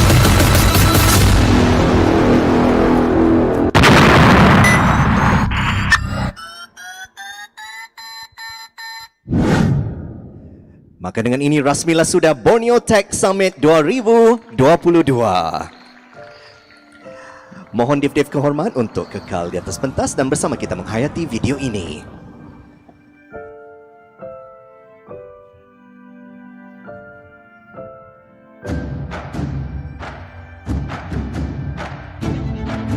SICC is a Sabah state government initiative under the purview of the State Ministry of Science, Technology and Innovation (KSTI). Our aim is to accelerate Sabah's industries through innovation, creativity, and the use of technology, working with different stakeholders in Sabah's ecosystem. Anyone can develop the next generation self-driving car or robots to make our lives easier. But one important thing that we often forget is having the right mindset, a growth mindset. We always have to be 10 steps ahead. We have to be able to visualize the future we want. step out from our comfort zones and bravely move towards our dreams. As a GLC under the Ministry of Science, Technology and Innovation Sabah, SabahNet's role is to introduce, pilot and adopt new technologies to ensure the digital government services are secure and efficient. We focus on building technology ecosystem locally by partnering with national and global forefront technology developers to introduce new digital solutions to the state, and we are proactively connecting with government departments and companies to explore collaborations to improve the state digital economy. Developing talents is our key KPI, ensuring ample opportunities for our own talents to grow professionally in all aspects of IT and OT. SICC idea behind Kohalal is to assist micro SME or SME to increase their production of halal product and services via digitalization. Kohalal help with halal certification, export ready, compliance ready, and business matching with overseas partners. We believe innovation-driven entrepreneurship is the key for Sabahan tech startup to thrive. We want Kohalal's story to inspire the local community of like-minded people and help to create the startup ecosystem in Sabah that will support each other. Before AgriData, we were all doing traditional farming, so the community has always been in our hearts. We always knew that smallholder farmers are the backbone of the agricultural industry, and AgriData aimed to empower farmers by linking the dots, especially with financial accessibility. We look for low-tech but high-impact solution, and our approach has always been farmers first. So we built our app according to the farmers' needs by making it user-friendly and enabling them to work offline. In order to empower more communities, we need to do more outreach program and educate them about our technology and how it can benefit them. STEM is an integration and it is a crucial element in education moving forward in line with Industrial Revolution 4.0 and Just Society 5.0. Connecting STEM with local values and economic potentials will be work of many entities. As an educator, we open up opportunities for young people to explore using technologies such as robotics and programming with the existence of makerspaces like TIC. Students are our human capital, and technology can be implemented into their daily lives, be it in the school through STEM lessons or community works by solving small matters in their surroundings. The Bi-Malay office here we are in right now, and those in KL hosted many community events like Webcam KK, Codecamp KK, where like-minded people come together, spark ideas, build connection, and inspire action. Many may not realize we actually have tech companies here in Sabah working on products used by people around the world, built by our local talents. We may not have the numbers in terms of quantity compared to KL, but in terms of quality, we are not that far behind. There are good talents here, and we should continue to invest in them to develop more for the future. It is the journey of hopeful Sabahans leaders and change makers who want to build a better future for the next generations. We must join these collective efforts to ensure Sabah's economy is thriving and the people are globally competitive. And through this Borneo Tech Summit, we are shaping sustainability and economic agenda through technological innovations. Welcome! Welcome! Welcome! Welcome! To Borneo Tech Summit 2022. Welcome to Borneo Tech Summit 2022. Hadirin sekalian, bersempena dengan Borneo Tech Summit, akan kita saksikan upacara MOU Exchange ataupun pertukaran memoranda persefahaman. Hadirin sekalian, ada 3 memoranda yang akan bersama-sama kita saksikan penyempurnaan di atas pentas ini. Dan untuk memorandum persefahaman pertama ialah kolaborasi di antara Kementerian Sains, Teknologi dan Inovasi Negeri Sabah dan AirAsia Academy. Dipersilakan Yang Berusaha Puan Lakina Tangkoko selaku Ketua Penolong Setiausaha Bahagian Inovasi dan Teknologi Digital untuk menjadi wakil sebagai KSTI dan bersama-sama menyaksikan majlis pertukaran buku MOU. Dipersilakan juga Encik Imran Adli, Business Development Manager AirAsia Academy untuk bersama-sama kita di pentas. Ladies and gentlemen, for your information, the Ministry of Science, Technology and Innovation of Sabah and Red Beat Academy will collaborate in the areas of entrepreneurship, IR 4.0 technology and innovation through flagship and capacity building programs, and will promote the adaptation of digital and IR 4.0 technologies amongst all Sabahans. Dipersilakan Yang berbahagia Dato' SUT dan juga Puan Irene Omar, Presiden Ventures Capital A Berhad, untuk menerima buku MOU dan seterusnya membukanya, mempamerkan buku MOU terlebih dahulu kepada rakan-rakan fotografi kita di hadapan. Let's open the book first so that we are sure that there are documents inside. Let's smile to the cameras. And we will now ask both of them to exchange documents, please. Dengan ini termeterailah sudah memorandum persefahaman di antara KSTI dan AirAsia Academy. Terima kasih Puan Irene Omar dan juga wakil kita daripada AirAsia. Dipersilakan untuk kembali ke tempat duduk, Puan Irene dan wakil kita daripada AirAsia Academy. Terima kasih. Kita berikan tepukan kepada AirAsia Academy. The team is also here all the way from KL. Seterusnya, memorandum persefahaman kedua, kolaborasi di antara KSTI dan Mereka Innovative Education Sendirian Berhad. Dengan ini majlis ingin mempersilakan Yang Berusaha Encik Rashvin Paul Singh, Group CEO Mereka, untuk naik ke pentas. And ladies and gentlemen, the collaboration between the Ministry and Mereka Innovative Education will support the growth of creative hubs in Sabah by providing access to a digital platform and its network of opportunities to assist in providing market insights into how the creative hubs can expand and accelerate their business, and to connect creative hubs in Sabah to larger national and regional partners. Dipersilakan Yang Berbahagia Dato' SUT dan juga Encik Rashvin untuk menerima buku MOU. Dipersilakan untuk membuka buku tersebut, mempamerkan dokumen-dokumen di dalam kepada juru-juru gambar di hadapan. Ada dokumen siap sudah ditandatangan. And now, let us now witness Dato' SUT and also Mr. Rashvin to exchange the documents. Termeterailah sudah memorandum persefahaman antara KSTI dan Mereka Innovative Education Sendirian Berhad. Mr. Rashvin, thank you very much. Dan untuk memorandum persefahaman ketiga, ialah kolaborasi di antara Farm Toko dan MSD. Ingin kita mempersilakan Yang Berusaha Encik Gerald Thomas Wong selaku Director, wakil dari GE Nitrate Solutions, untuk naik ke pentas diiringi Yang Berusaha Puan Nurhanimah Abdul Talib, Business Development Supervisor.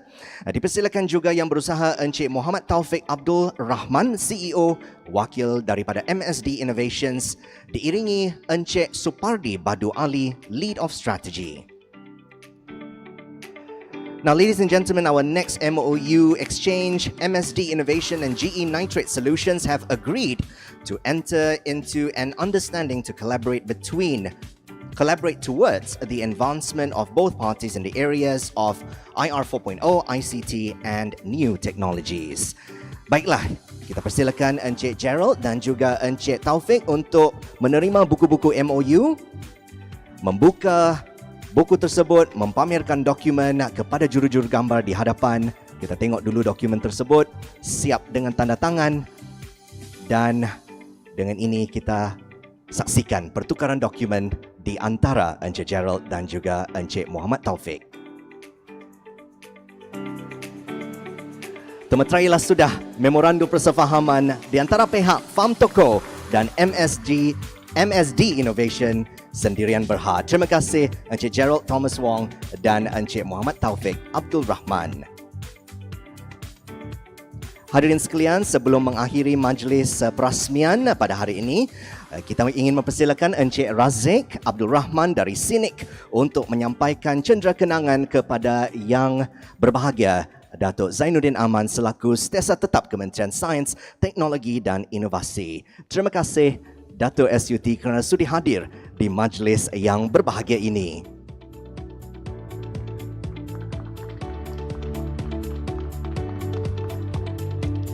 Terima kasih, dipersilakan div-div kehormat untuk kembali ke tempat duduk dan bersama kita menyaksikan acara yang seterusnya.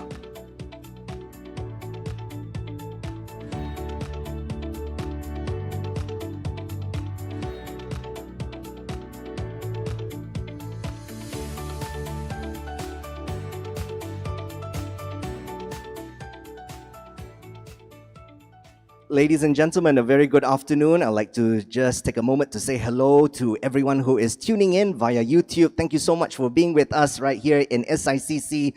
No matter where you're at, in the comfort of your own home, if you are at home, why are you at home? But if you're in the office, well, a few more hours before you get off here, wherever that you're at, thank you so much for viewing this broadcast right here from SICC. It's a privilege to welcome you to the Borneo Tech Summit 2022. All right, we'll continue with a tech sharing. I know on the program we wanted to break for coffee, but in the interest of time, we're just going to go ahead and begin our tech sharing, which will allow you ample opportunity to do networking later on and to have a chat with all the wonderful icons that are in here in this room. Now, allow me to introduce first our speaker, which is Mr. Raymond Siva, who was here on stage just now on behalf of the CEO of MDEC. Mr. Raymond Siva is the Senior VP for Digital Investment, MDEC, and allow me to just read out a profile here. And Mr. Raymond, or as he wants to be called, Ray, has more than 23 years of experience in strategic communications, investor strategy and promotion, crisis and issues response. He is a sought-after strategist for international brands, local conglomerates, and CEOs. Ray has conducted over 100 spokesperson and crisis trainings, investor and corporate messaging workshops and talks in Malaysia, Indonesia, and Singapore. Ray is fluent in English, Bahasa Malaysia, and Bahasa Indonesia, and maybe Bahasa Kadazan Dusun, which he has demonstrated earlier on. Ray assumed leadership of Edelman Malaysia in 2010, growing it to be the largest communications consultancy firm in Malaysia with over 60 consultants, leading the financial communications and stakeholder engagement strategy for various multinational and government-linked companies. Ray moved to lead the Edelman Indonesia team at the tail end of 2015, leading over 100 consultants in Jakarta. Prior to joining Edelman Network in 2010, Ray was general manager of Grey PR, a multinational firm for over 3 years, growing the team to build competencies across corporate, consumer, technology, and sports marketing public relations. Ray is recognized for his financial communications, investor relations, and CEO leadership positioning. He had led various IPOs in Malaysia and Indonesia, including the world's second largest IPO and the biggest in Asia in 2010. He is recognized as one of the few Malaysians with deep knowledge of the government and international affairs with extensive experience in stakeholder engagement and management. He is also the only strategic consultant from Malaysia who has successfully led investor promotion engagements for both private and public sector at the World Economic Forum in Davos 5 years ago. Ray was appointed as the Chief Marketing Officer for Malaysia Digital Economy Corporation, or MDEC, in 2019. He assumed the digital investment portfolio as Senior VP, Digital Investment Division of MDEC in December 2020. He holds an LLB from the University of London and a professional diploma in public relations from the Institute of Public Relations, Malaysia. Ladies and gentlemen, let's put our hands together for Ray Siva.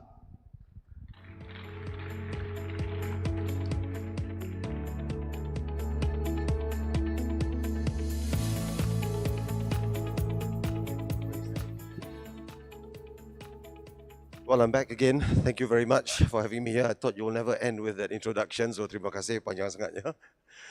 Tapi in the interest of time, sebab kita dah 30 minit, I just want to share a story with you. Yeah? So today is not so much a presentation, more towards a jalan cerita, a story of where we are, or where we were, and where we might be going to. Yeah?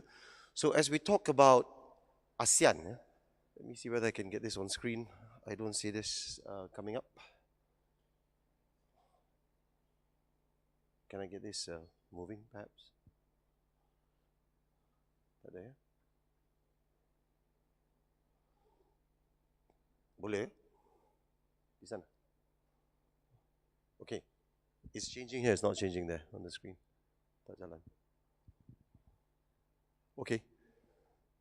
So we'll just sembang-sembang sikit. There you go.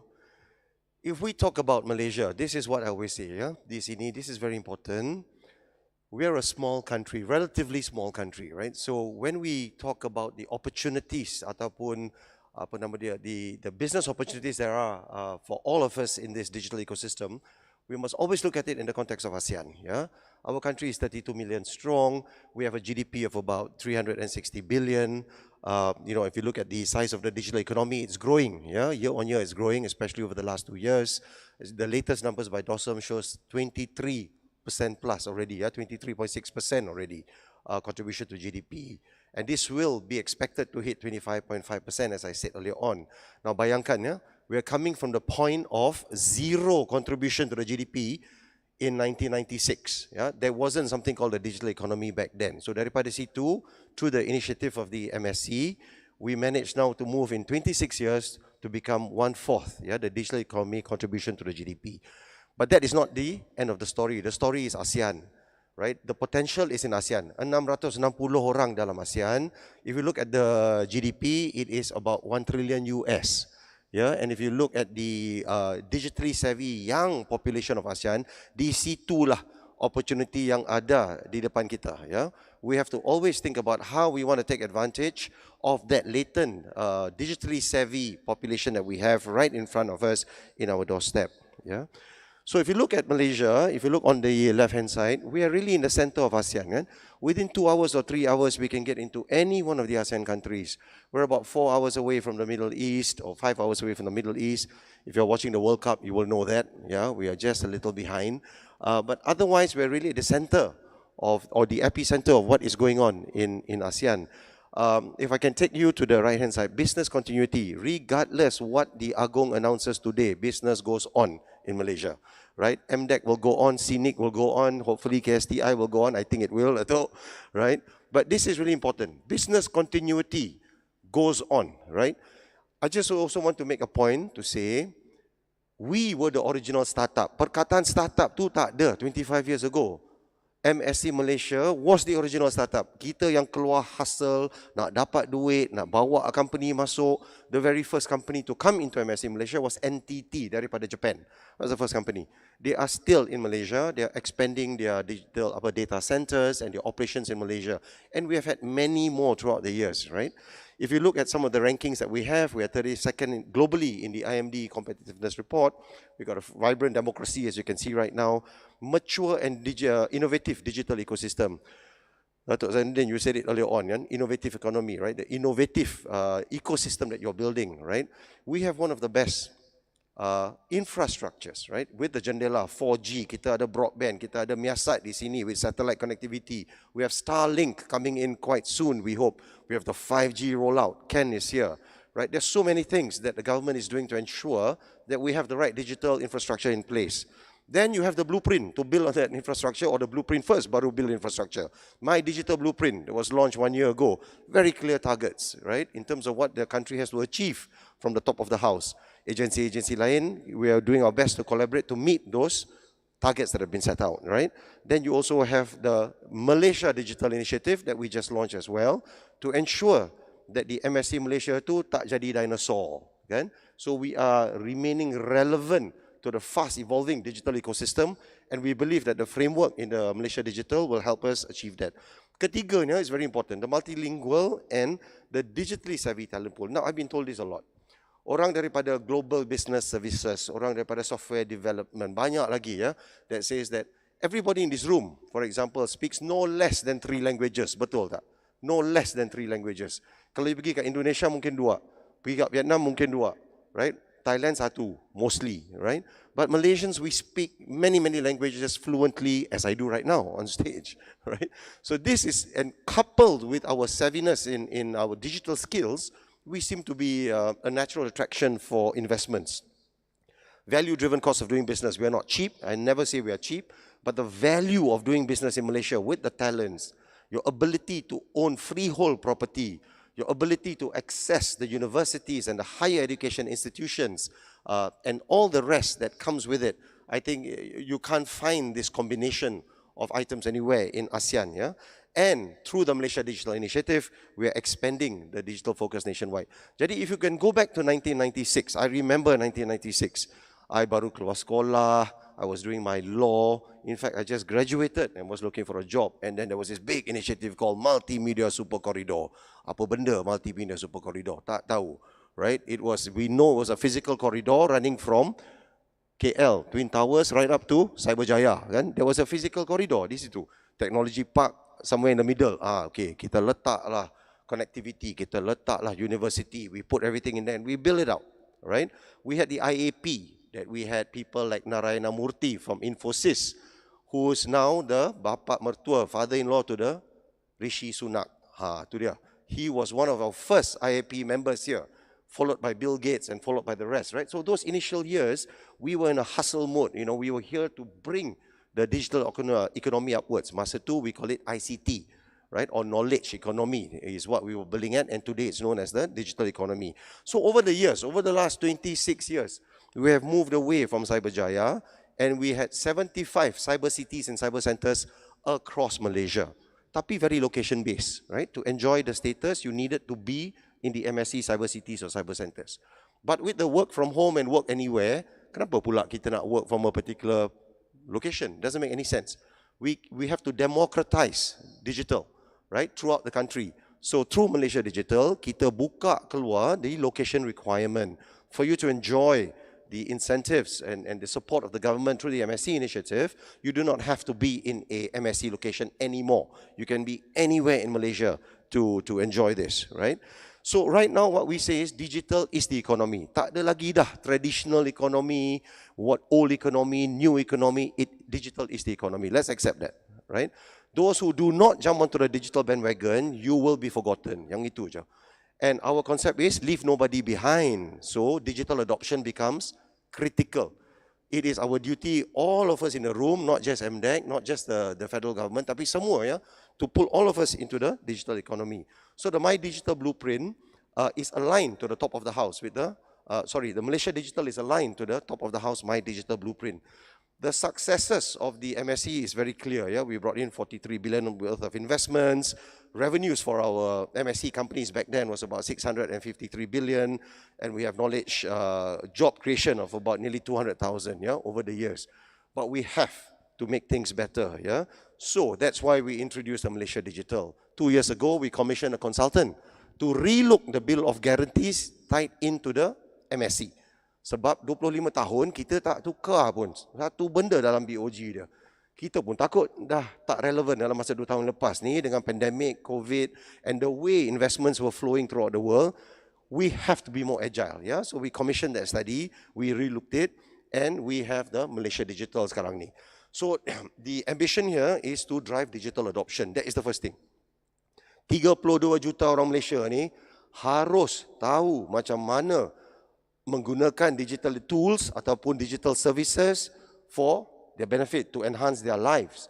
We cannot just be consumers of digital products and services. Yeah? We should now be producers and creators of digital contents and services. That's the only way we're going to move up the value chain. So digital adoption is key. That's why I talked about Saya Digital, yang daripada bawah tu kita buat program macam e-rezeki, e-usahawan, idea kita, banyak lagi that we're doing on the ground to catalyze the digital adoption for the rakyat. Yeah? And then daripada situ, we are also looking at the companies, the MSMEs and the SMEs. Apa lagi yang kita harus buat? What are the tools and benefits and incentives we can give our MSMEs and SMEs so they jump onto the digital bandwagon? Yeah? And that is important because without getting onto digital, we will never become more efficient, more productive. Yeah?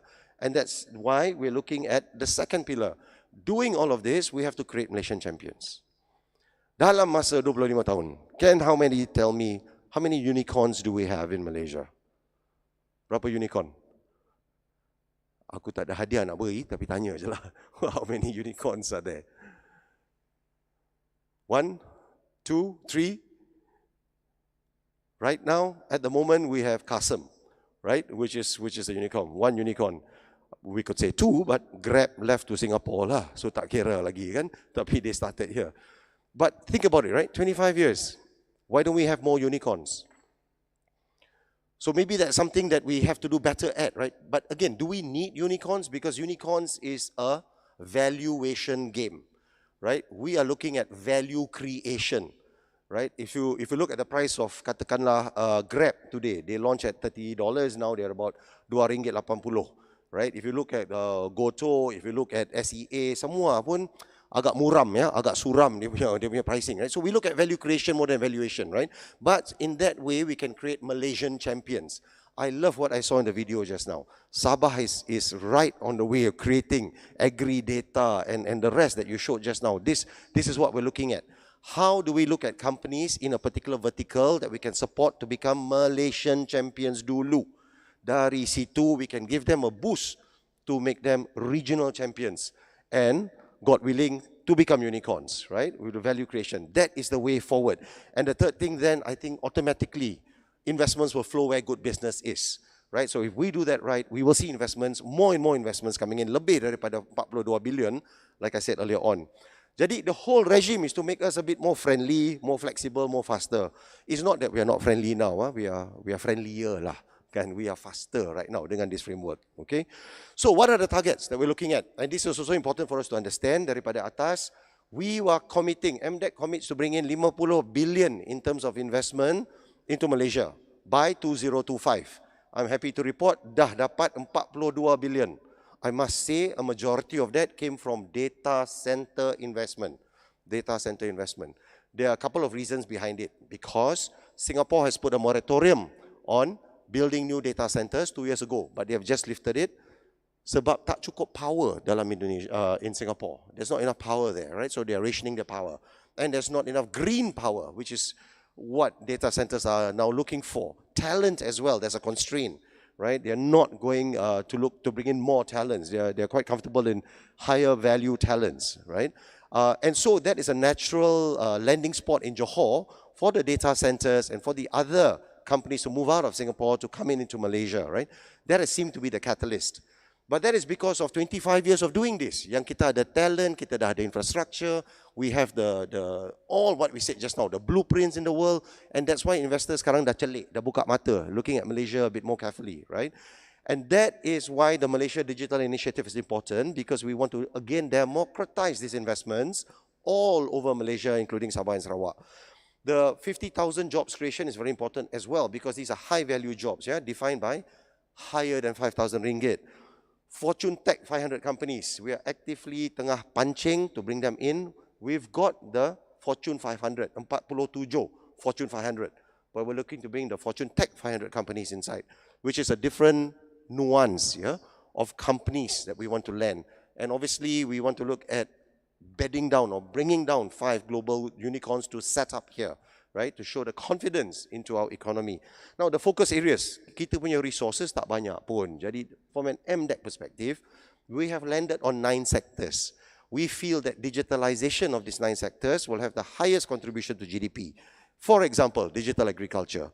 Our food import bill, do you know what is the food import bill? Average per year. Boleh tak teka? Food import bill, 50 billion ringgit satu tahun, give or take, 50 billion. So if there is an opportunity for us to use digitalization to ensure that we can get a bit more efficient, to get higher yields, then why don't we do it? Why don't we double down on it, right? We have drone tech, we have fertigation, we have many other technologies, smart automation coming into play. We have the 5G connectivity coming up to be able to run this with low latency, right? So these are the things we think that we can double down. If you look at digital services, that is global business services. If you look at digital cities, these are also important. It's not just smart city, tapi digital city is based on the principles of, macam Datuk kata tadi, ESG. That's very important also, yeah? So how do cities become a lot more sustainable? What kind of technologies can we put into cities to ensure that we can measure our carbon output, our circular economy, right? Access, inclusivity for all the marginalized societies, right? Society 5.0, that is something to aspire to with our concept of digital cities. Digital finance is big, you know, fintech is everywhere right now. Islamic digital economy, it's because we already have an inherent strength dalam Islamic economy, right? And we should own the end-to-end supply chain. from traceability, halal traceability, to logistics, supply chain, financing, sampailah the product goes on to the end consumer, right? We can digitalize the entire supply chain, and my colleague Roslina is working very hard to ensure that we have a piece of that cake within the next 2 years. Digital tourism, we talked about this. Di Rantau is really just one of the project pemangkin that MDEC is launching. There will be others in the pipeline to ensure that we're able to give the tourism industry a bit more of a competitive edge with digitalization. Yeah? Digital health and digital content is also important as we talk about animation, mixed reality, metaverse. All of this is in front of us. In fact, is growing at a pace that is not been expected over the last 24 months, right?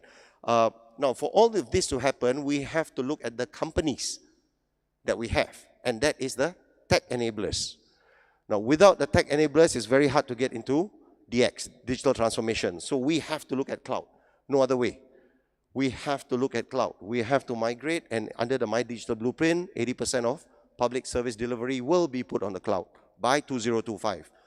SMEs will have to get them on the cloud, right? Edge computing is going to be important as we move on the next 1 or 2 years. Cyber security, based on whatever that we're doing on the digital space, we know that that's going to be key. Drone tech for agriculture, for B2B, for oil and gas, blockchain, which is really the next language that we're looking at, right? The decentralized nature of blockchain is something that we must understand. Blockchain is not the same as crypto. It's just one portion, right? So let's not look at what's happening in FTX ke, Bitcoin ke, and semua tu and get worried about the word blockchain. Blockchain really is the next wave. In fact, it's already upon us right now. I can't say that it's the next change. It is upon us right now, right? It's very important then for us to see, for software developers and for our school students, how to handle this, right? What kind of languages we need to learn to face the future, right?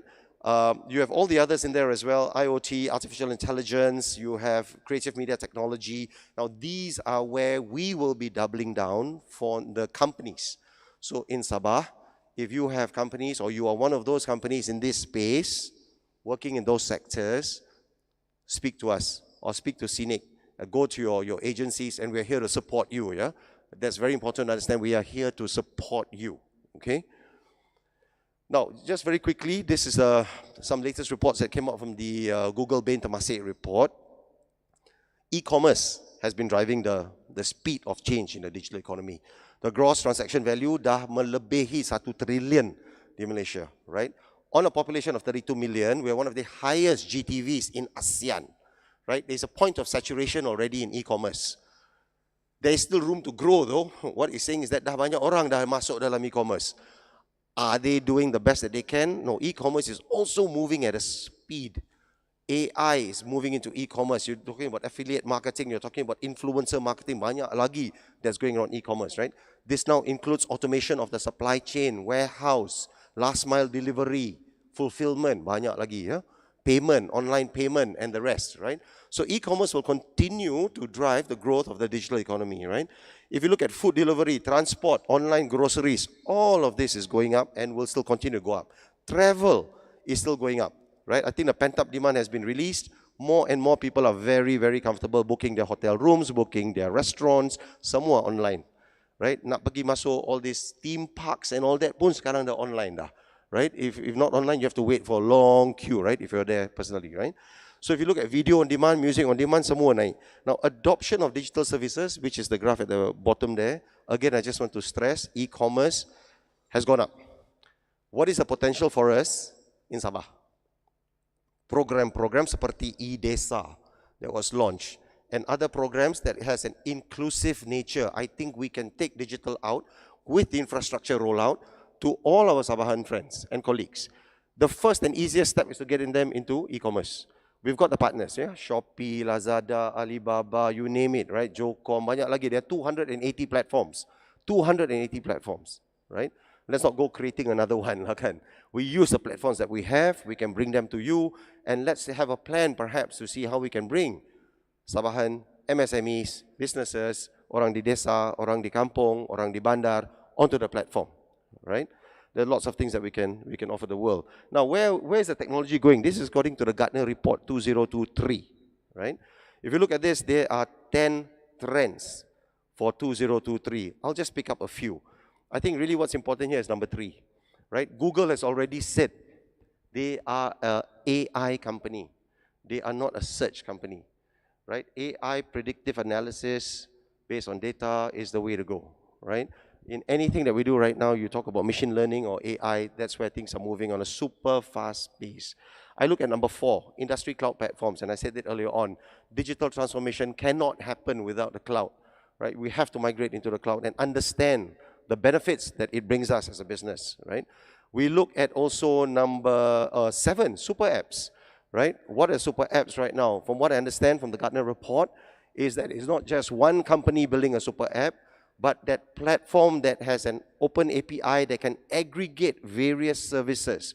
That is the evolution of the super app, where it's agnostic, it is brand agnostic, right? It's not you developing your own super app, like Grab, for example, but you work and open it up to all the other partners to ensure that it's very inclusive, right? And the final one I would pick out is the metaverse. Metaverse is also critical, right? Now, we don't quite, I think, understand the full benefits of the metaverse. I think it's coming. Maybe it won't dalam masa 2 tahun. But in some way or form, mixed reality or extended reality is upon us, right? Web 3.0 is upon us, right? Web 2.0 dah is gone, it's out, right? It's now how you interact between the physical and the digital, the phygital, as they call it, right? And that is the in-between that I think a lot of people are thinking about. It's not wearing your Oculus frames and glasses and say, I'm in the metaverse. That's not it, right? It's how you bring real-life experiences like businesses, agri-tech, and all of that, and how do you put it into the metaverse in a way that makes sense. What I think is happening right now is the NFTs. The NFTs are upon us.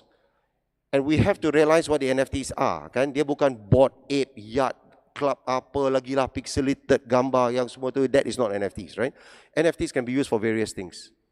It can be used for loyalty, brand loyalty. It can be used for campaigns. Sabah Tourism can use NFTs, right? In various ways. Sabah brands can use NFTs, right? Sabah Tea can use NFTs. These are the different things that we need to think about as we take baby steps into the metaverse, which may or may not happen within 2 years or 3 years, okay? Good example of that is Meta. Facebook, who changed their name into Meta, right? Because they want to take part in the metaverse. Share price has dropped by about 60% right now, right? So there's still some thinking about what that means and how is that going to benefit mankind, right?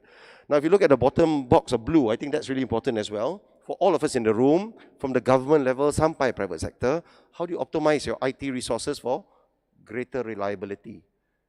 It is not the old IT infrastructure that we look at anymore, yeah? More and more, there are things like SaaS, there's things like low code, no code, if you all have heard it. These are the new things that's coming in very fast because tak cukup talent. There's not enough talents, right? So how do you dumb down or bring down the need for very high level software development, right? Is by using tools like low code, for example, that gets you to roll out an app or a solution in a pretty fast manner. If you look at scale, accelerating the vertical offerings is something that we have to look at as well, right? And increasing the pace of product delivery because demands and expectation from customers are changing so fast, right? So we got to be very clear about how we think about product engineering and rolling out of those products and marketing of those products, as well as the feedback loop that comes in. And the third one is pioneering, right? Enabling business model change. How do you reinvent engagement with your employees? Right now, it's not the tools that you have alone, it's the employees that you manage to retain and upskill. Termasuklah dalam government, termasuklah dalam MDEC. We have people there who are 25 years old, kerja daripada 1996 sampai sekarang masih ada. We have to stay relevant. How do we upskill them and get them to understand what's going on, including myself, right? I stand here looking like an expert. I'm not. I'm also learning things every day from all of y'all, you know, and that's why I love events such as this.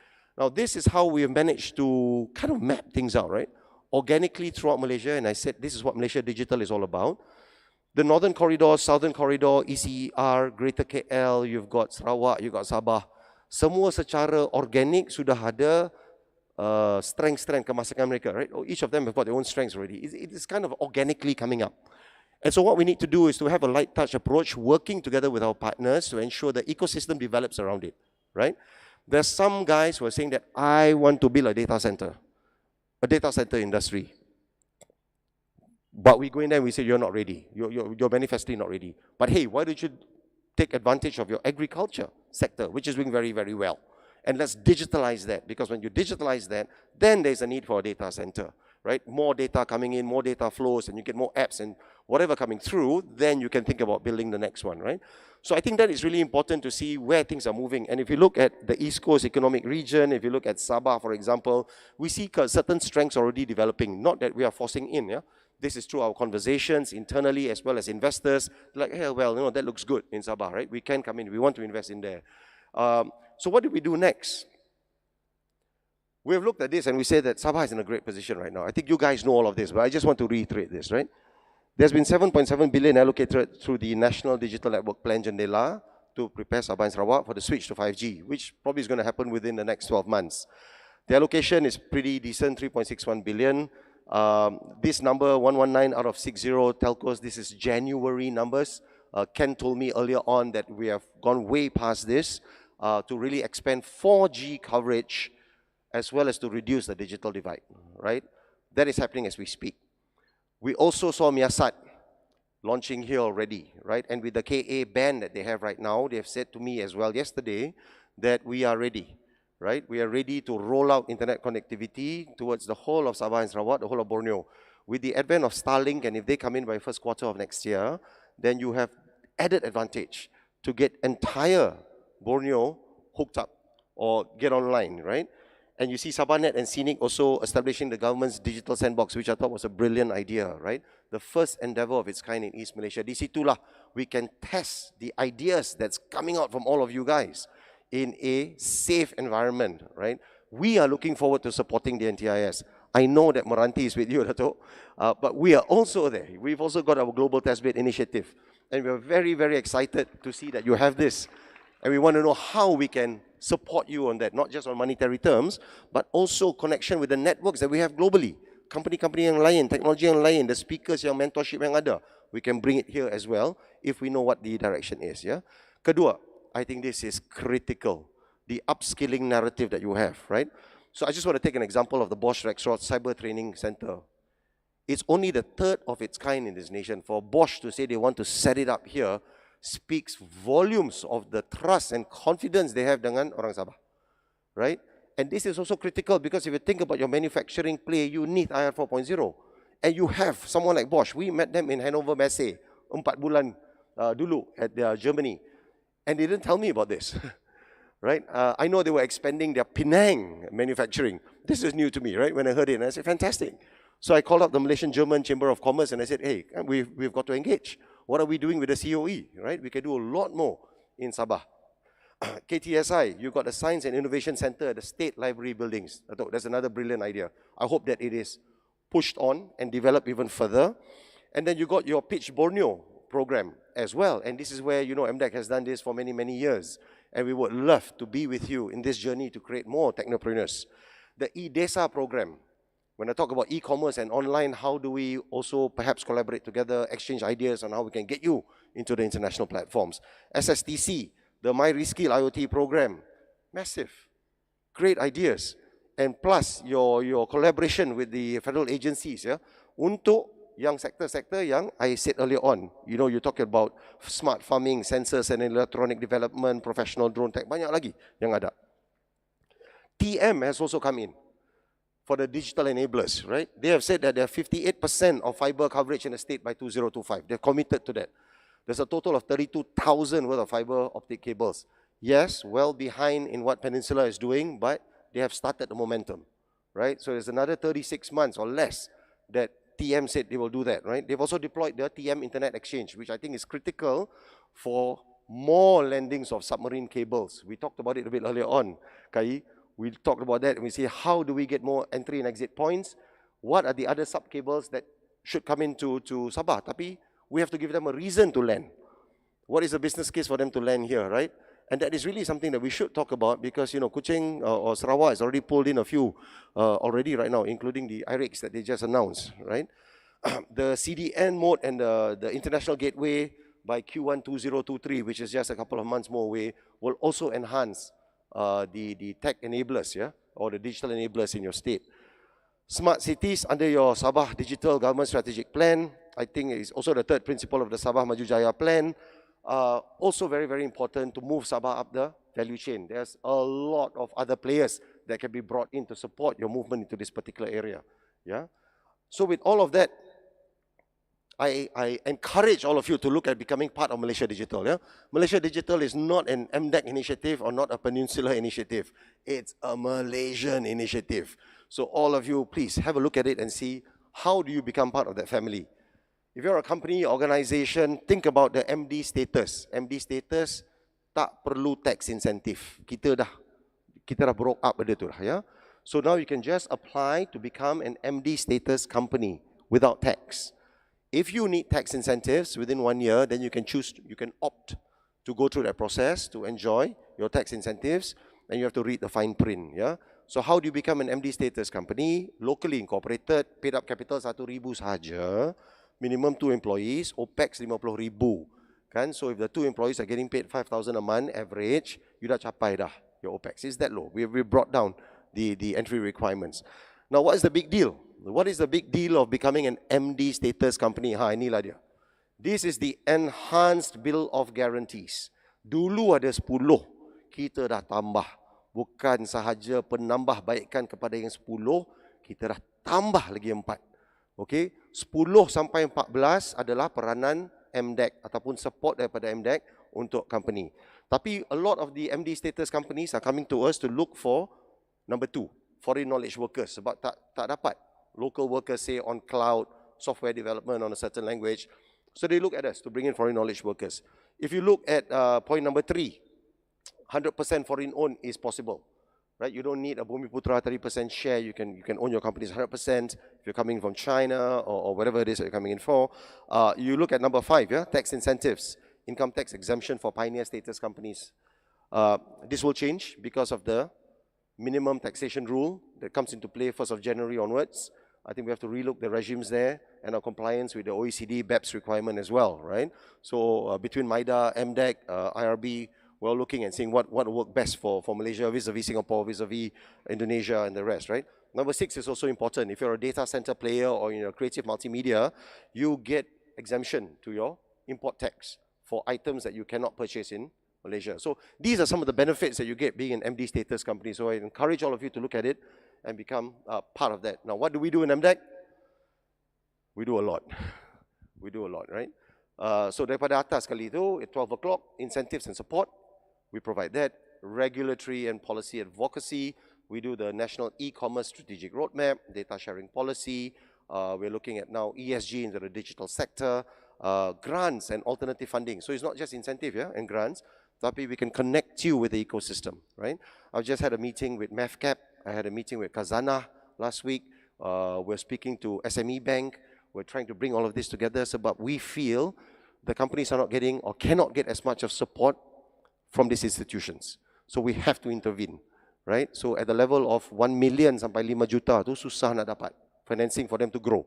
And we cannot keep giving grants and incentives, right? So we want to bring the funding ecosystem together to see how we can support all of you guys to grow, to become Malaysian champions, yeah?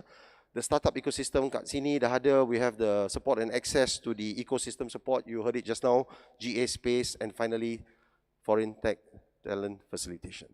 So on that note, this is Malaysia Digital, and we really hope to collaborate further. I hope I've given you a bird's eye view from the top where we are looking at things moving and how we can work together based on the strengths of Sabah. Yeah? Thank you very much. Thank you very much, Ray. Ray, please remain on stage. We have something for you. Razik will like to present you with a memento. Razik, please.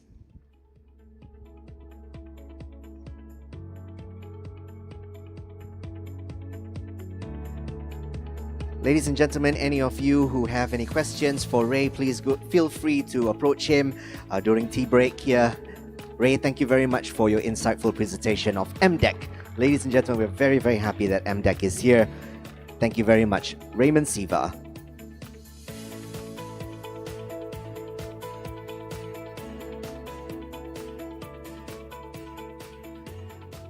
With that, ladies and gentlemen, we now conclude day 1 of the Borneo Tech Summit 2022.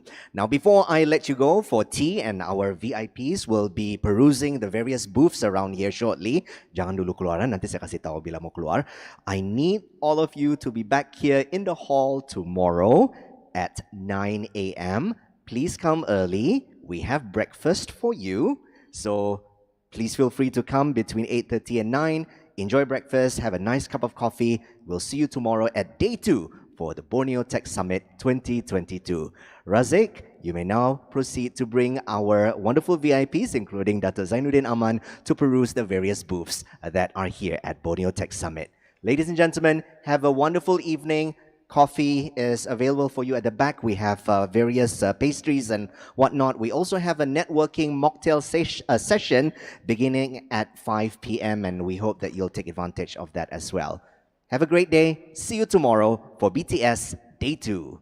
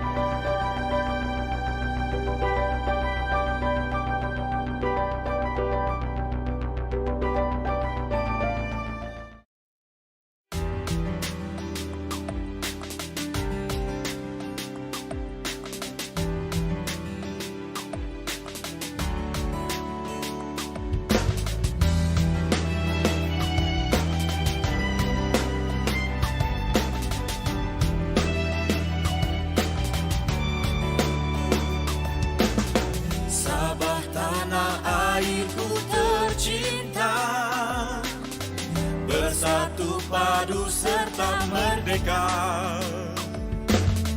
Negeriku yang aman